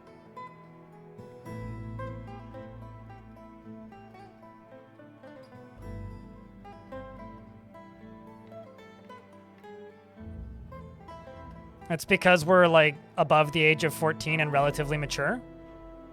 Tomich Boatface? Or Tomich Boatface, who says,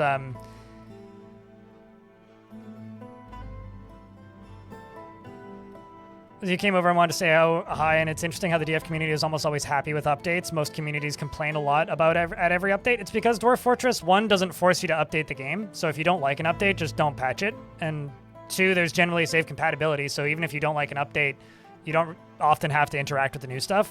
It's very easy to remove new stuff generally, unless it's like strictly balance related. And like, we're not children generally. Although, if you want to see people complain about Dwarf Fortress updates, just go literally look at any of the news updates on Steam. There's definitely people complaining. I mean, like, most of the complaints about Dwarf Fortress aren't about updates. They're about the fact that the UI isn't flawless and perfect, which is like, that's what it is. But trust me, I got plenty of comments on my news video when the most recent update came out about people going, "It's ruined the theming of Dwarf Fort." To which I have to say, they literally stated, Tarn, I haven't made a video on it yet, but Tarn did state that he's been wanting to add dinosaurs to Dwarf Fortress for ages, quote unquote. Like, I've been wanting to add them to the game for ages. So, you know, it's very funny. Well, you know what? I am not a human. We should just tell the person who says, wow, dinos aren't dwarf-like, or like, and you know exactly what dwarf-like is because you're a dwarf, right? Kib is the one that Moreb would like. The Gelder.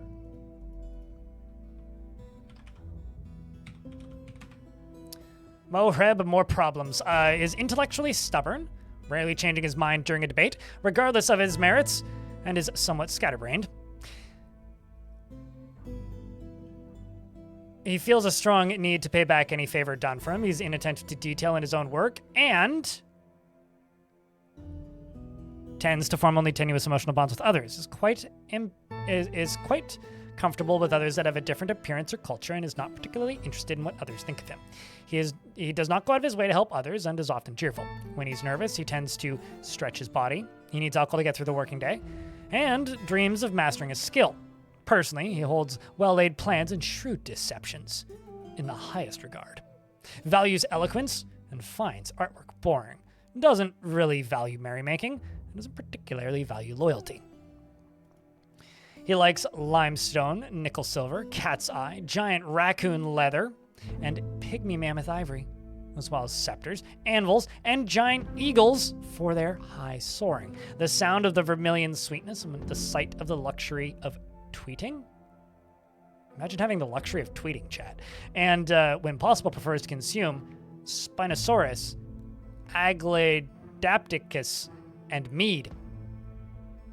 I don't know how to pronounce that. And absolutely hates slugs. Me too. I agree. Slugs are awful. Shoutouts to Mountain Punt. You win the last name. As far as the last name battle goes, your last name is Mountain Punch. And you also saw a dwarf tell the story of the election of the Elfmina fragrant idol to the position of holy mine of the doctrine of amethyst in the midwinter of 182 at the laborious tooth, and that's interesting. Welcome to the fort.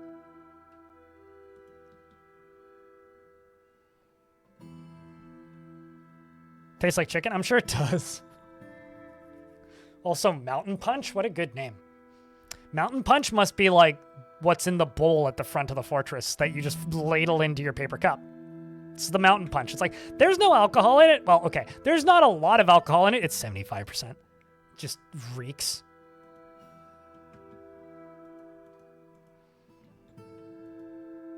It's basically just, we need to make menacing wooden spikes.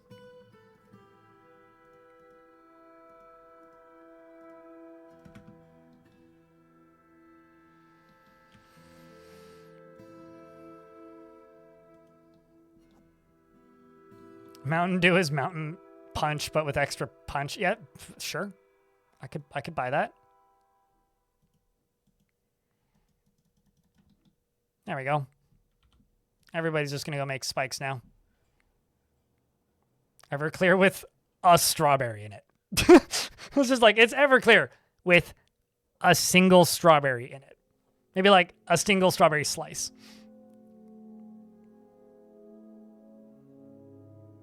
And it's just got a dwarf going, "Pah!" at the side of a mountain. LaCroix? Sure. Sure, I kind of like LaCroix. LaCroix is just like bougie bubbly, and I'm drinking bubbly, so.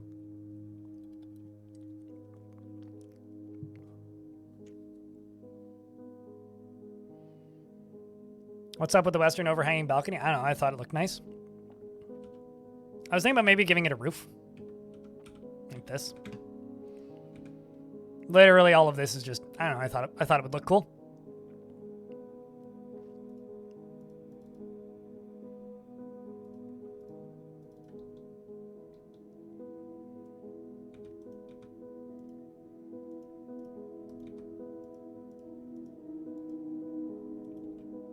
I'm trying to decide if I want to cover this off or not. I haven't decided yet. Probably. Get some farming going, actually, is something I could do. Just to kill time while we're waiting.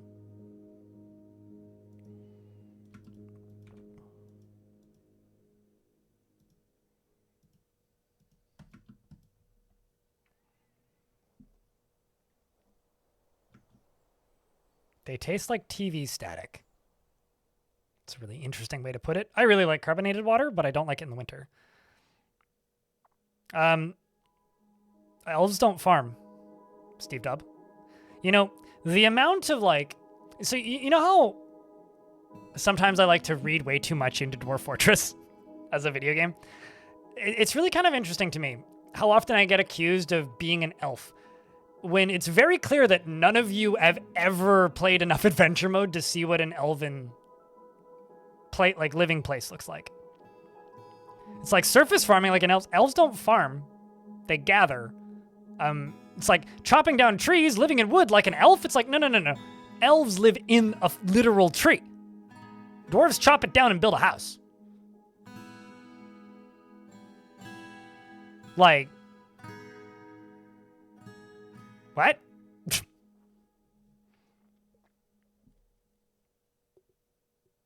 I don't know. I like it when my food fights back, and that's how I feel about carbonated water.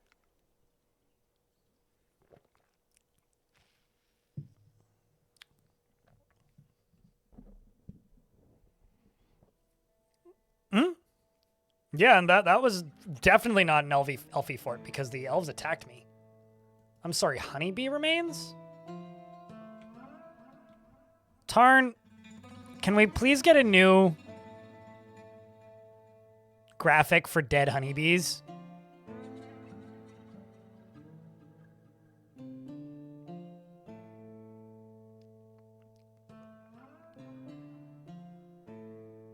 Because, like...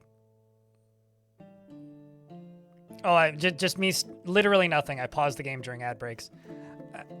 I found a dead honeybee. I think the game needs a new honeybee. Dead body. Don't let the bees die? It's not up to me, man. I'm just trying to figure out what killed it.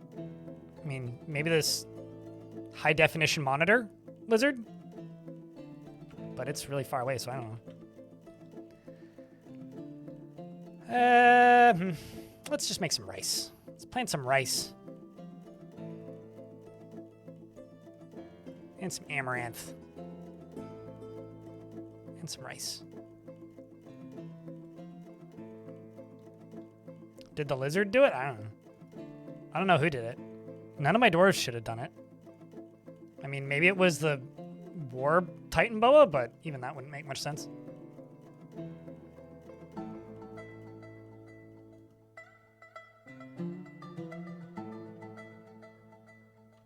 I mean, I'm not going to make mead, but if you want me to place some beehives around, I will.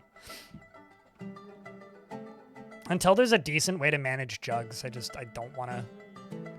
You might be able to filter jugs using infinite stockpiles, but, like, they're just such a pain in the ass to stock.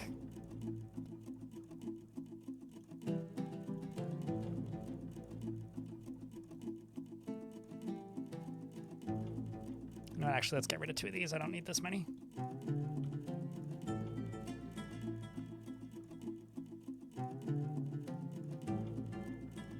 Which is a shame, but it is what it is in regards to mead. Basically now, like, the only thing really left to do is to just kind of vibe out and wait. Just chill. Get stuff put away.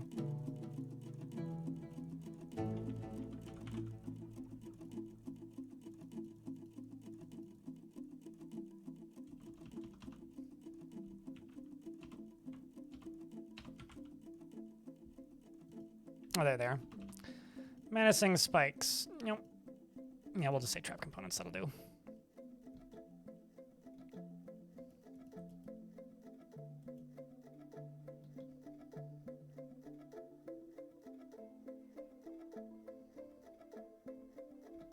Could also make some wheelbarrows, actually. Wheelbarrows trade pretty well.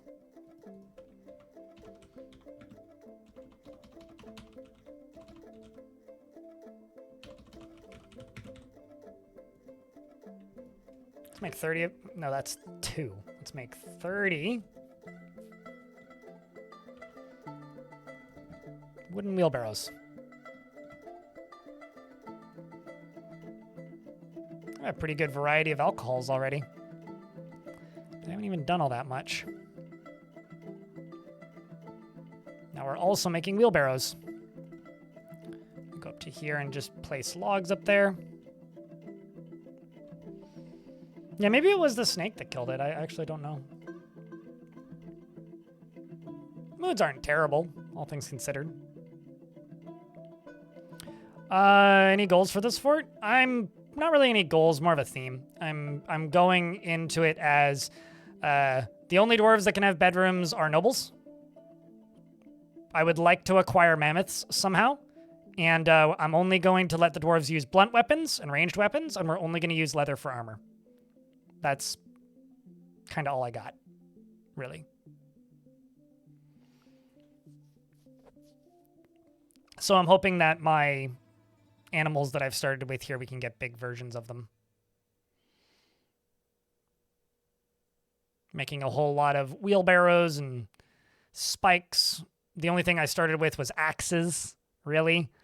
And a little bit of booze. So everything I've made for the dwarves kind of by hand at this point.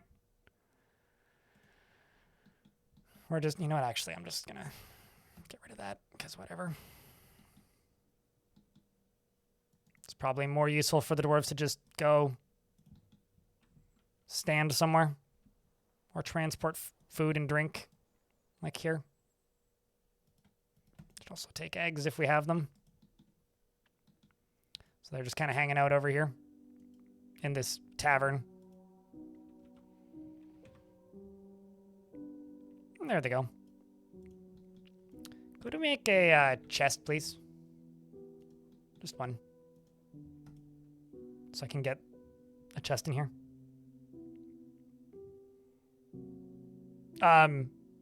It would be kind of wild if it wasn't on purpose, but yes, it was on purpose still. No anvil, so I've got no access to pickaxes or anything, so we're just kind of vibing and waiting is the primary function for now. I'm debating on making some leather loincloths, just because I think it would fit the theme.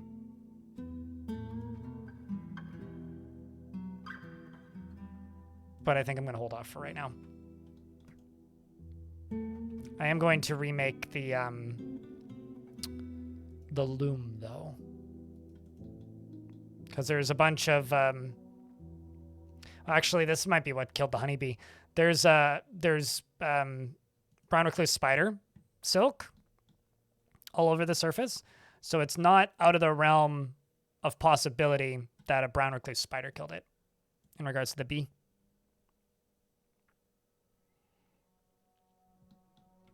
As long as you don't give them any mugs. I feel like that's always my warning and caveat to people. It's like, making tavern keepers is great, but any reasons why a caravan will not unload their goods, you don't have anywhere to put it. That's the only reason they won't do it. And when it comes to like trading caravans, like if they're not unloading into the trading depot, it means they either haven't all arrived yet, or they can't physically unload it for some reason. So they're in combat, they're stuck, which is usually in combat, is the most common reason for that. Outside of that, there's like, they might already be unloading and they have too much stuff, or they're loading up and they have too much stuff. But if you're talking about trade caravans and why they won't unload their goods, scroll all the way to the bottom and see if the list is getting longer, in which case they're unloading them and they just have a lot of stuff. Or if it's getting shorter, then they're already leaving. or they're in combat, or they haven't all arrived yet. Because they literally all need to reach it. So, like, as an example, if you're in an Untamed Wilds map and 5 merchants show up to trade, and then they suddenly can't actually get to your fortress because some of these merchants are like in combat with something, then they can't unload their donkey, and if they can't unload their donkey, then they'll never unload. They'll just sit there until it's time to go, and then they'll go.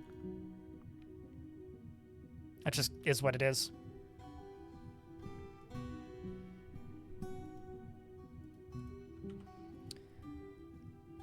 There's some wild elephants on the map. This is a neat map. Let's go kitchen. Ratweeds we can cook. Alfalfa I don't want to. Maize we can keep. Pendant amaranth we can cook. Pearl millet we can cook. Blood amaranth we can keep.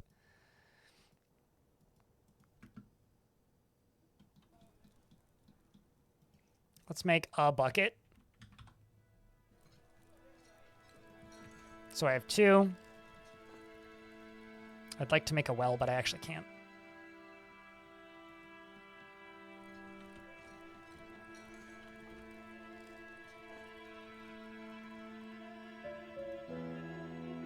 Wait, no, that's the wrong tool.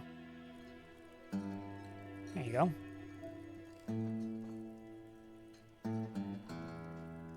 Cantosaurus, and they breed like hell. Yep. No, that's it's definitely the case. I'm really hoping that we start getting babies of these. But we'll see. All my dwarves are focused. That means they're all in, like, the majority of their needs are met. Or enough needs are met for them to get all the positive benefits out of having needs met. You want to think abstractly?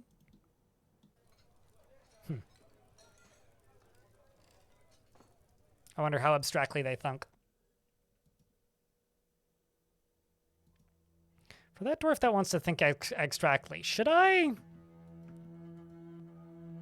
start?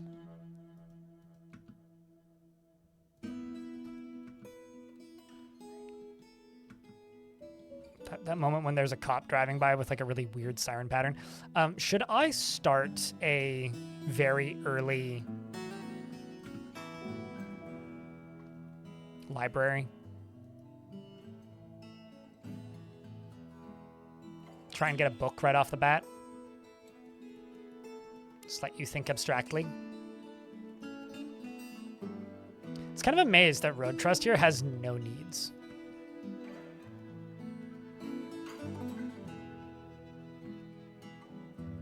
Learn something, help somebody. You should definitely stay my chief medical dwarf, though, or become a doctor.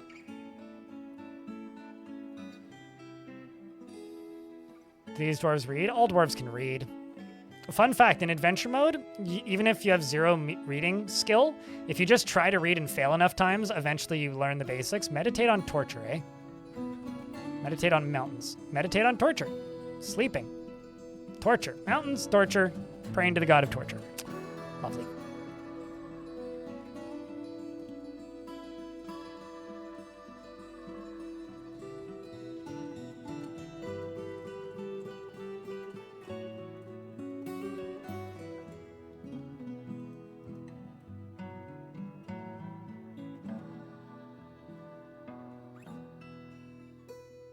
But yeah, it's kind of a given that these dwarves will be able to read. At least in some format. I mean, that's just the most popular god in this map is just, you know. Ooh, a skilled liar and proficient persuader. The early tavern guard, or the early tavern keeper of the laborious tooth. Actually,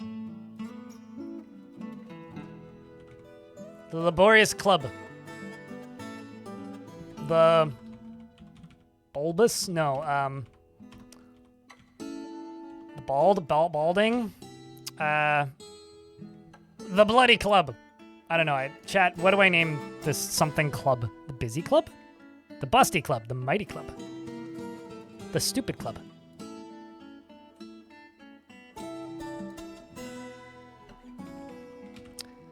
I literally can't name it the Leather Club. How about the Stunted Club? Stunning isn't an option. Stunted is, though.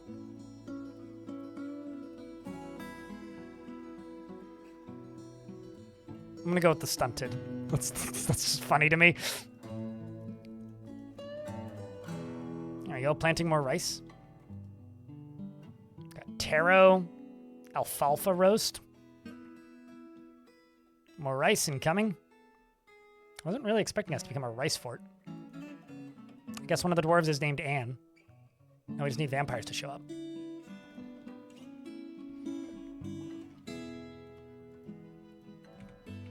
I'm gonna make some bins. I'm gonna make these bins out of rambutan, and we're just gonna make 40. I can't wait until I can start digging. I'm looking forward to it every day right now. I'm also going to go here and make a gather fruit zone. Do you know how much it would suck, chat, if the funniest thing happened? So I haven't built across this river, right? You know what's the funniest thing that could happen? Is the traders show up like here.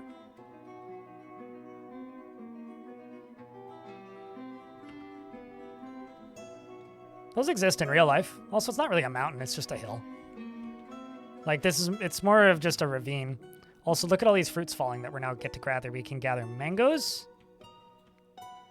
We've got rambutans, mangoes, oranges, limes, durians, the stanky ones, more limes.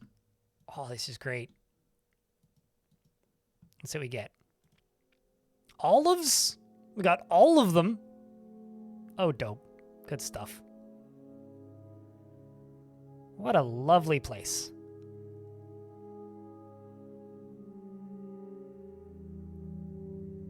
One tile thin bringe? Yeah. Can you make olive oil? I don't know.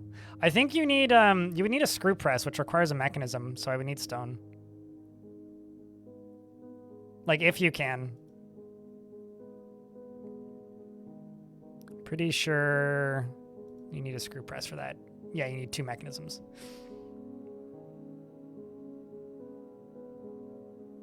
Again, you need stone for any of those, the grinders, like the millstone, the quern. Can make olive oil? I guess I could make olive oil then.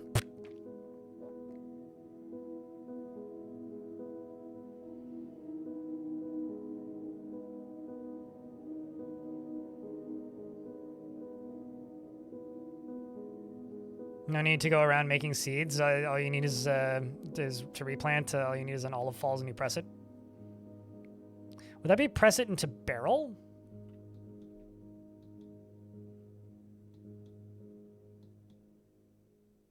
It's one of those things where if I've ever made it before, I've made it unknowingly. What are we brewing?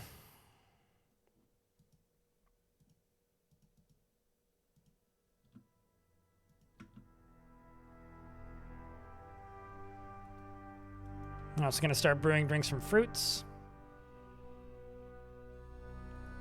Preparing meals. We got squash, watermelon, and mango. And rambutans.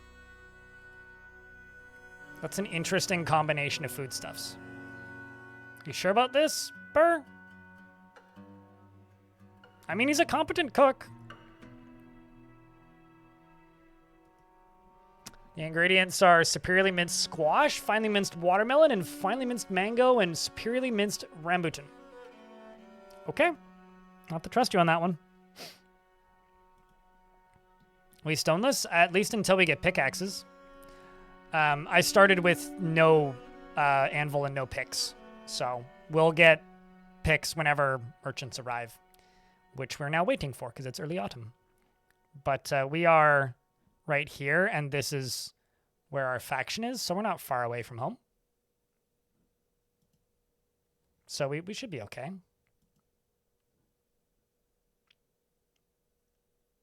Group calling itself the Tapered Spears reclaimed the Pointed Alley. Oh, hey. It seems like my faction decided to go and reclaim this old dwarven fortress. That's nifty. We're also allied with these elves over here. I'm sure that's going to last a very long time with all the woodcutting I'm doing. We're also allied with the Boat of Seizing down here. I should make a messenger and go make friends with the other local factions.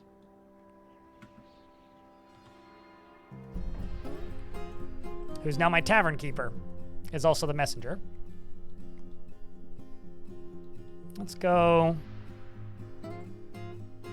diplomacy. Don't really want to declare war. Oh, that's interesting. You can't make contact with a fortress. Interesting. Okay.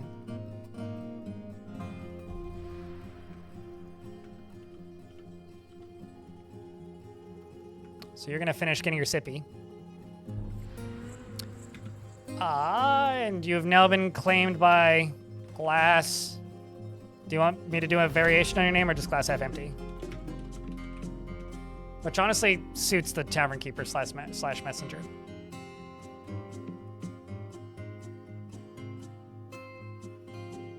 You know, you're going to have to be more specific because there's like 30 volcanoes in that area. You know, I had a vegan, like, rice bowl thing once, and one of the things in that dish was a marinated frozen watermelon slice, and this was a pretty fancy place, and we were hanging out with two people who were vegan, so we went there because, you know, there was stuff that they had options on the menu. And they had this marinated frozen watermelon thing, which was supposed to mimic the texture of fish, and it did. It was really weird, but also interesting. I would eat it again. Whatever floats my boat. Okay. So not gravel or concrete. Those don't float boats very well. Dislikes receiving advice, preferring to keep his own counsel. He is somewhat scatterbrained and is swayed by emotional appeals, is trusting, rarely feels discouraged, doesn't seek out excitement, and is very humble.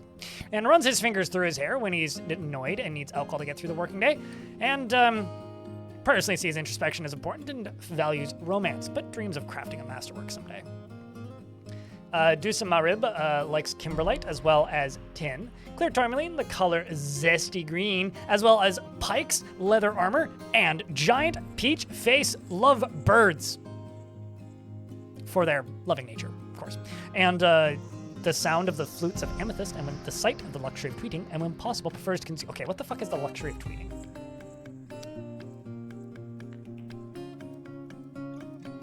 Where's that fucking thing I'm looking for? Skills? Knowledge, there it is. You don't even know it. It must have been Cream as a poet, you know, though, which obviously was authored by Orno Rithil Labia, which is an example of the rustic petals. The work has no particular subject, sure, and gives a feeling of compassion here and there. Uh-huh. I mean, it must have been Cream. You're a novice poet. Well, much to learn, I guess. What are your speech skills? You're a skilled liar and flatterer. One and the same. Hello, humble. I am blind. Cavern Forge threads. Smooth, flat white, yeah, pretty much. It's about coffee. You're gonna go make contact at Clean Gears? What are we brewing into drink, Edzimo? Got maize beer. Not really that much fruit that can be brewed, hey?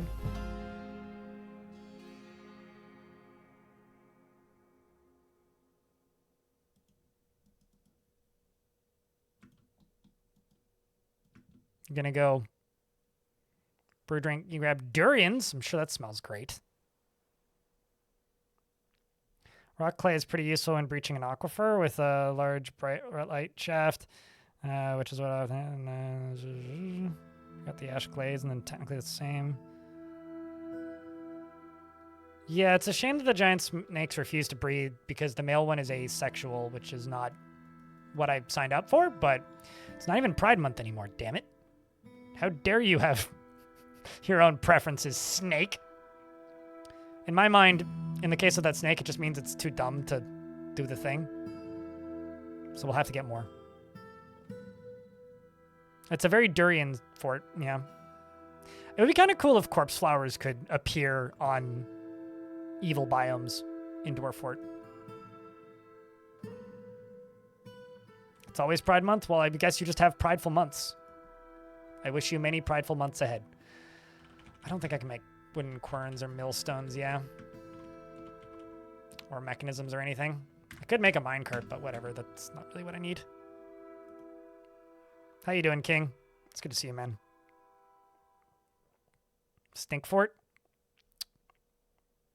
I mean, this one isn't raining malodorous ooze, so it could be more stink.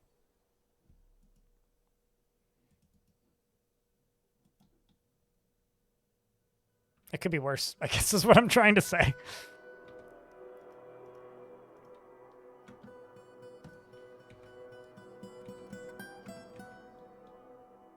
What's on the map at the minute? It's 2 elephants?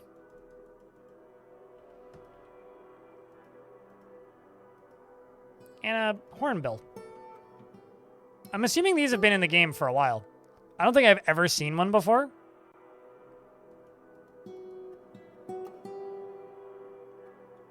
Because I've seen other variants of them, but... The front on the elephant pics are creepy. Although it is a grim reminder of the winter hardships to come. The supply caravan from the passionate anvil is a welcome sight. Their eyes are alight with anticipation of inspecting the splendid products of your industrious crafts dwarves. Take very careful stock of your own stores. What these merchants offer might very well be the difference between a prosperous future and a slow and meaningless death.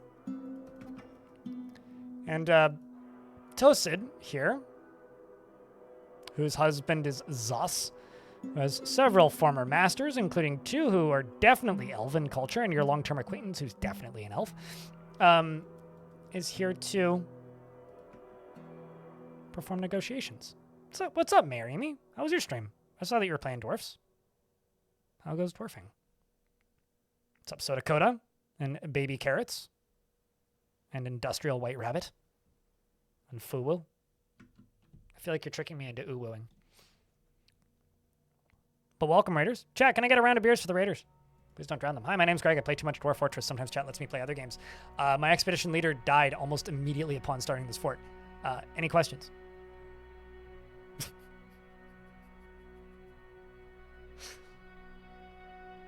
What was your forting endeavors enlightening, entertaining, amusing, funny? All the above. I've got many menacing wooden spikes. I'm also going to sell quite a few wheelbarrows. That's what I have to trade. I've gone back to the old school strats of just making menacing wooden spikes for everything right off the start.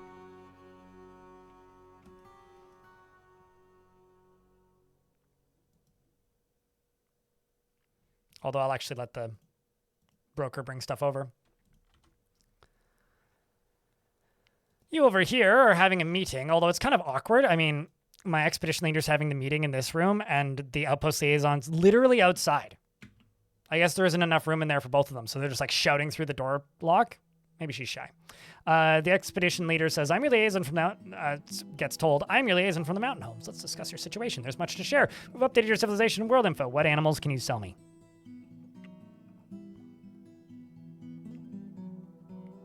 Pets. Literally nothing fun. Well, shucks. Okay, well then...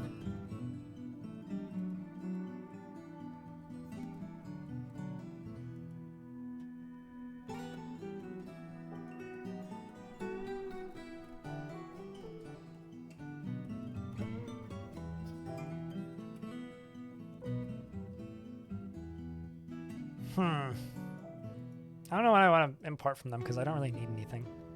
Although I never really need anything. I'm just going to ask them to bring maces. No, that's kind of a waste of...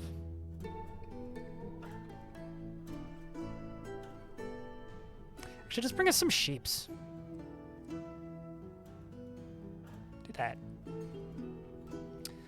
They want short swords. Okay. Well, I can make you training swords.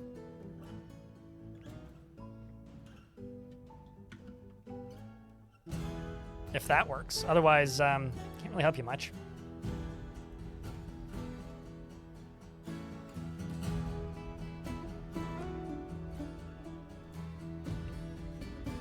I'm just gonna delete this for the time being so that they stop gathering plants and instead go help, because right now they're all out here and picking stuff up. As you can see, they've all got avocados amongst other things. Bunch of hipsters. Ads are gonna start in 10 seconds. I will pause the game during the ads. I mean, I'm not gonna name it Drake Kendrick. That I feel like I'm betraying Kendrick if I name it Drake Kendrick.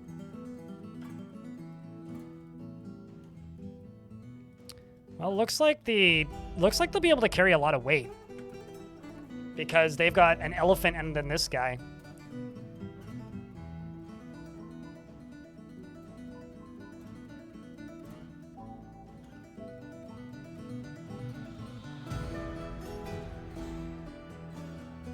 Googling DF fruits is a mood. Wait, are you just like Googling all the fruits that dwarves are making stuff out of, like durians? Also, we managed to get some sewer brews, so that's fun.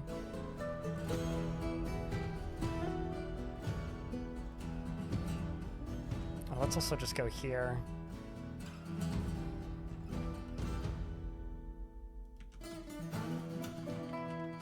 Oh, man. That's a lot of rice beer. So much, that's so much beer. Could just bring one prepared food barrel. I don't know how much stuff I actually want to sell them though.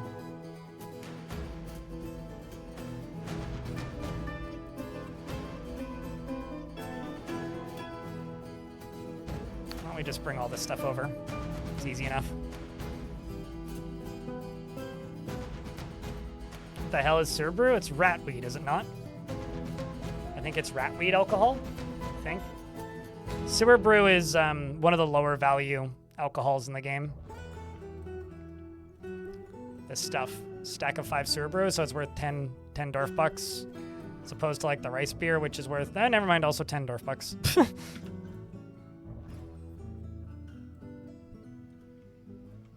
It's brewski what you get from the sewer.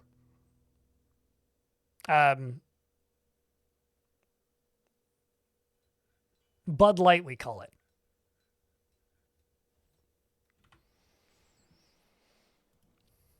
You know how like humans are like, that beer tastes like piss. Well, that's just sewer brew. Except sewer brew probably is piss. I had a beer once earlier this year that was made to smell and taste kind of like cannabis. And it did. It didn't have any cannabis in it. It was just the hops they used were very funky. It was pretty good, actually. I would drink it again. But it'd be like that if you like went out of your way to make a beer just taste like pee. It's a piss take if I ever heard one. Tavern Forge Threads.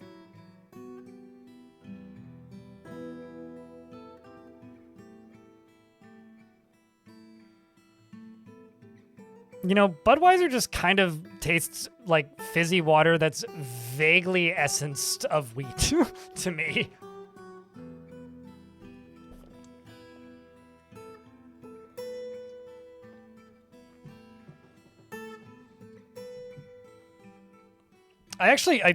I mean, most Japanese beer tastes like that too. Mataran. I think it looks like piss. It doesn't taste like piss though. It just kind of tastes bland. Like that's the worst thing that a beer can be. As far as I'm concerned, it's just uninteresting, which is what most macro beer is. It's like unremarkable and not good. Is Blind a stoner? Not really. I mean, not a frequent stoner. I haven't smoked weed in like 2 months. I had a THC beverage though, around my birthday. June 3rd. Slept real well. Had a little bit when, actually that's not true. I had a little bit, and the last time I smoked weed was end of May.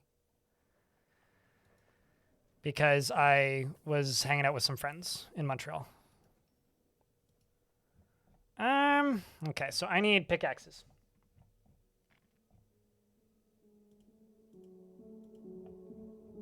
Three pickaxes hath been acquired.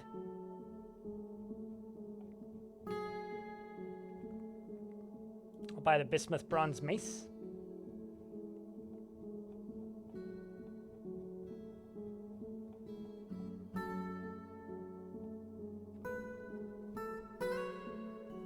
Buy all of the empty bags.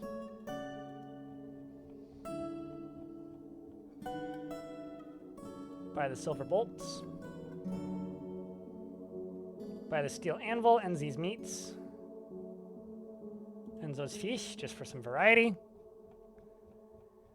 And all the cheese I can afford. Go, send it. I say thank you for your business, and I say no problem, my dude. It seems that my messenger has returned. Let's see how making contact goes. You prefer dark beers? I just like good beer. And I think that there's good in all different types of beer. The only beer I categorically do not like is red ales. And that's just because I feel like most people who were stupid when they were younger has one thing like this. The proposal was a failure. Well, I feel like everybody who was stupid when they were younger has one of these, but it just tastes like stomach acid to me. Like, it just reminds me of throwing up in the toilet. In the early autumn of 250, the buff Silver rejected contact with the passionate anvil at Clean Gears. The dwarf Inga's glass half empty, work glowed of the passionate anvil met with the dwarf Udib Sleptin.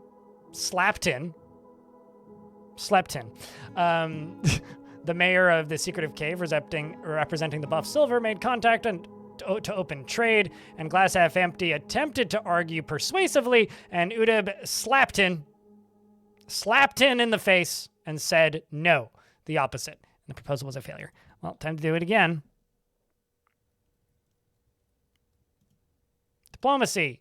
Improve trade. Well, I mean, we've made contact with them now, so now we just need to improve trade until we get a success.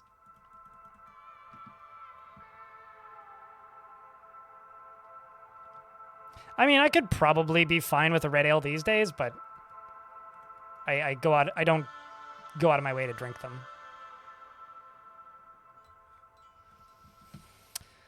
Okay, so I actually have pickaxes now. So let's go to woodcutters and remove 2 of these and maybe hack down a few more tweez.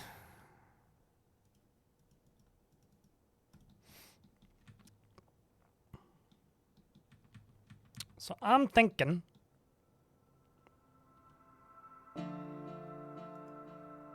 that's the aquifer right there. I'm thinking we go here.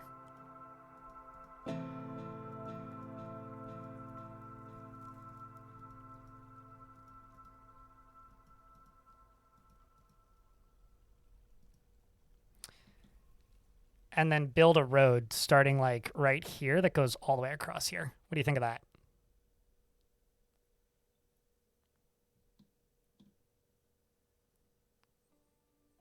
I will say I'm not a huge fan of sweet beer.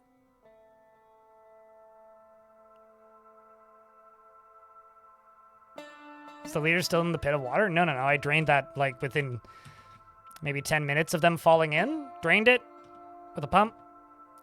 Blocked it off and stuck them in a tomb. No, I got them out real quick.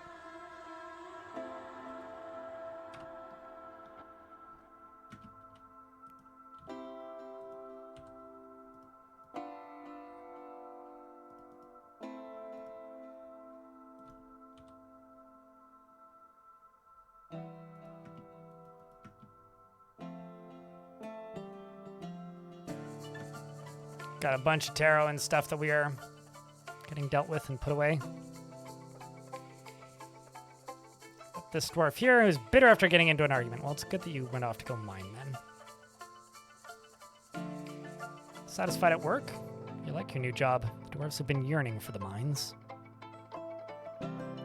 You've never had a rice beer? Hold up, really? There's 2 ways that you can use rice in beer. There's like making it as part of the brewing process for like the flavor of it. And then you can make rice like, cause you have to strain beer to get like the sediment out. So sometimes they'll use it as part of like a filtering system. So you can have like rice filtered beer. Sake is rice wine, yeah, which isn't beer. No, because that's wine. It's a completely different process. I know it's a rice beer. I don't know if it's made with rice or if it's a rice strained beer. But I really like a rice strained lager. Like I had a jasmine rice strained beer not too long ago, which used jasmine rice, and it like tasted like rice. It was delicious.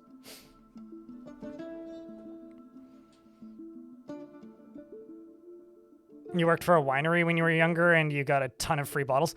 I don't like the hangover that wine gives me, so dark. But I will drink wine every once in a while. Like, I'm not above it. I'm going to go super over the top with this fort because the last 3 forts I've played were all Untamed Wilds. So now I'm suddenly, like, building a fort in an area that isn't Untamed Wilds, and I'm like, freedom! I can do what I want! And I'm very happy about this. Good lord, this river's so big. Wine puts you to sleep. Wine kind of does nothing, and then it makes me really grumpy. It's because it fucks up my blood sugar real bad. Like, beer does too, but wine does something else.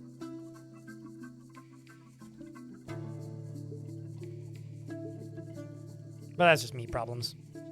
Not really a problem with wine inherently.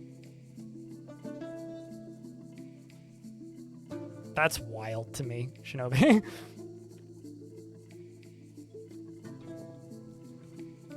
Actually, I think those elephants are trying to figure out how to cross the river, so.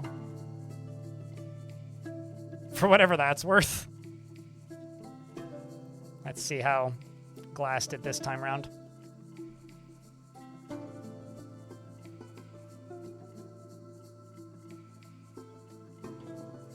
The last time I had a glass of wine, actually, was on my way to Montreal with my dad because my dad retired this April.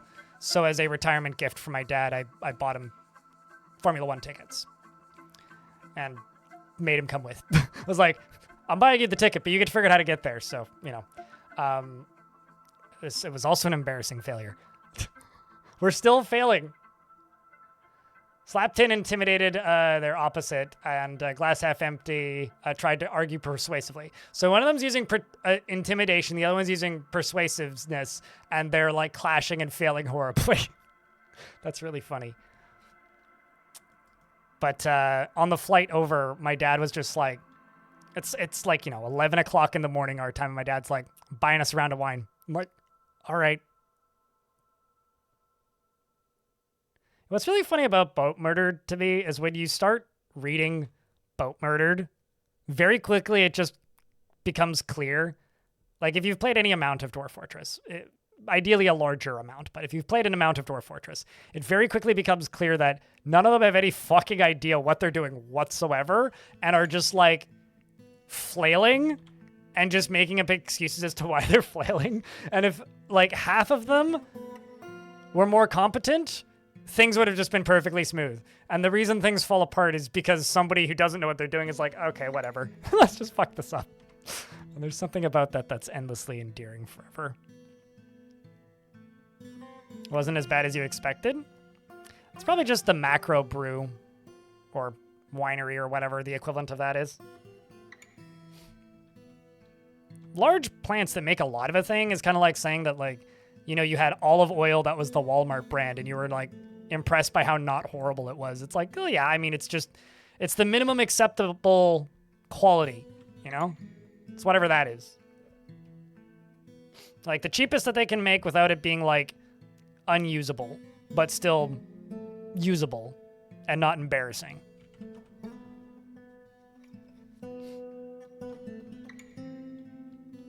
Among like 30 that played it, it was like 18 that played it, but yeah. It was like 30 that signed up to play it.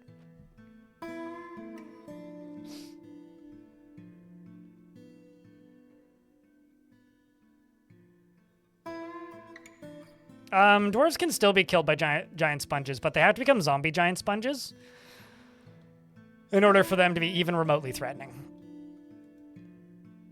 So basically, you need to have a giant sponge on an untamed wilds biome. Also, I don't know if zombie giant sponge is still here, but shoutouts if zombie's still here. Basically, it's like, you know, the blob, like the sci-fi thing.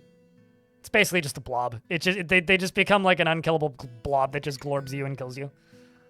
I'm just making up words now, but you know what I'm saying, I think. Yeah, I mean, I don't think they have the ability to attack anymore. And if they do, then dwarves can just probably kill them. Because they were, like, indestructible for a while. Like, dwarves couldn't do damage to them. Did you end up finding woolly mammoths? Nope, we gave up. I did find these guys, though. And the faction that I'm playing has them, which is pretty cool. And also elephants. So I've got 2 of these dudes that are both tame. I've also got an elephant who's tame. And I've got these 2 big snakes.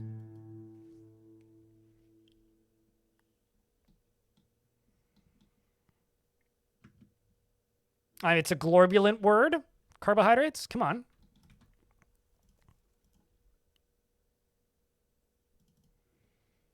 It's like the feel the rainbow, taste the rainbow, except the glorb. Oh no, if it's sick, you should get it a tissue. But yes, very sick.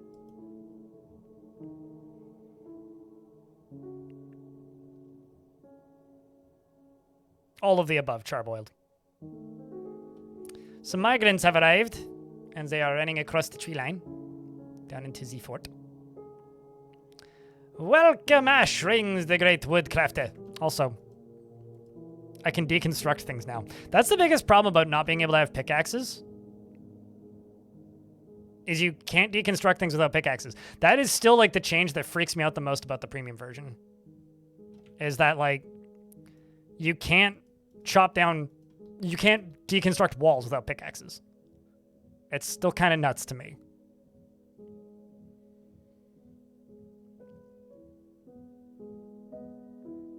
You can get anything if you catch it in a cage trap.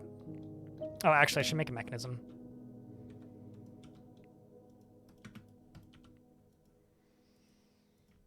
So we are now up to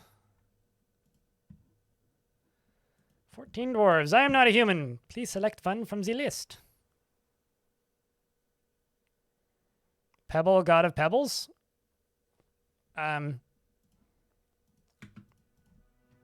Pebble, god of pebbles. Pebble, god of pebbles, almost never feels discouraged because she's a pebble. She is intellectually stubborn because her mind is the size of a pebble, rarely changing her mind during a debate regardless of its merits, because she's a pebble. She is not inherently proud of her talents or accomplishments. She is curious and eager to learn. I don't know why I'm doing that voice. I'm bored, mostly. She does not often feel lustful. She has a greedy streak. Her husband is in shambles. And she takes her offered help and gifts without feeling particularly grateful. She is a friendly individual and not particularly interested in what others think of her. She is somewhat fearful in the face of imminent danger and prefers to present herself modestly. She tends to ask others for help with difficult decisions and finds herself to be quite hopeful about the future. She tends to be swayed by emotional appeals and inhales sharply when she's angry. She needs alcohol to get through the working day, and while she is a pebble, she still grumbles mildly at bad weather. She dreams of ruling the world. Wow.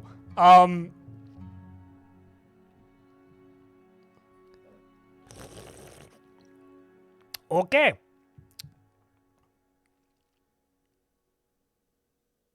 She personally truly values merrymaking parties and sees power over others as something to strive for. She finds romance to be distasteful. Once again, her husband's and her boyfriend, lover's in shambles. As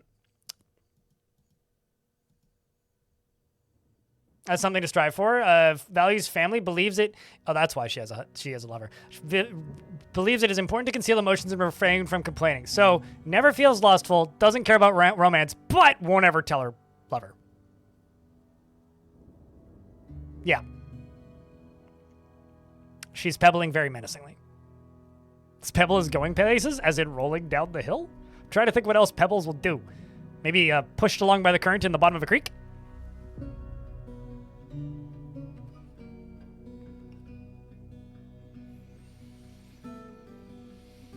Sotark? Hey, YouTube folks, the first person put 3 pickaxes into the YouTube chat before I get back from opening up a window in the other room so that I get some fresh air in here can name a dwarf. Her lover is Tubal.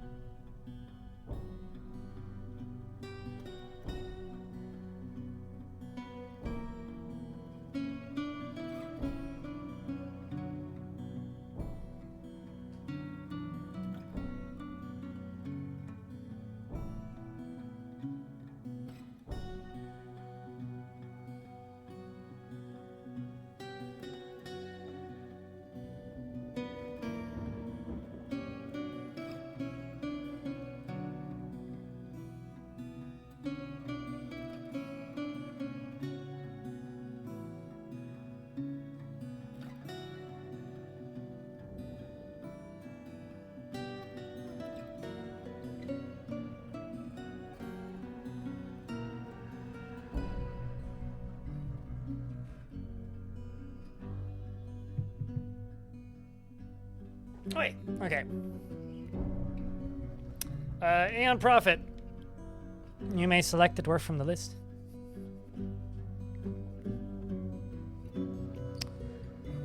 I think... I'm starting to think that our original expedition leader didn't get hit by a tree. What do you think, chat? I suspect that our expedition leader was ordered to cut down that tree by the other dwarf. Because there's no plausible way that that happened naturally. The trees would never hold that much malice against an individual dwarf.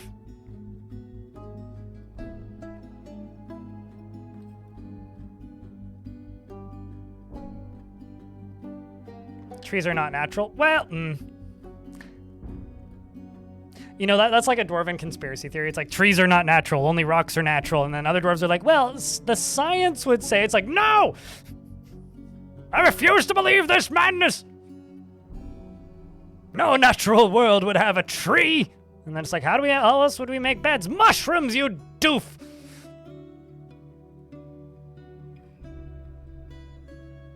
You know, just not really a megalomaniac, more like a mini-maniac, you know? Carpenter named Sir Duncan. Sir Duncan. I wanted to spell that with a K for a second. Crypt flu. So you're either suffering from a very bad case of the crypt flu, or when you got into a crypt, it flew. Either or. He can get caught up in internal deliberation when action is necessary, but he has a calm demeanor and can handle stress. He often feels lustful, doesn't cling tightly to ideas, and is open to changing his mind. He tends to avoid crowds, does not easily fall in love, and rarely develops positive feels, and needs alcohols to get through working day. He dreams of mastering a skill, personally sees no value in holding back complaints and concealing emotions, and likes garnerite. Sterling silver, blue diamond, mule hoof, cages, mules for their stubbornness, as well as oil, the oil of diamonds. He's been trying to get oil out of diamonds for years. It still hasn't worked. The sound of the goldenrod tresses and the sight of the wondrous queen. When possible, he prefers to consume banded knife fish, prickleberry wine, and hates moon snails.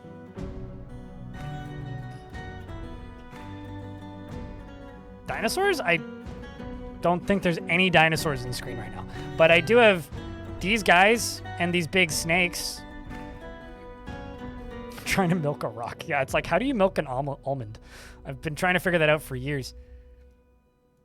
I do actually like almond milk, but like, how do you milk an almond?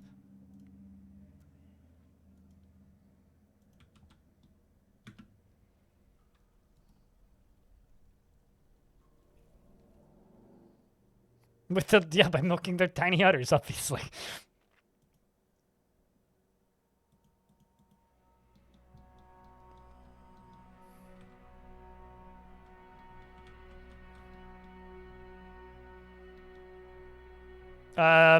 Should we tell him, chat?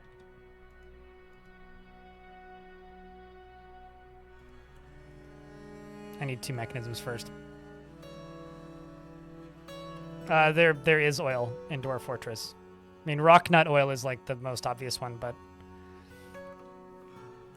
apparently you can make olive oil.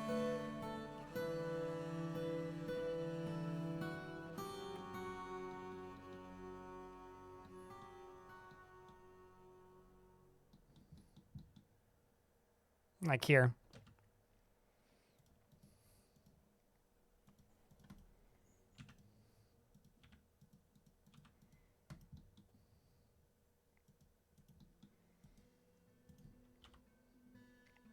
These dwarves are mighty busy. What are you picking up? Fancy new gloves?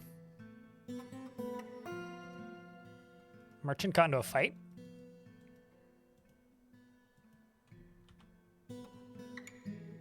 Huh. Some merchant got into a fight on the way off the map, and something didn't go well. Weird.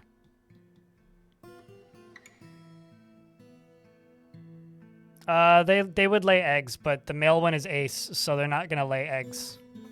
I know that because I checked the gaydar. Okay, what's in an orange roast? Minced cassava, minced avocado, and minced orange. You know what? There's probably something to that. That's one of the few dwarven like meals I think I would actually eat. What's a mango roast? It's got lime, rambutan, durian, and mango. You know, once again, oh, like crude oil? That's like outside of the scope of what, like, because they have a year that Dwarf Fortress is capped at, and it's like 1350, 1400-ish. Slightly before that, so like pre-muskets is what Zach and Tarn have always said, so that would be a little bit outside of that. You should be able to mod it into the game, though. I'm sorry, why do I have a stray yak calf? Oh, I guess they must have migrated here. Oh, that explains. We got some baby big ones now. Our big boys, we got babies. That's lovely. Oh yeah, no, there's definitely been some issues. Oh man. Yeah, no, somebody got attacked. Look at all these free books we got. Well, that's a shame. It's good for us, though. Look at all those free books. Let's build a baby library. This is going to be a meeting area, and it's going to be set as a library. It's going to be for just us. I'm going to go right here and make a bookcase, just singular. I'm going to go here, and I'm going to go table, and I'm going to go chair, and I'm going to put a bookcase in it.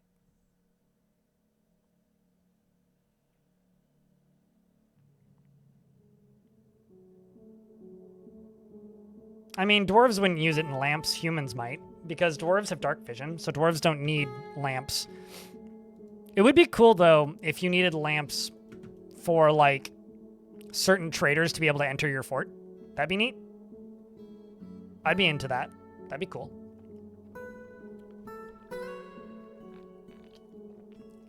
If, like, humans would, like, start walking into your fort and then turn around and leave if you didn't have enough lighting for them to be able to, like, see feasibly.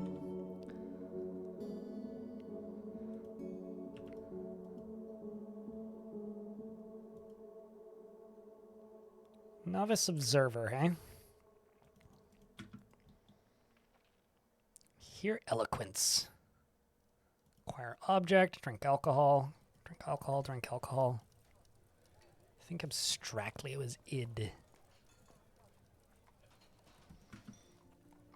Head to the woodcutter. You can go think abstractly, Mr. Scholar.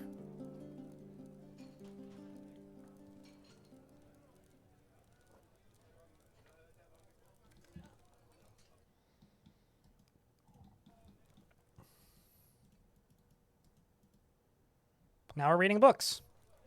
An introductions to the formula. Moreb also wants to think abstractly, so you can join the Babby Library Club. It's less of a library and more just a book club. Because it is kind of teeny. What do you guys think of my micro fort? It's like the tiny home trend, but forts. It's the itty bitty fort. I mean, I made it because, like, Mountain Home kind of dumped a whole bunch of sort of valuable items. You know, Wawa in Twitch chat says, mango pairs well with everything. I had a I had a smoothie before I went camping, which I just used all the stuff that I didn't want to leave in my fridge alone for 48 hours. So I had a mango smoothie with cucumber in it. Don't do that. Especially don't put any avocado in that, because it comes out with like the consistency of boogers if you also have a banana in it. So it had a banana, half a mango, avocado, quarter of a cucumber, and a banana, and it literally came out booger texture. So like, would not recommend that. But just about everything. Flavors wise, it tasted great, but it just kind of had a unpleasant consistency.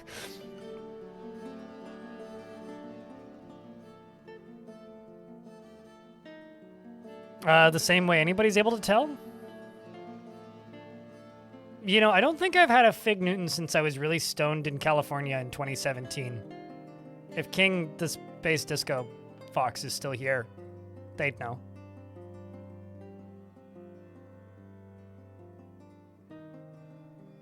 I don't know what that is, Zortos.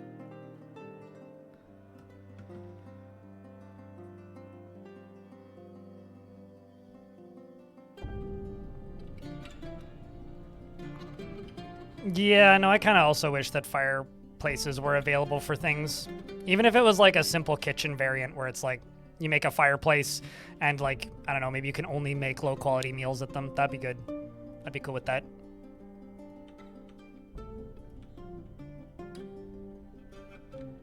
I said the one time I was really stoned while in LA in 2017 was the last time I had a Fig Newton. Which King the Space Disco Fox would be aware of.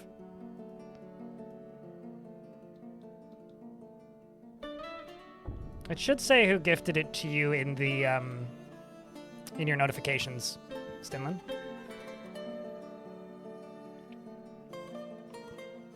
Dwarves don't really learn things very fast. I mean, a day in Dwarf Fortress is 30 seconds. So if a day in your reality was also 30 seconds, and you learned as fast as dwarves, time would fly by pretty quickly. I'm actually quite content not learning things at the speed that dwarves do. Personally.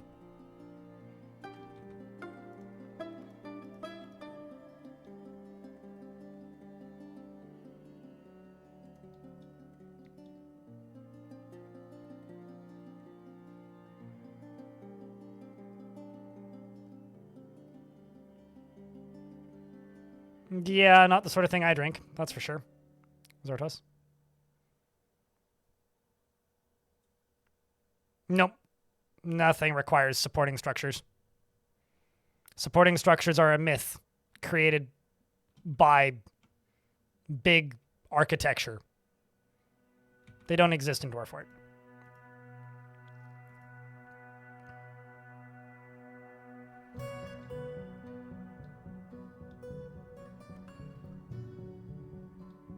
So I'm thinking this is going to be the front gate. But I'm going to have an entrance here. An entrance here. And maybe also an entrance here. And then up top here, I will build some bridges up here. So everything can access the front gate if they want. And I think that's how we're going to build this fort.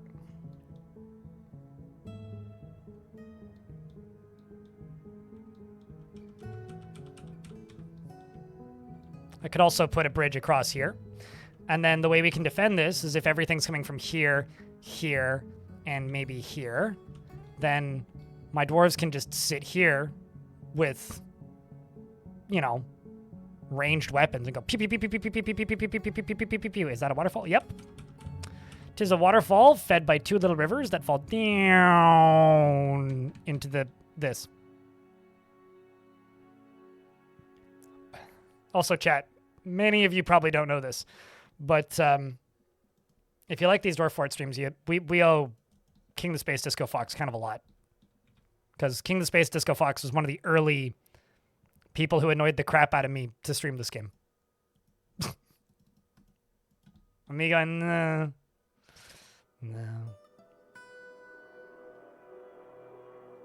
This is weird terrain. I had to dig quite a bit to find a weird one. Requires liquid container. Really? You telling me I have to make barrels to make oil?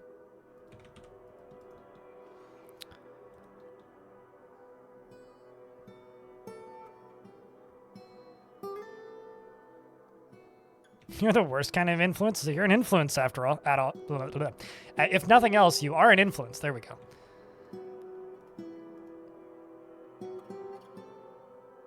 Very influential influencer.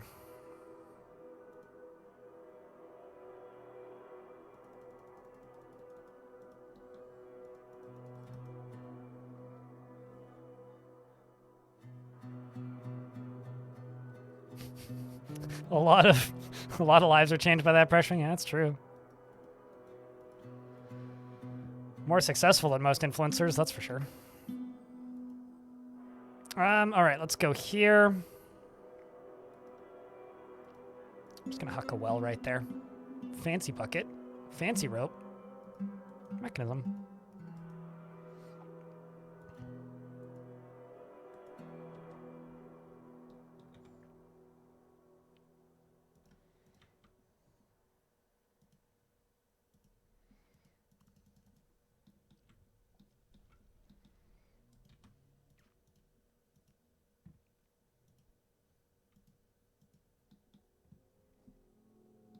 What is this embark?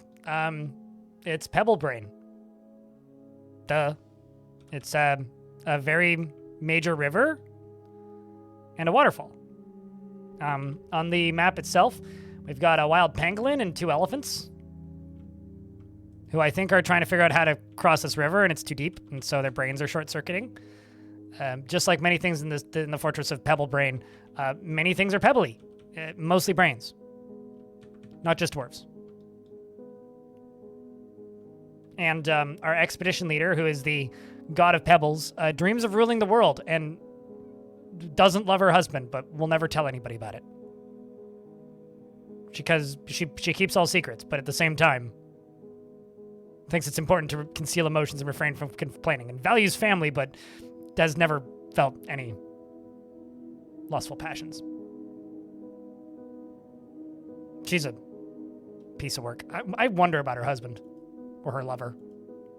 Does not generally seek retributions, is very quick to anger, very greedy, is a pessimist, strong need to pay back favors done for him, thinks that he's fairly important in the grand scheme of things, doesn't try to get things done perfectly, never mind, these two are made for each other, and often is cheerful, doesn't mind wearing something special now and again, and is brave in the face of imminent danger, like his lover. Dreams of raising a family, well, and personally prefers a noisy, bustling life to boring days without activity, and doesn't particularly respect commerce. If they just become lovers, I'm going to give him a tiny bed in her bedroom. She's going to have a massive bedroom, and he's going to have a bed in the corner. I thought I was building an outhouse for a second. It's called a well. What? It's like the inverse of that. Although I could... no, that would be a stool. Chams, come on. I could also make a well into a garbage dump and then throw body parts into the well.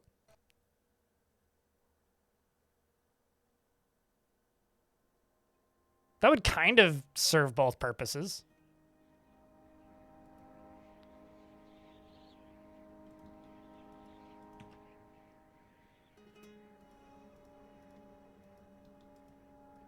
So now they can shower.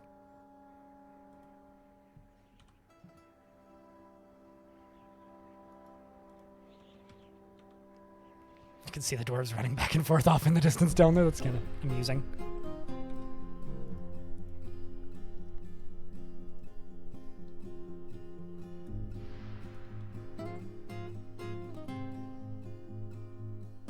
the Titan boas. They're new as alongside of the most recent update to the game, which added a bunch of new creatures. Ponder the Flask! You know, I know that it's probably like the scientific vessel, the flask.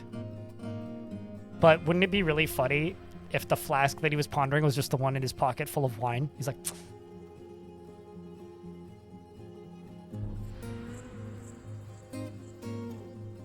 Is it empty yet? Nope. Shall continue to ponder. It's like staring at the can of beer that you're drinking.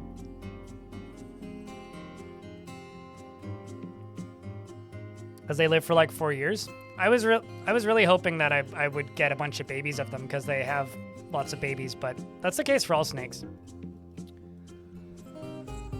It's a little bit disappointed with that. I can try rebuilding their nest box though. These are the ones I actually care about though. You know, and then these guys.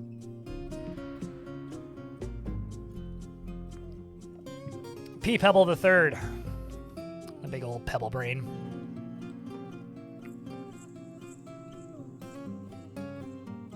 Idibek is a really good name for this fort, though. Yeah, that's fine. Jack Baby Sparrow. I also have an elephant.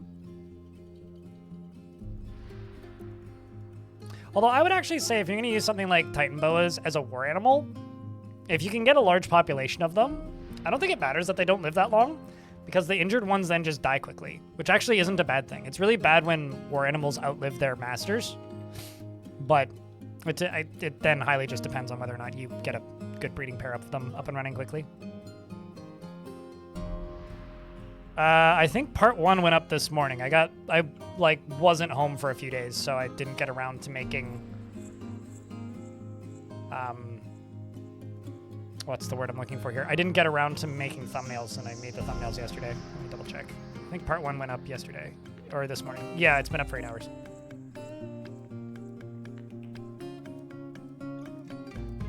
But, if you say video and don't mean VODs, probably I've got the basic outline, like, put together so far. It's one of those, like, I never guarantee what forts get videos, because, like, between the vampire fort and the one that I just did, like, the vampire fort and the dragon fort was, like, 8 different forts that all could have had videos. So, but part 1 of the VODs went up this morning. And I'm looking into whether or not the last fort will work as a video. I have to outline it and, like, figure out a through line first. So, I'm in the reviewing footage stage. It'd be nice if it turns into one, though.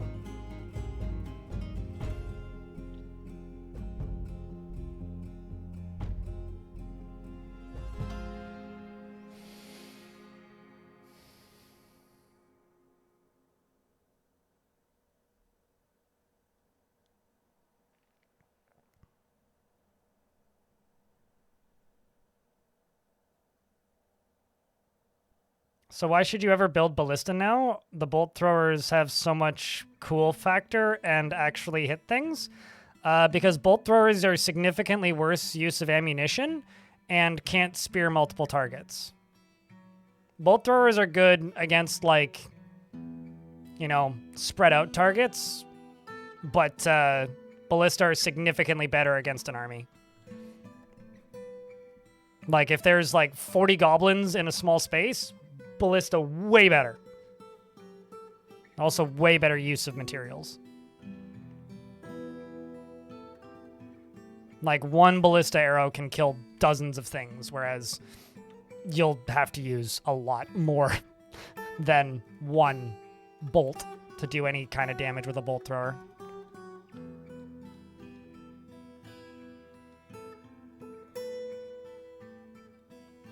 Catapults are basically free. Shadow. Like, the shrapnel that they fire does quite a bit of good damage, and if you have boulders, then they're basically free. Like, there's kind of just no reason to not build a ballista. Or a catapult, rather. Just because, like, you know, they essentially have unlimited ammo.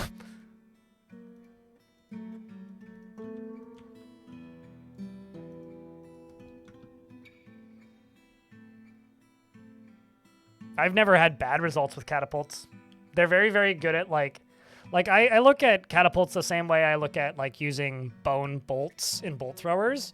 It's the point isn't to kill the enemy with them, it's to soften them up, make them drop their shields, drop a weapon, knock them over, break their legs, cause them to dodge out of the way and get tired. The point isn't to kill the enemy with them. The point is to do enough maiming damage that they fall apart and you can then smack them to death with your weapons with less effort so that your squads don't get tired as quickly. Like that to me is like the point of catapults. It's the entire plan. Shadow. Like bone bolt throwers are crowd control, so are catapults.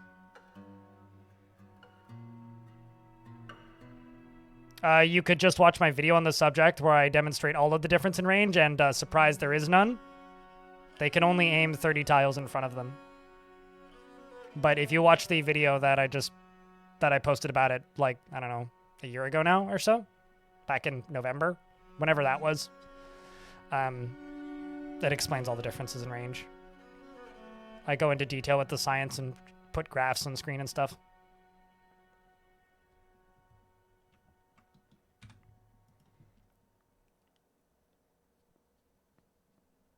To set up a waterfall, as in to build one, or build around one, Jack Sparrow?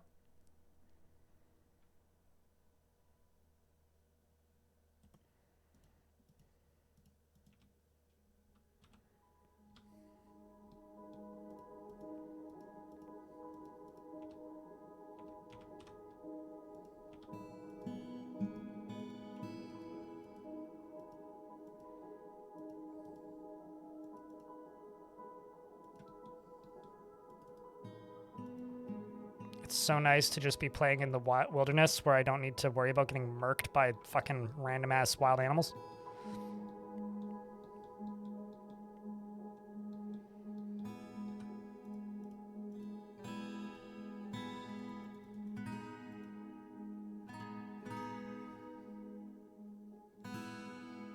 To build one?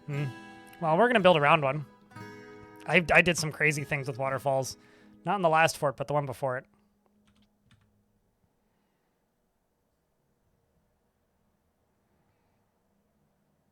I don't know why they changed this, but I'm actually going to set it back. When the last patch came out, a default change got swapped, which is they now display worn clothing dyes in both, and I don't know why that happened. Kind of like being able to tell a dwarf's skills at a glance without having to click on them.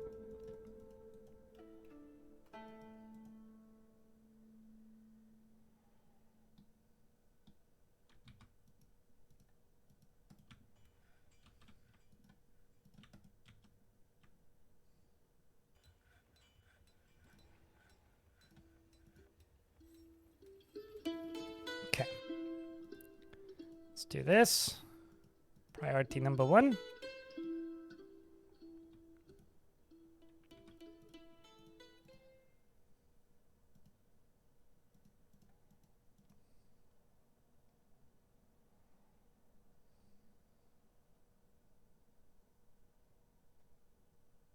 They don't bug out all the time. You just need to make sure that the savage biomes are cleared. Because if they get attacked, they run in fear. And if they can't get to... what's it called? If the livestock gets stuck, it's because they don't have anybody to lead them off the map anymore. It's not really a bug. It's more like really confusing game design, which I guess could be interpreted as a bug. But if you're playing in savage biomes and things are getting stuck, like it's not really a bug. It's mostly just the things getting attacked is tedious to deal with. I don't disagree that it's annoying, but that's, I think, Dwarf Fortress's biggest sin, is it does a really bad job explaining what the fuck is happening in a lot of instances. which I wish Dwarf Fortress was better about, but it's just not. Oh shit, coal. Well, that's awesome. I've got coal. Which is actually awesome. It's a feature. Sure. that's one thing you could call it. I wonder if this is going to freeze. Probably not. I don't actually know yet.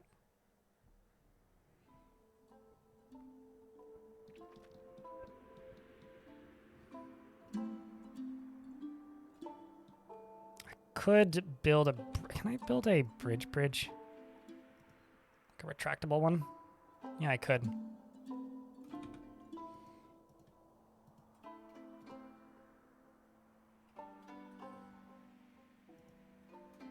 $32 blocks.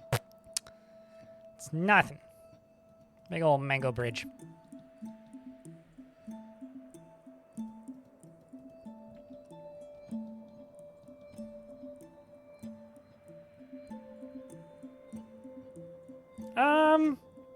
It just means it doesn't get cold enough then. Like an area can be cold and stuff still won't freeze.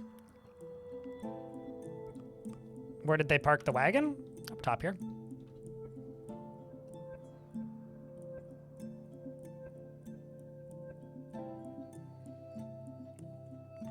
Oh yeah, Phil, also to the people talking about siege weapons, if you haven't used them since last November, you should try them again. It's maybe worth noting. Because they are significantly more effective than they were.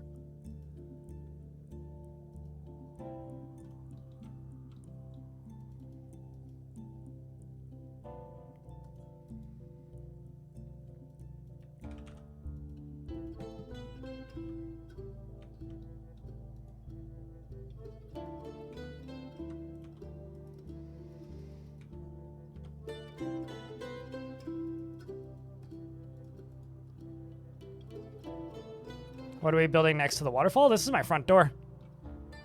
It's going to be the entrance to the fort is what I'm building.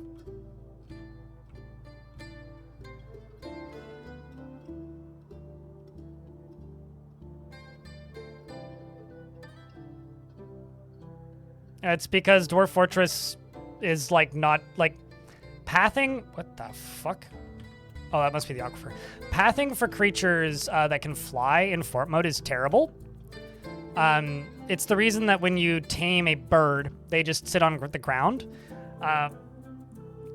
The excuse or explanation I've heard for this in the past is because it's too expensive on the CPU to actually tell them how to fly. So Tarn doesn't bother, or never did, because you don't really need it for fort mode. So if you try to force a flying creatures into fort mode, it's just going to break. Like, you're not going to have a good experience with that, because like if you go out of your way to, I guess that would count for olives, right? But I'm out of olives, so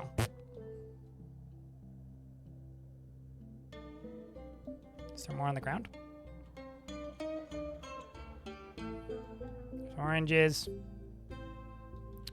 durians. So if you mod the game to like specifically use a flying race of creatures, you're gonna have a shit time. And there like ain't much you can do about it aside from like just deal with it. Because what's gonna happen is it's very easy for them to fly, but they'll only fly in case of like great need or like trying to escape from something that'll kill them, and they'll end up in trees more than dwarves normally would, which is already too much.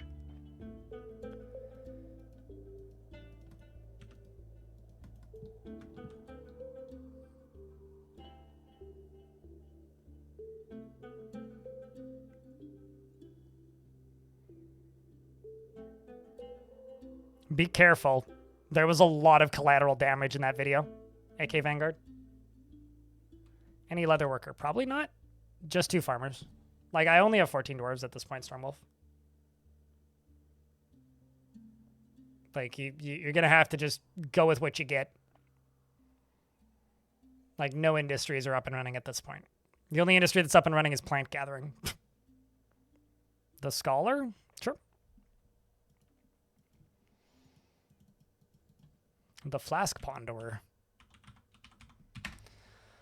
The storm in the wool pursues matter with a single-minded focus, often overlooking other matters.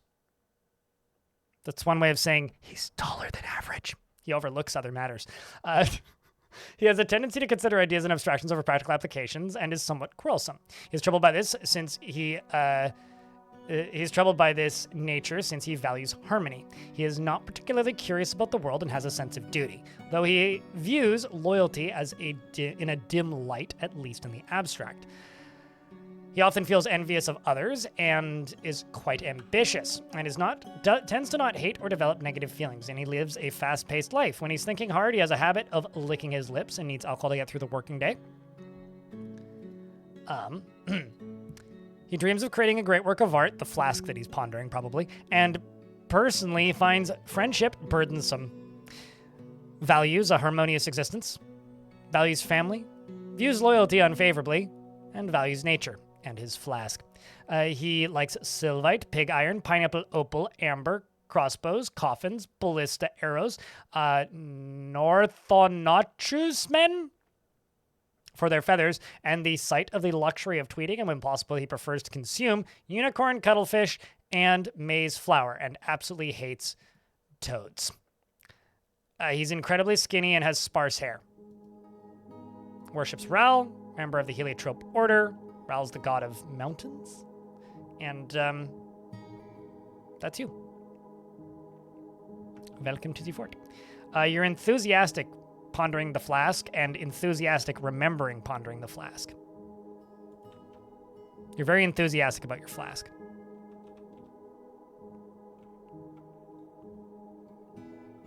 What does acquire object mean? It means he wants to, like, get a new pair of shoes, get some crafts. I was going to say eat a bagel. I don't know why, but eat a bagel. It basically just means that, like, he wants, wants to go shopping.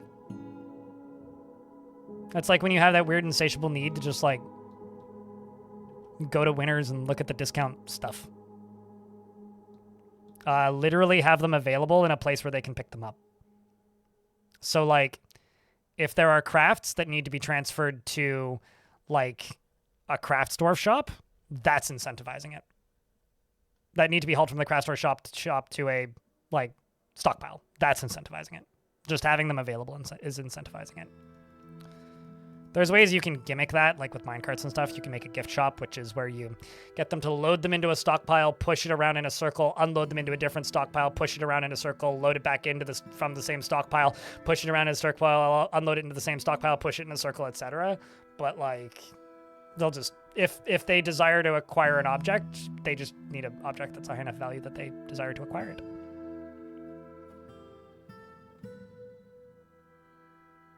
You didn't mean to do complicated stuff, just like war hippos or rhinos? I would say anything that's a grazer, that's a animal, is complicated. So go for bears or grizzly bears or something that isn't a grazer, like one of the new dinos. But I would not go for anything that's a grazer, because then you have to unassign them to be able to do anything with them, which is kind of a pain. All right, let's make wooden cage.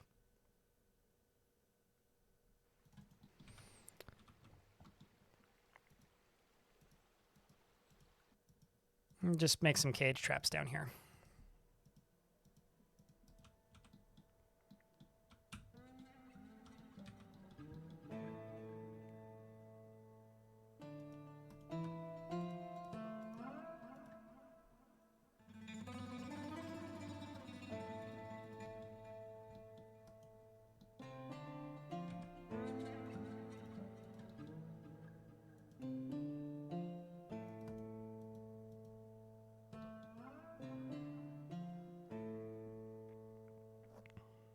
Lots of eggs, no grazing. Yeah, like I traditionally really like bears for that reason, because they don't graze, they breed pretty quickly, they're like low maintenance. They're big enough. Low IQ fort. If you type in !goal, it'll probably give you the TLDR. I've never seen a T-Rex. If you see a T-Rex, I'm sure you could war train it. I'm not going to tell people to go get a T-Rex to war train because that's kind of like telling somebody to go war train a shark. I'd be willing to bet that I won't see a Tyrannosaurus Rex in Dwarf Fortress for a while, and when I do see one in a year and a half, I will freak the fuck out. If you have some in your fort, well, hell yeah. Good for you, man.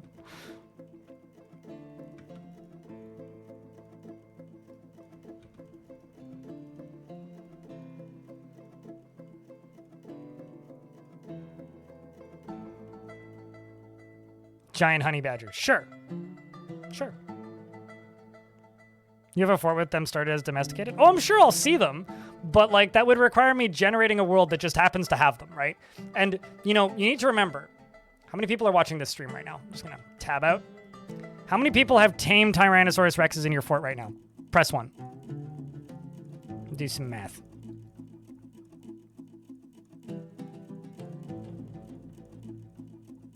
There's 500 people watching the stream at this very minute. So if like 4 people are like, I have tamed Tyrannosaurus Rexes, well, the math is like pretty clear that there should be like at least 30 of you that have that. But also, I would need to generate... Like, some of you probably also have tame woolly mammoths, which is what I was looking for this fort. I looked for woolly mammoths for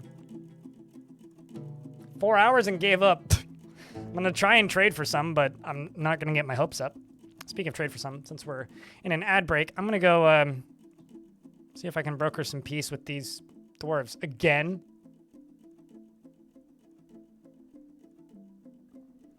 Sorry, what does that say? Hammer heroes. Is that like the heroes of Hammerwatch? This keeps going terribly, but let's try again.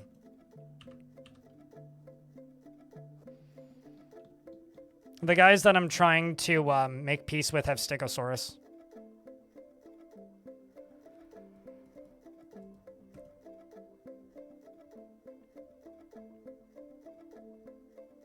You have a cat named Tyrannosaurus Rex? Does that count? Do you really say Tyrannosaurus Rex when trying to call him, or do you just call him Rex? Or is it Tyran? Like, what do you shorten Tyrannosaurus Rex? Or do you call him T? Hey, T! Get over here! Sound like King Gizzard and the Lizard Wizard with light him up, T!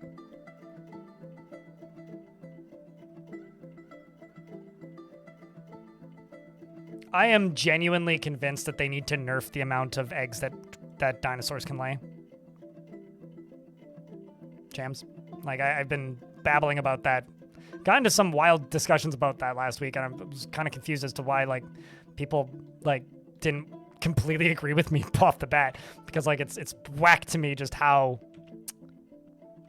ridiculously overpowerful the population growth capacity and potential of dinosaurs is. Mr. T. Definitely. Perfect name for a cat.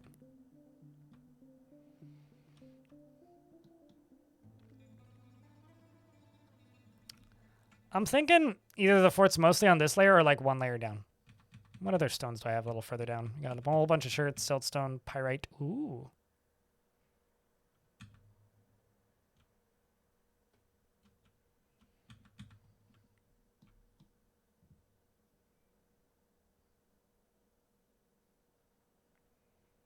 There was a comment that like made me grin, which was the comment on the amount of dinosaur eggs, which was back up, turkeys. We've got a new king in the fort of egg laying.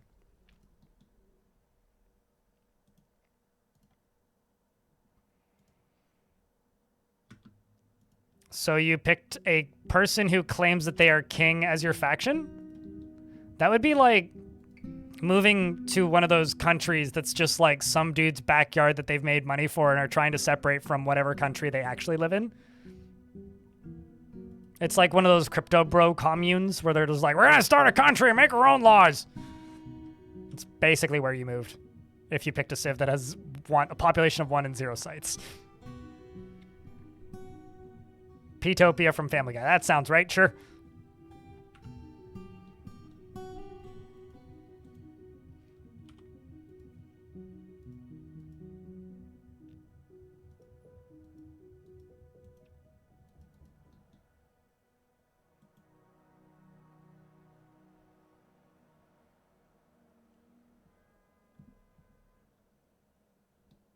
I think I've seen 1 episode of Family Guy in its entirety, so I'm not quick on like Family Guy lore, but I'll just believe it because that sounds like something they would do in Family Guy.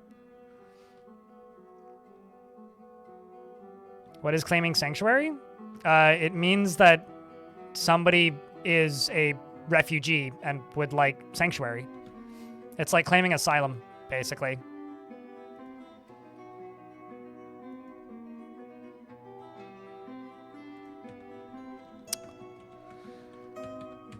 I'm curious about something.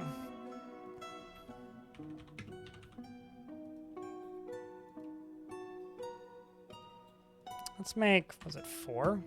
1, 2, 3, 4, 5. I wonder if I can put grates there.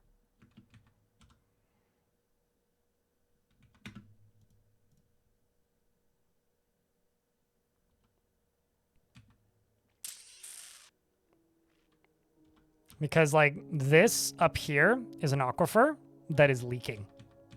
So that's why there's water falling down here. So I'm wondering if I can put grates all the way along here. I wonder.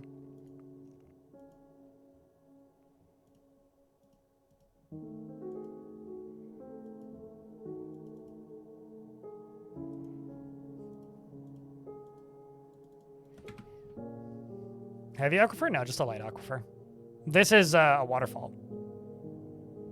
Like if this was this would be a heavy aquifer if this was a light aquifer, but no, just a light aquifer. But it's coming out of up here basically, which is why there's water falling up there. Although actually, if I dig out this side here, then I could do it. But whatever, it's fine. Be a heck of a water slide. I mean, it's like jumping off of a cliff. See how my messenger did this time.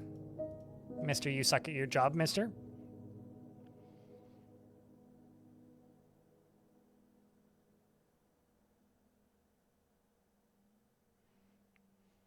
A strengthening of trade proposed by the passionate Anvil was once again rejected. It was an absolute failure. I think I should stop trying. Fine then, you douchebags. We're going to go trade with, not those goblins, these humans then, of plunge clubs. Maybe not them. They seem... Those are kobolds. Maybe these guys over at Paper Boots. Diplomacy. Make contact.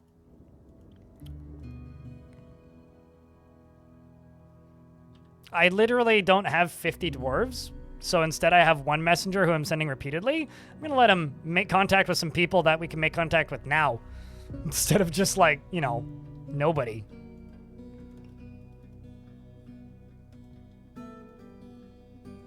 Oh, I probably need something else. Extract from plants. That's the thing I wanted to try doing.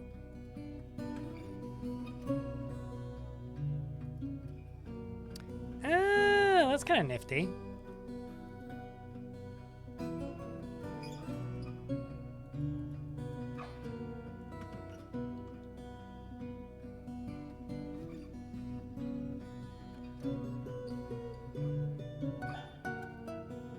Jornelius, thank you very much for the 41st month.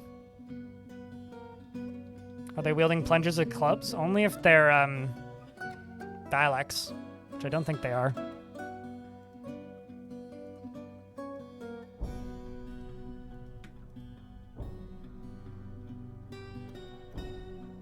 This is a little sketchy, but we'll see if I can pull it off.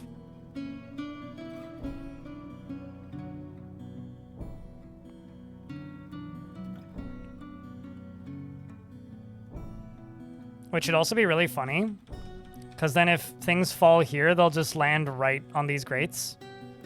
So if my dwarves fall off this cliff, they'll survive. Partially constructed. We made some prep. I'd swear a dwarf just fell off this. Nope. I swear they did, but that's one done.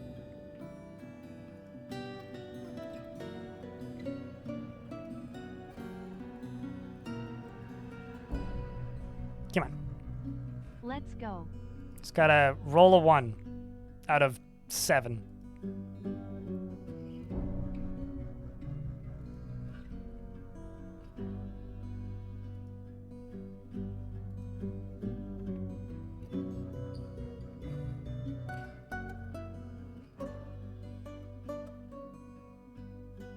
Keep an eye on my pop count when constructing them. I mean, I don't need to because it's not like it's changing very often. Decided to fight boars and died? Boring. Dadrick, thank you very much for the 15 months. Welcome back, dude.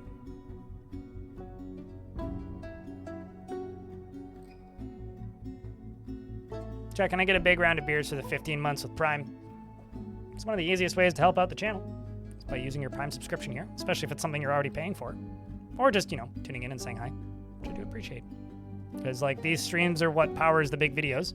That's where I get footage for the big videos. Where does the waterfall go do? It's going to stop more skeletons from appearing down below and also be a weird flex. Which, right now, not much, actually, is what it does. But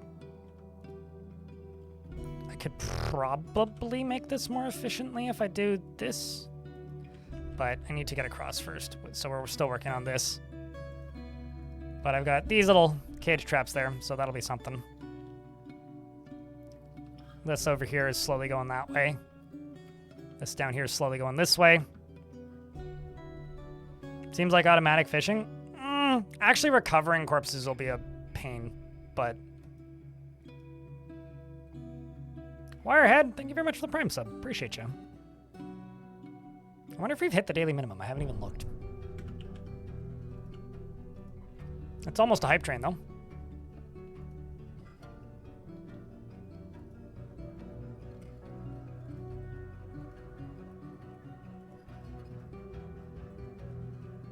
We're about 20 bucks away from the daily minimum.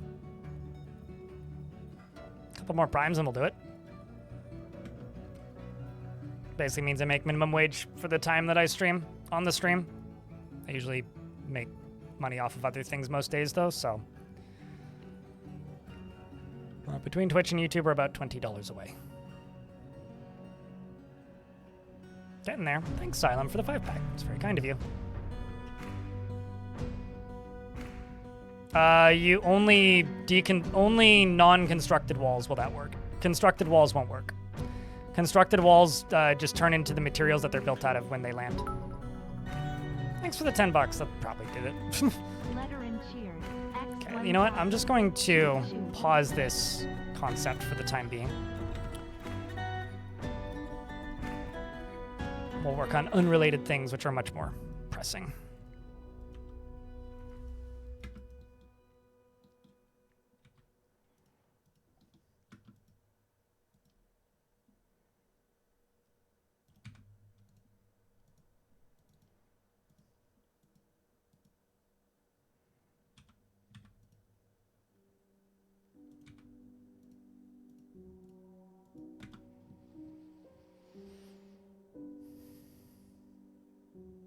Do you have to get it half constructed? If you build a wall, it will turn into the parts that it was when it lands. So if I build a wall here, after connecting it here, and I build it out of bricks, when it hits the bottom, it'll turn into bricks, okay? If I dig out this wall and drop this piece here, it'll be that piece when it lands. So if you build a thing and drop it into a thing, it's not going to deconstruct anything. It's not going to have the effect that you're looking for, period. Like, that's not the way the game works. In order for it to have the effect that you're looking for, you need to drop a non-constructed wall. Doesn't matter if it's half constructed. If it's not a natural wall and you drop it, it'll just become bricks or a boulder or whatever, or wood or whatever you made it out of. So anybody who says that you can drop constructed walls, and if you're trying to drop constructed walls, that's your problem. No, it's not possible. It is possible with natural walls. But like, if I drop this wall, it won't dam anything. If I drop this wall, it'll dam something. I dam stuff all the time with walls. Not constructed walls. Natural walls. So it's very much possible. Just not what you're thinking. Sure it'd be nice though? Yeah. Ain't that the truth?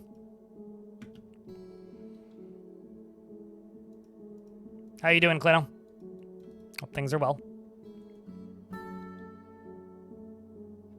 Sure, yeah. Or sometimes ice, but ice can also cause weird problems if it heats up. What did those walls do to be damned? Well, they were damned to fall apart when they hit the bottom.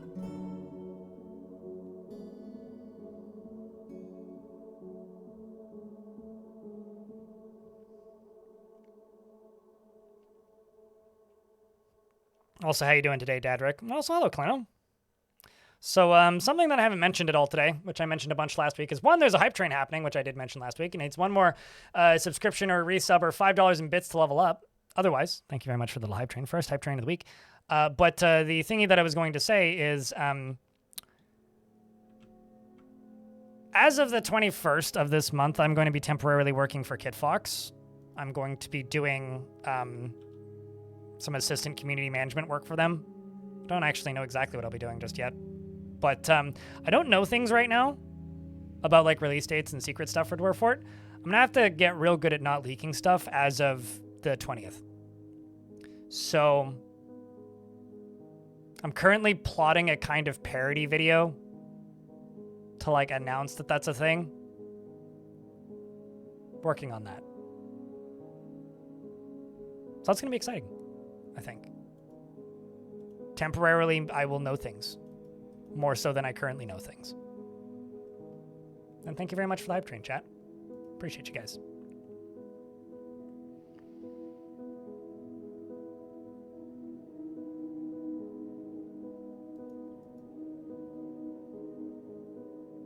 Kuntai just asked to not know things. It's going to be kind of hard to be in their Slack and not see release dates for things. Also, it's going to be kind of hard to be running or helping run their social media and not seeing things. Like, that's kind of not how that job works.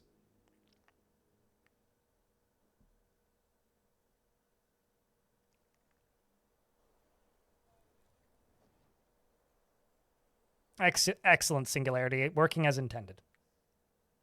Captain Radiator, thank you for leveling up the hype train, I think. Appreciate you, man.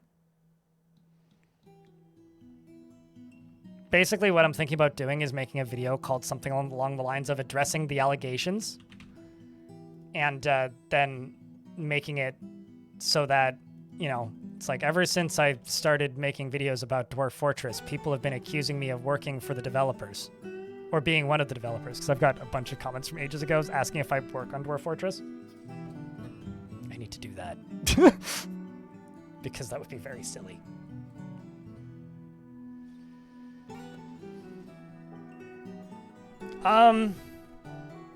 Maybe if you were working for, like, Fortnite. My little sister did QA on Fortnite for a bit, and the stories that she's told me, or rather, did QA for a company that had contracts with Fortnite. And somebody that she knew that she worked with indirectly leaked some stuff onto Reddit and was ejected from that contract gig so fast. Like, went from post to being fired was like less than a day.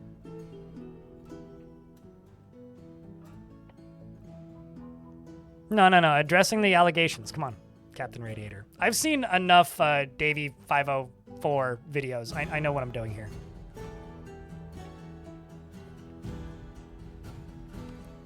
Except I don't play bass. Water. Beagle Beagle. I feel like in the case of working for somebody like KitFox, if you leak stuff, they would just be kind of sad and probably then not renew your contract. If you did it intentionally, if you did it accidentally, they'd probably just be sad and annoyed. But, you know, it kind of goes against all the points of, you know, working for somebody, so I'm not going to do that. If you can't beat the devs, join them. Yeah, well. I spent years trying to get more people to stream Dwarf Fortress, and in some ways it's worked, in some ways it hasn't.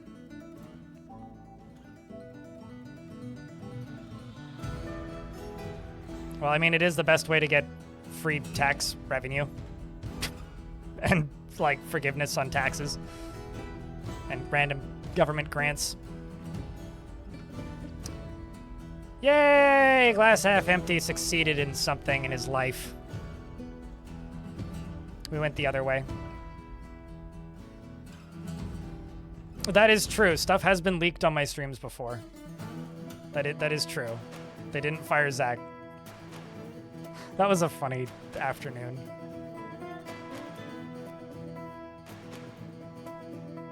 You were not a failure. Nope. No, your pessimism finally won. They attempted to read their opposite underlying motivations, but was swept along. We've opened trade somewhere up there, which is lovely. Can I? No, they literally the only options I have is I can't interrogate with any of their mountain homes. All I can do is declare war on the mountain homes, and some of them are goblins too. These guys. Let's try here. I'm not gonna try the one that I've been trying.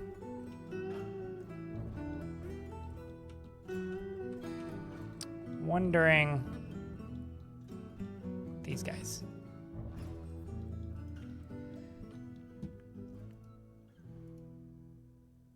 We're gonna go up to here. We're gonna place another one of these. Because turns out these are dangerous. And actually just like blocking this creek off is going to be very helpful for safety.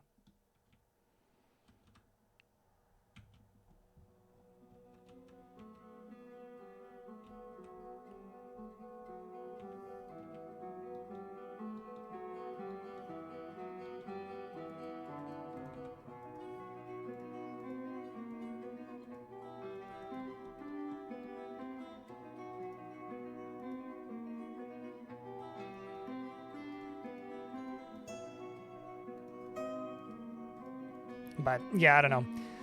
Genuinely the main reason I like accepted that offer when it was prompted was, from my perspective, I was sort of half looking for some sponsors for YouTube videos over the summer, because the summer is the slow season usually, and this year's been very volatile. And paying bills is important. So I decided to start looking into that, and while I was looking into that, that offer showed up, and I was like, you know what, I'll just take that instead, because that just seems better. OSHA doesn't exist in Canada. We have WorkSafe BC here. So, no, it's WorkSafe BC, not OSHA. Paying bills is conformist. Yeah, but I guess I'm a bit of a conformist then. What was the name of that Finnish YouTuber who, like, it suddenly appeared that they hadn't filed their taxes since 2008 and are now looking at, it's like 300-something thousand euros in fines plus the taxes that they owe?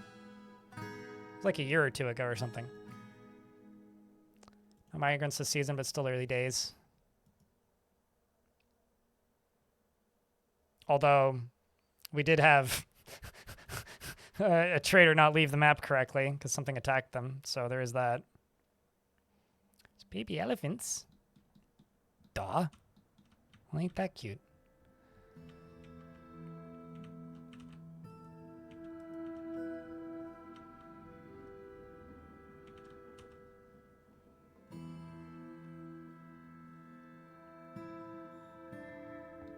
It's crap product A. Crap product A or scam product Y. No, I agree. That's why I went for it.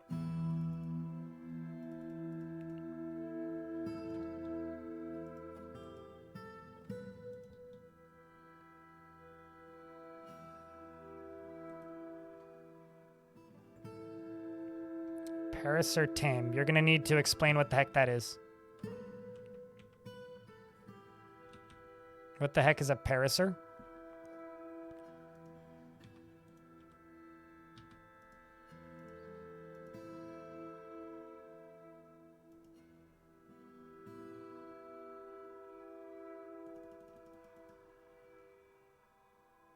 Oh, are they tame? Well, I mean, these are just, like, wild. I do have tame ones, though. Got these guys. But yeah, if you're talking about these things, then these are just random wild elephants. But I don't think that's what those are called. Which is why I was confused, because it's like, that's not what those are, though. They're Dinotheriums. These guys.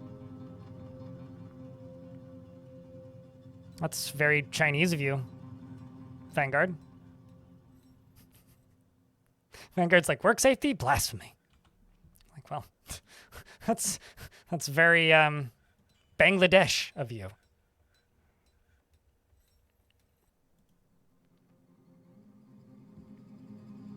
Leakers just gotta not be employed by the people whose content they're leaking.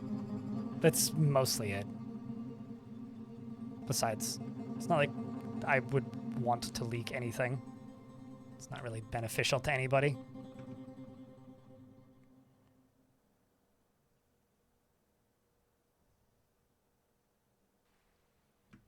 And I've gotten the book thrown at them. You know that, like, if you are incorporated as an LLC and your LLC is based around making YouTube videos, YouTube expenses are work expenses, right? Like, there's a difference between claiming YouTube expenses as work expenses, which they are, and not filing your taxes. There's a very big difference between those two things. Like, every video game that I buy is expensed. Period. Like, everything that I purchase for YouTube videos is expensed. All of the art that I commission is expensed. But I then take those expenses and go and pay those taxes.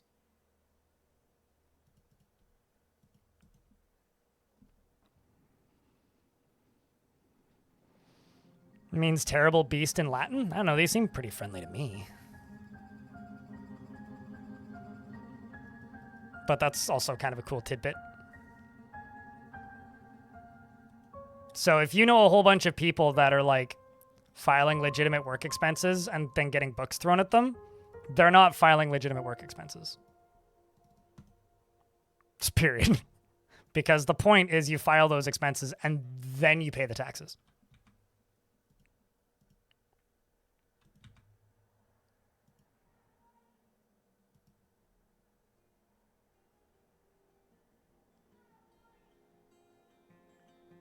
Like, as an example, this controller, work expense. This microphone, work expense. All of these monitors, work expense. So, you'd get the book thrown at you if you never paid the taxes that you filed for. Unless you've been filing things that aren't a legitimate work expense. Like if you, I don't know, I'm trying to think. I don't even know what your expenses would be at that point, or what you would even claim as expenses at that point, but like, if you're claiming something that you're not using for YouTube as a YouTube expense, then yeah, sure, you'd get something thrown at you, for sure.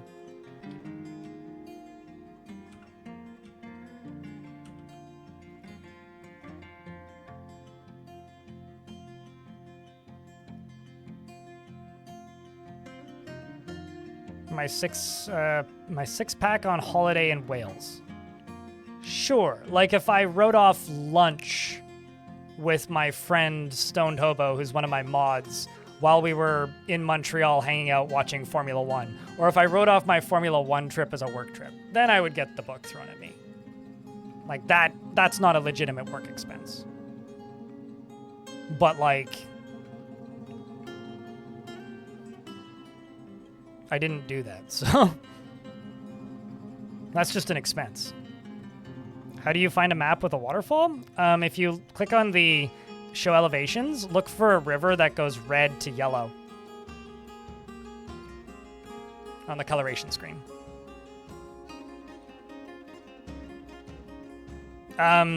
If you're really ballsy and want to push laws, this isn't a costume. So, like, as an example, this is just the clothing I wore to work today. You don't write off the clothing that you wore to work that day. If I had a uniform or a costume, then sure. So, like, if I was a full-body VTuber with, like, what are those body scan suits called? The things with the balls on them that are blue that they wear in, like, capture gear. Like, that would be an expense. If I wore costumes, that would be an expense.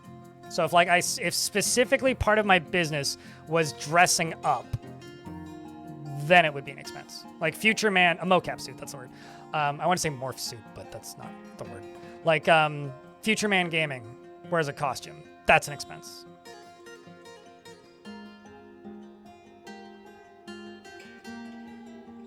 You have the same CoffeeZilla shirt? Fuck yeah, dude. Just here to promote Crime is Legal. Speaking of Crime is Legal, embrace the void.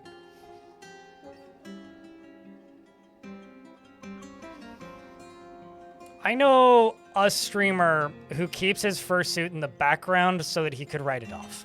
And wears it like one day a month so he can write it off. Like, there are ways to do stuff like that, but, you know. It's just a morph suit with ping pong balls attached. It's just spots to track with the camera, yeah. I also have the white one, Abrax. But no, I've never bothered with any of that. Writing off your food and stuff. It's like, I'll write off all the computer hardware I buy, assuming I'm using it for work. Like, I'm not writing off my eBay computer that I'm putting together to run under my TV because I'm never going to stream with it.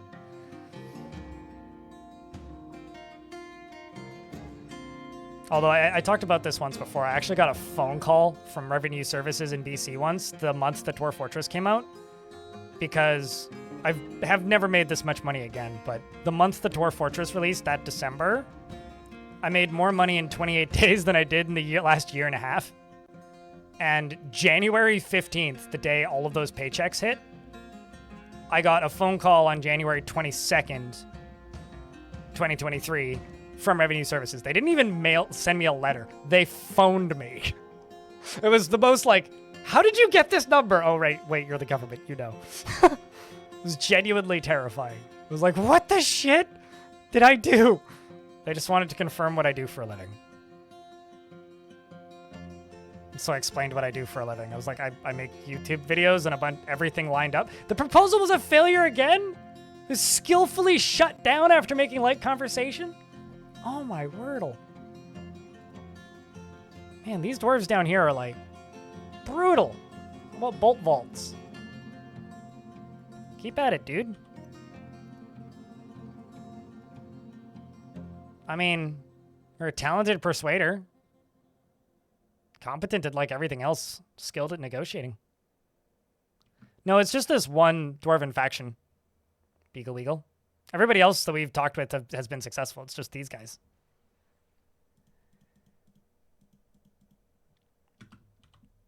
Also, who drowned?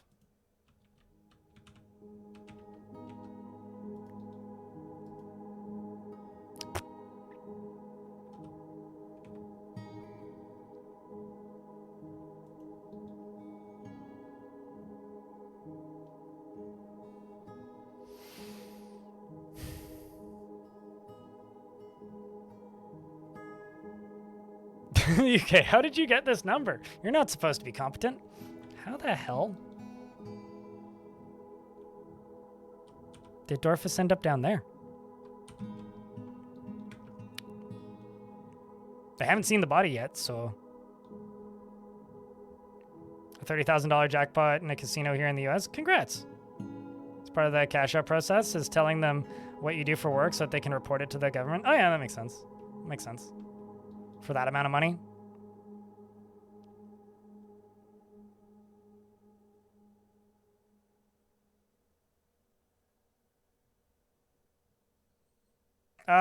Bones, generally. If you're doing any kind of butchering or have like any sorts of animal parts, bones, otherwise wood.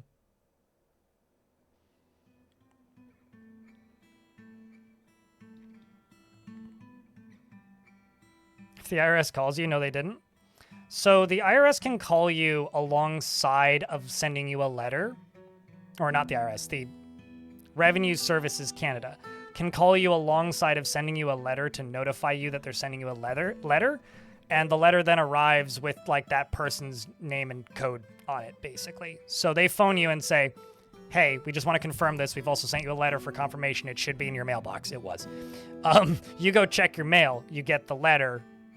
It confirms who they are. They say that they're that person before you even fucking look at it. I hadn't checked my mail in a few days.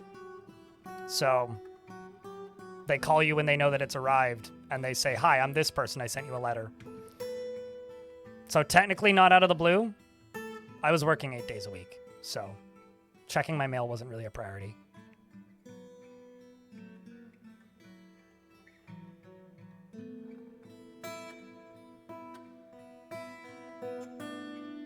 But it's only happened once. Okay, now I can do the rest of this. Because this is just getting pumped over faster than it's coming out of here.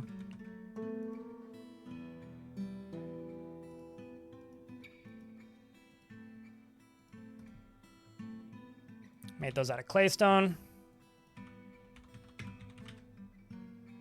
I was gonna say my population dropped again, but that's because the dwarf left. If that additional context helps, that's how that process works. ClanoDev.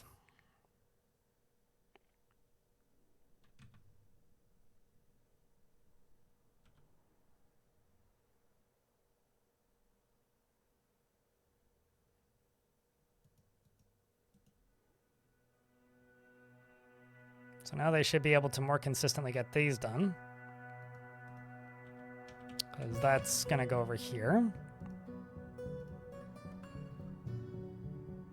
Light aquifers have not been changed since version 47.05.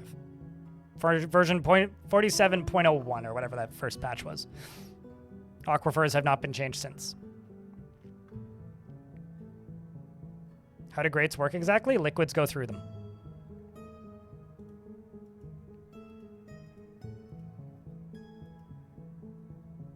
It's pretty straightforward, really. But you can't build them if there's more than one water in the tile. So I need the dwarves to come here to build them.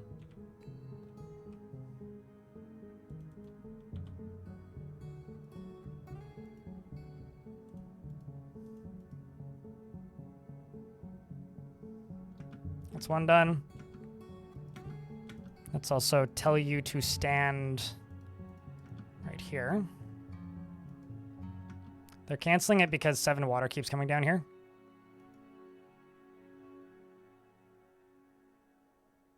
How do bars work? Mist goes horizontally, or like water goes vertically through them or horizontally through them. Basically, dwarves don't walk through them. They can jump through them, and liquids can pass through them. There really isn't much more to explain than that.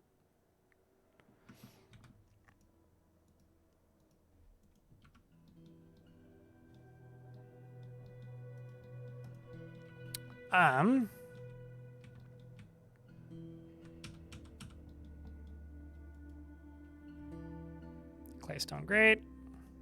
Probably working on that right now. There you go. Well, great's water and like rain and lava. It's any liquid. Blood even. That's also not true, Zortos. Items won't flow through a bar. Grates and bars are the same thing, except grates need to be built and then placed, whereas bars just need to be a bar. And then if they're deconstructed, they go back to being the bar again instead of going to being a unconstructed grate. So no, what you're saying is actually kind of pretty far off, Zortos.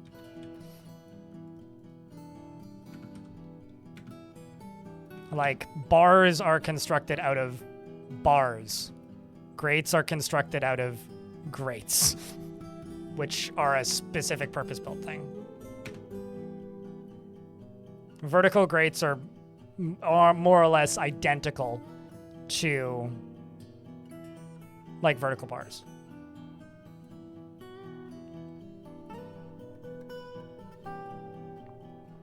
You're better off making you're best off making mist generators with anything that blocks pathing, but doesn't create a wall. So statues will work just fine. Bars will work just fine.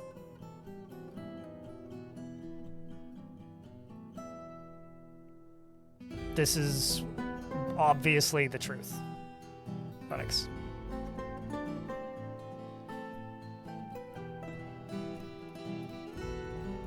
Sorry to just be like wrong, Zortos, but it is what it is.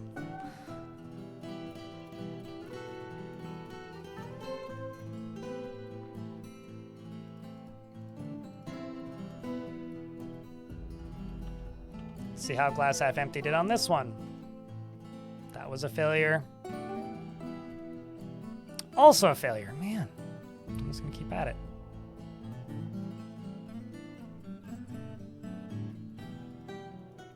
They are aware of me now, so they'll probably trade with me anyway, but...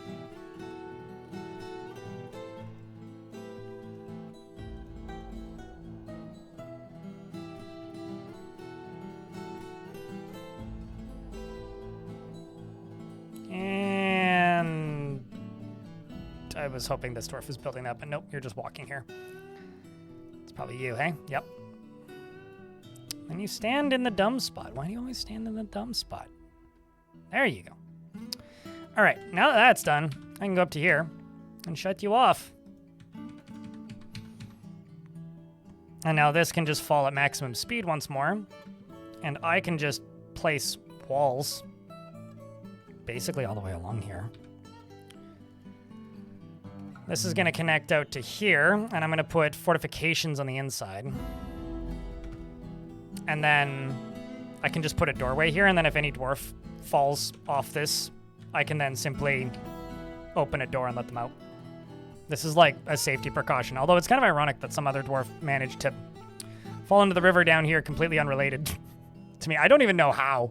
Like, that makes no sense. Unless you fell down this, which is possible, but doesn't really make much sense how they managed that.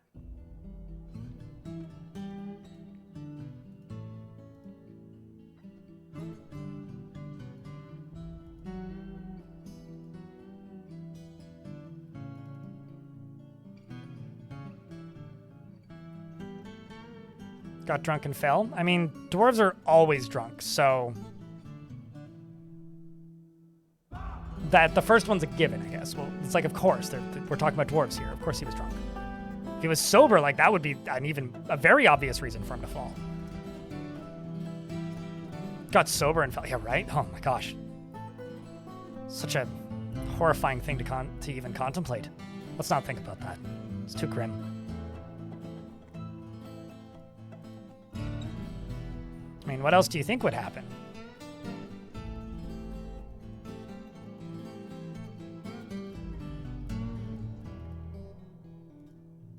Just wonder what, if any, plants I have I can extract from, because I don't think I have cobalt bulbs, so fiddling with this too much. Wait. No, never mind. I'm just seeing shit. Scrolling too fast and freaking out.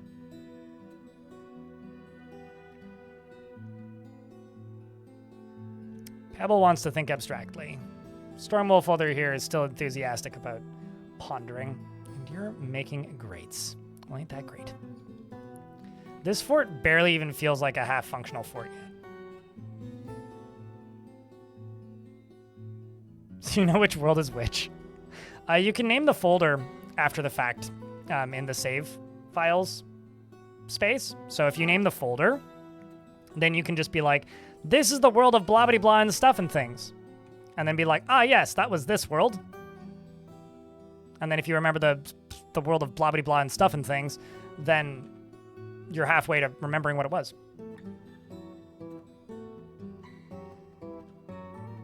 But a fish can be a tuna. So Sort that with your noodle.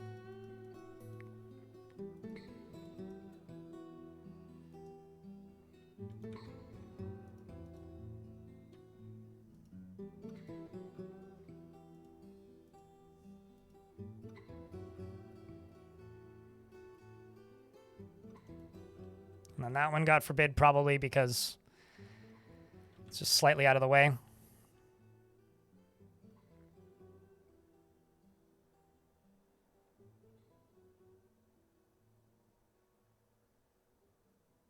Thus, reducing access to water is key. Well, okay. You do need access to water for one specific, very important purpose.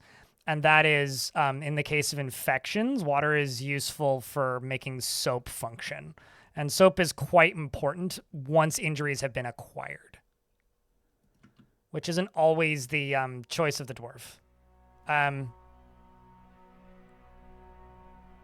The carpenter's head takes the full force of the impact, and the part explodes into gore. Well, Sir Duncan, I got bad news for you. You went Sir Duncan in the creek. Rest in peace there. Victim number 2. Yep, of me trying to make this safer, mind you. I think it was also the dwarf trying to build this.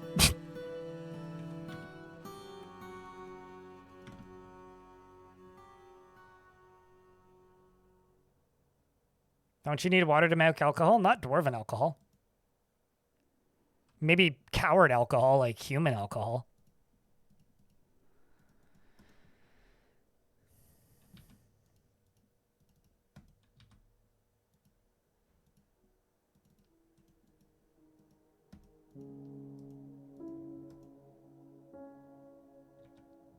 I swear this will be safer once all this is done. Human alcohol might as well be water. Can I fish off a cliffside? If you're 1Z level above it, yeah. I'm gonna have to do some damming of this river regardless, because in order for this whole thing to be sustainable, I'm gonna need to be able to get those bodies out of the river. But I think I'm just gonna slab up the 2 that died.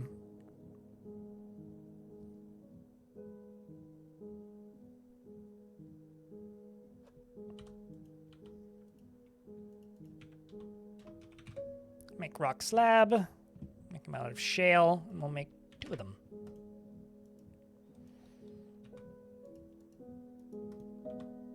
And also wooden door. Let's make 4 of them. I do really quite like the way this fortress entrance is looking, though. I think it's going to look absolutely awesome once this gets a little further along. Even though it's obviously very unfinished. I do think this is going to be a really cool fort when it's all complete. Or closer to some state of complete.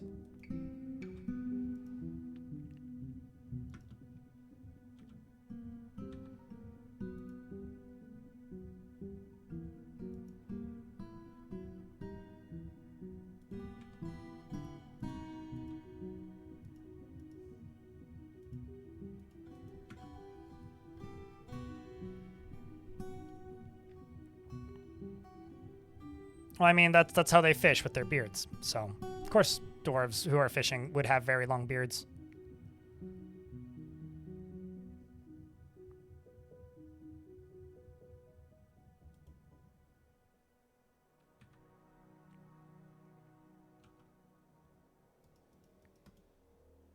With their beards. Beagle beagle. How else would they fish?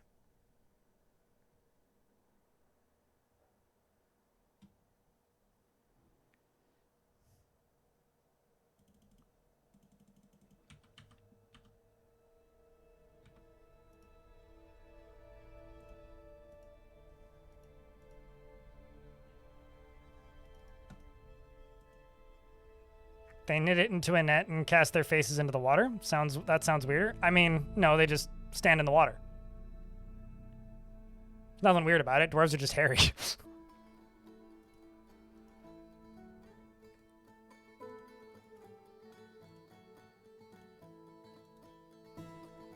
I mean, the classic statement is it's only weird if you make it weird.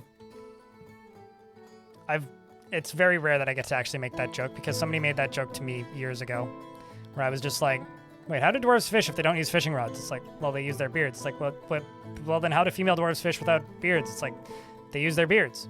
It's like, what beards? It's like, I mean, it's better than their toe hairs.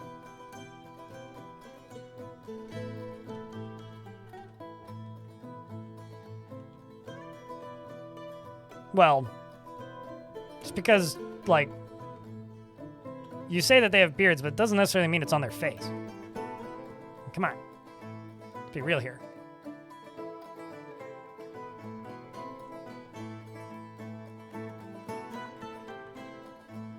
Why do dwarves hoard socks? Because you haven't given them somewhere to put them. Do you not hoard socks? I'm sure you have more than one pair of socks.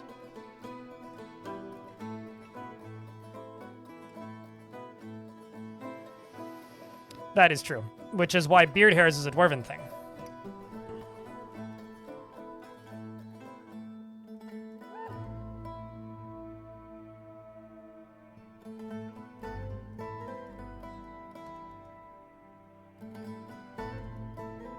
Okay, so you go there, plunk that down.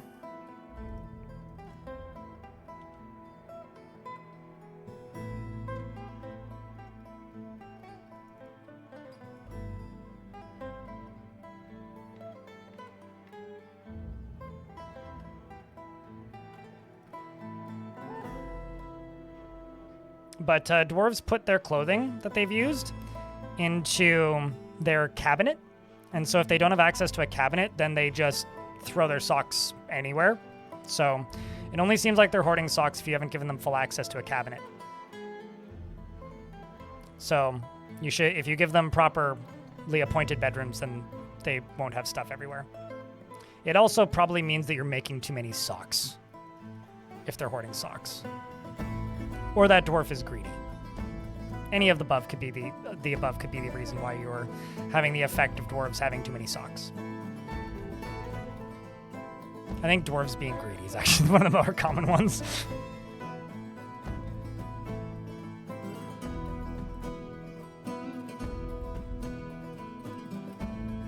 Yes, no, I can confirm that my toes have hair. Like, not a large amount, but my big toes do, which is good as a type 1 diabetic. A human caravan has arrived. Overall trade sentiments are cautious.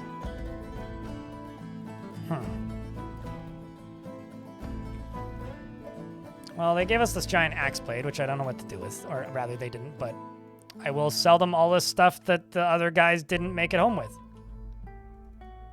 Like all these wheelbarrows and these crowns.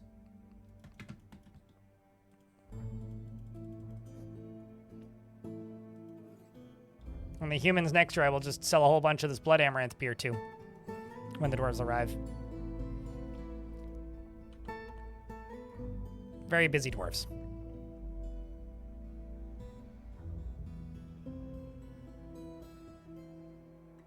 Honestly, I choose to not take everything and blank and assume that everything I read on the internet is a fact. I'll be like, sure, I believe that you'd have more hair in a place if you've got good circulation there. But, like, I don't think that's what balding is. I feel like this is correlation and not causation kind of thing.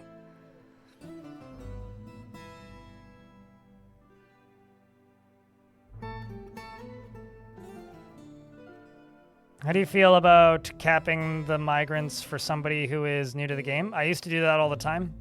If you feel overwhelmed, cap migrants. Like, if you feel that something is beneficial to your playstyle and the way that you're learning the game, do it. Turn off enemy threats. Turn off were creatures. Turn off vampires. Like, cut the population in a third. Like, do whatever you need to do, man. Whatever you feel makes learning the game a smoother process, who am I to say otherwise?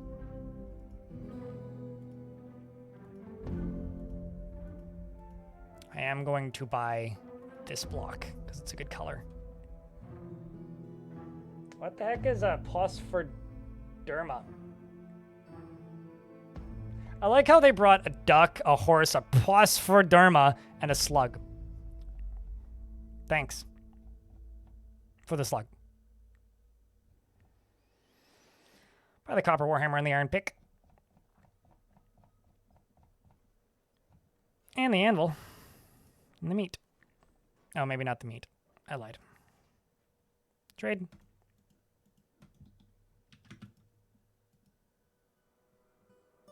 Is that aquatic?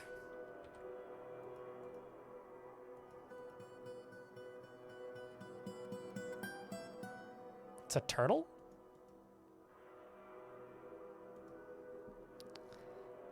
A very small reptile with a divided carapace.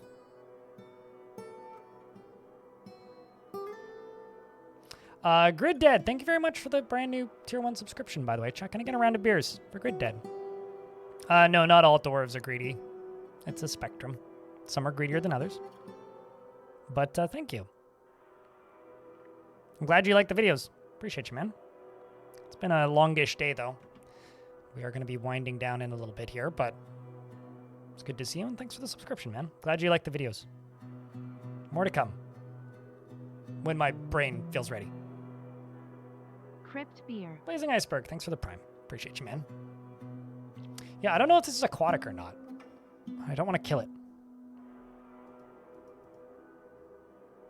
But it kind of looks like a turtle.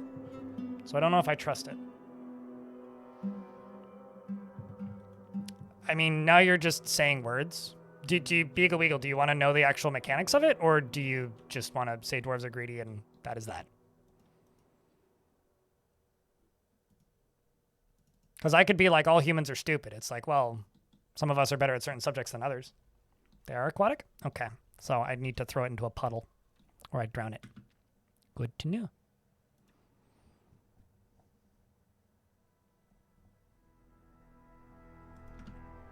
So if you read a dwarf's description, here, under their traits, this is how they differ from the norm, okay? So every single faction, by that I mean dwarven faction, goblin faction, human faction, etc., have their baseline traits. This is how they deviate from the norm. So this means that this dwarf has a low sense of self-esteem in comparison to the standard default middle of the road norm. Every now and again, and I think this has happened like maybe once in the last 5 years, you'll have a dwarf that doesn't have any traits because they are right down the middle. Same with values.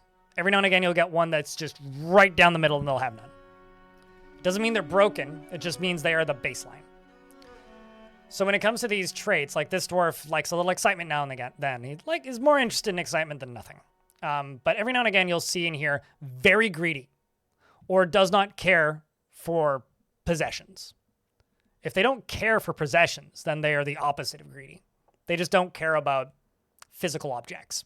And they probably won't gain the need to acquire object very quickly, if at all.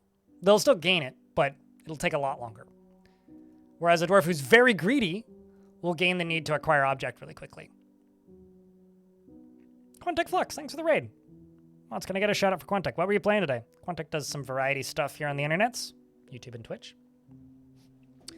New me, same underwear. What? How's it going? Oh, just animal hunting. Looking for new animals. Dwarf Fortress added a pile of new prehistoric creatures recently. So I'm looking for those, like these guys, which are my newliest acquired new animals.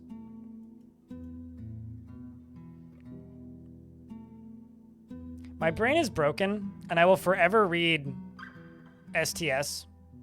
My brain inserts a 0 or an O into that, and I read it as Sword of the Stars, not Slay the Spire.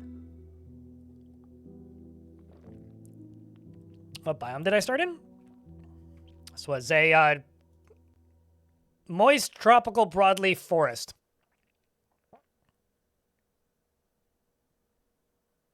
Yes.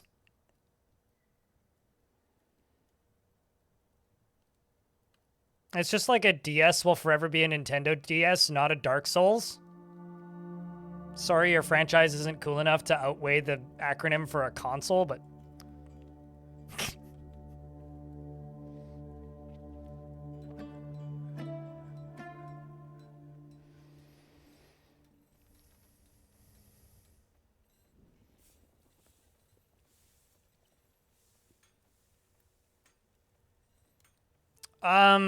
Virtually impossible, Gridhead. Also, I did not say that. You said that. But if you watch my video with the title Cult about Gortusk, when I built a cult in Dwarf Fortress, that's what happens when you try to manipulate all the dwarves into all following one religion. You end up expelling like 3/4 of the population constantly, and then eventually dropping them all in a volcano. AC? No, that's air conditioning. It's not even a franchise of video games. You know, speaking of video games, I have an existential thing that I heard quoted recently, which I want to say this is a Rob Zacny quote. But it is entirely possible and becoming actually kind of clear that the reality is video games are an inherently millennial phenomenon. At least, like, the current iteration of video games. Fucks me up, man.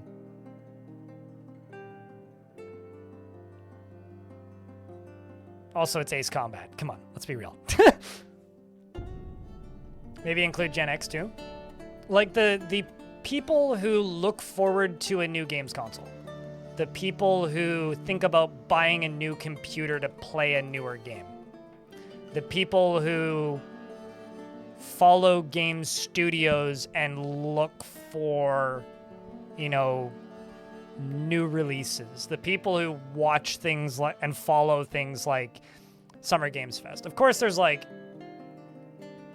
fissures in that rule. Like, it's not a all-encompassing rule.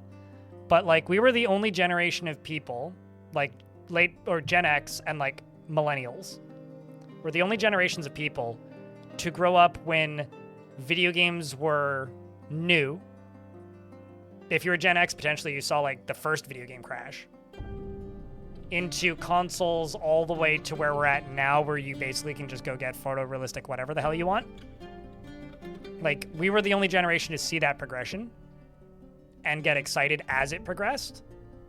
Meaning, you're not gonna have a very easy time getting an 11-year-old excited about a new console, because they haven't seen it go from 0 to where it's at now.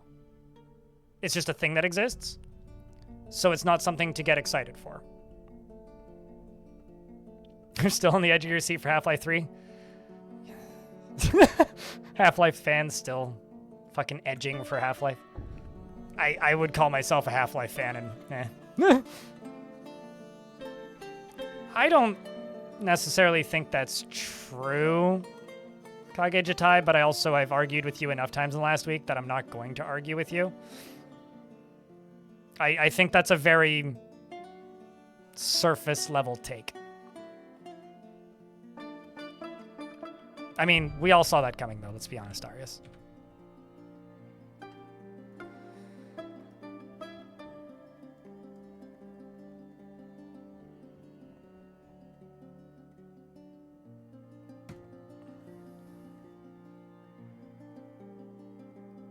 You have a dwarf that stacked 13 crowns on his head? Hell yeah! I had a dwarf that was moving really slowly and then realized that he had like 30-something lead bracelets on.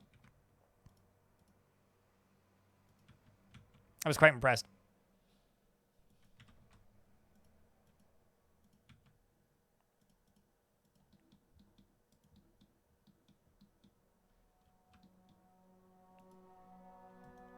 It's just Dwarven swag to the max. So how's the dinos? There's 100 new creatures in Dwarf Fortress that weren't in Dwarf Fortress before. He's doing the DBZ weight training management. That's the joke I made when I saw that. It's the Goku workout plan. Yes. No, I have a theory, actually. Is, I don't have kids. I have friends that have kids. I know people who have kids. people in their 30s with kids don't buy their kids a console for Christmas. They hand their kids the iPad when they get themselves a new console for Christmas. And I think that's part of it.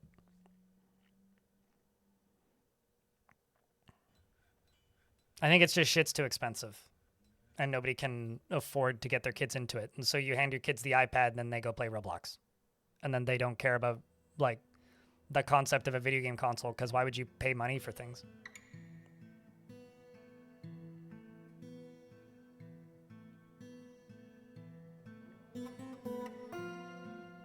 Without DOS prompts?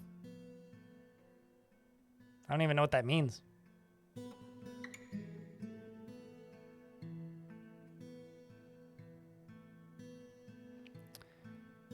How do you increase your adventurer's various stats? What stat are you trying to increase? AK Vanguard? Give me a stat.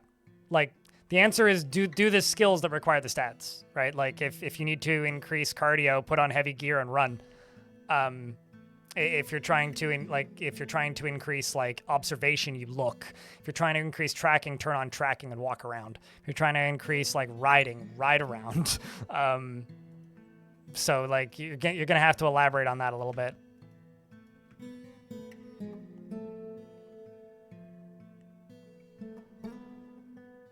Oh, I just had that written. When I had the one period of time in my life where I had to do DOS prompts on a computer, I just had them written down on a sticky tab. My dad wrote them down for me.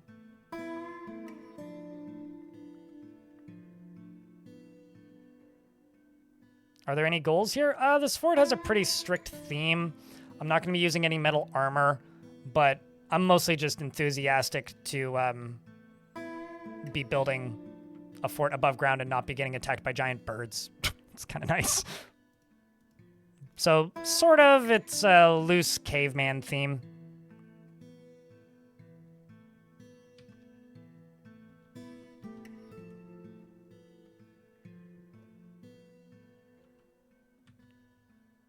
That's cool. Great Dad.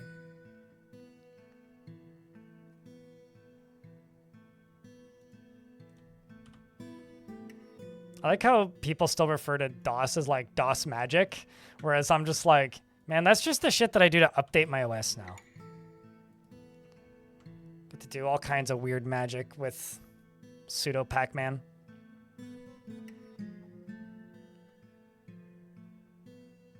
I have a soft goal to try and acquire mammoths as well. Or woolly rhinos. Either or.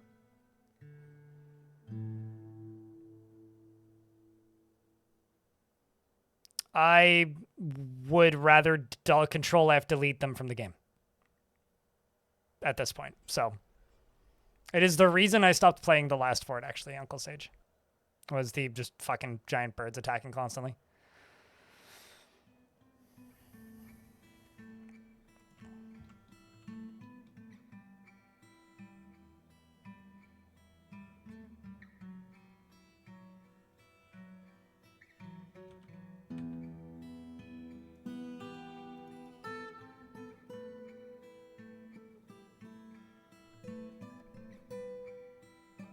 Later, AK Vanguard. You have a good night. But, I mean, I've told this before. I'm not going to go digging for it because it's actually kind of deep in a box right now. But I have a disc with the first ever video game I ever played. Still. It's a copy of Demon Attack for the Tandy 800 on a big-ass floppy disk. The big ones. Back when floppy disks were still floppy. I have a very old copy of that. And I think about that disc often. My mom and dad also used to tell me stories about that disc like it was this horrible thing that ruined their lives. It was like this game that they bought that came with some software bundle thing that they bought for that computer that my dad then wasted like a week of his life on and then decided that it was a dumb waste of time. And then he just like deleted it and never messed with it again. And I genuinely think it's very funny.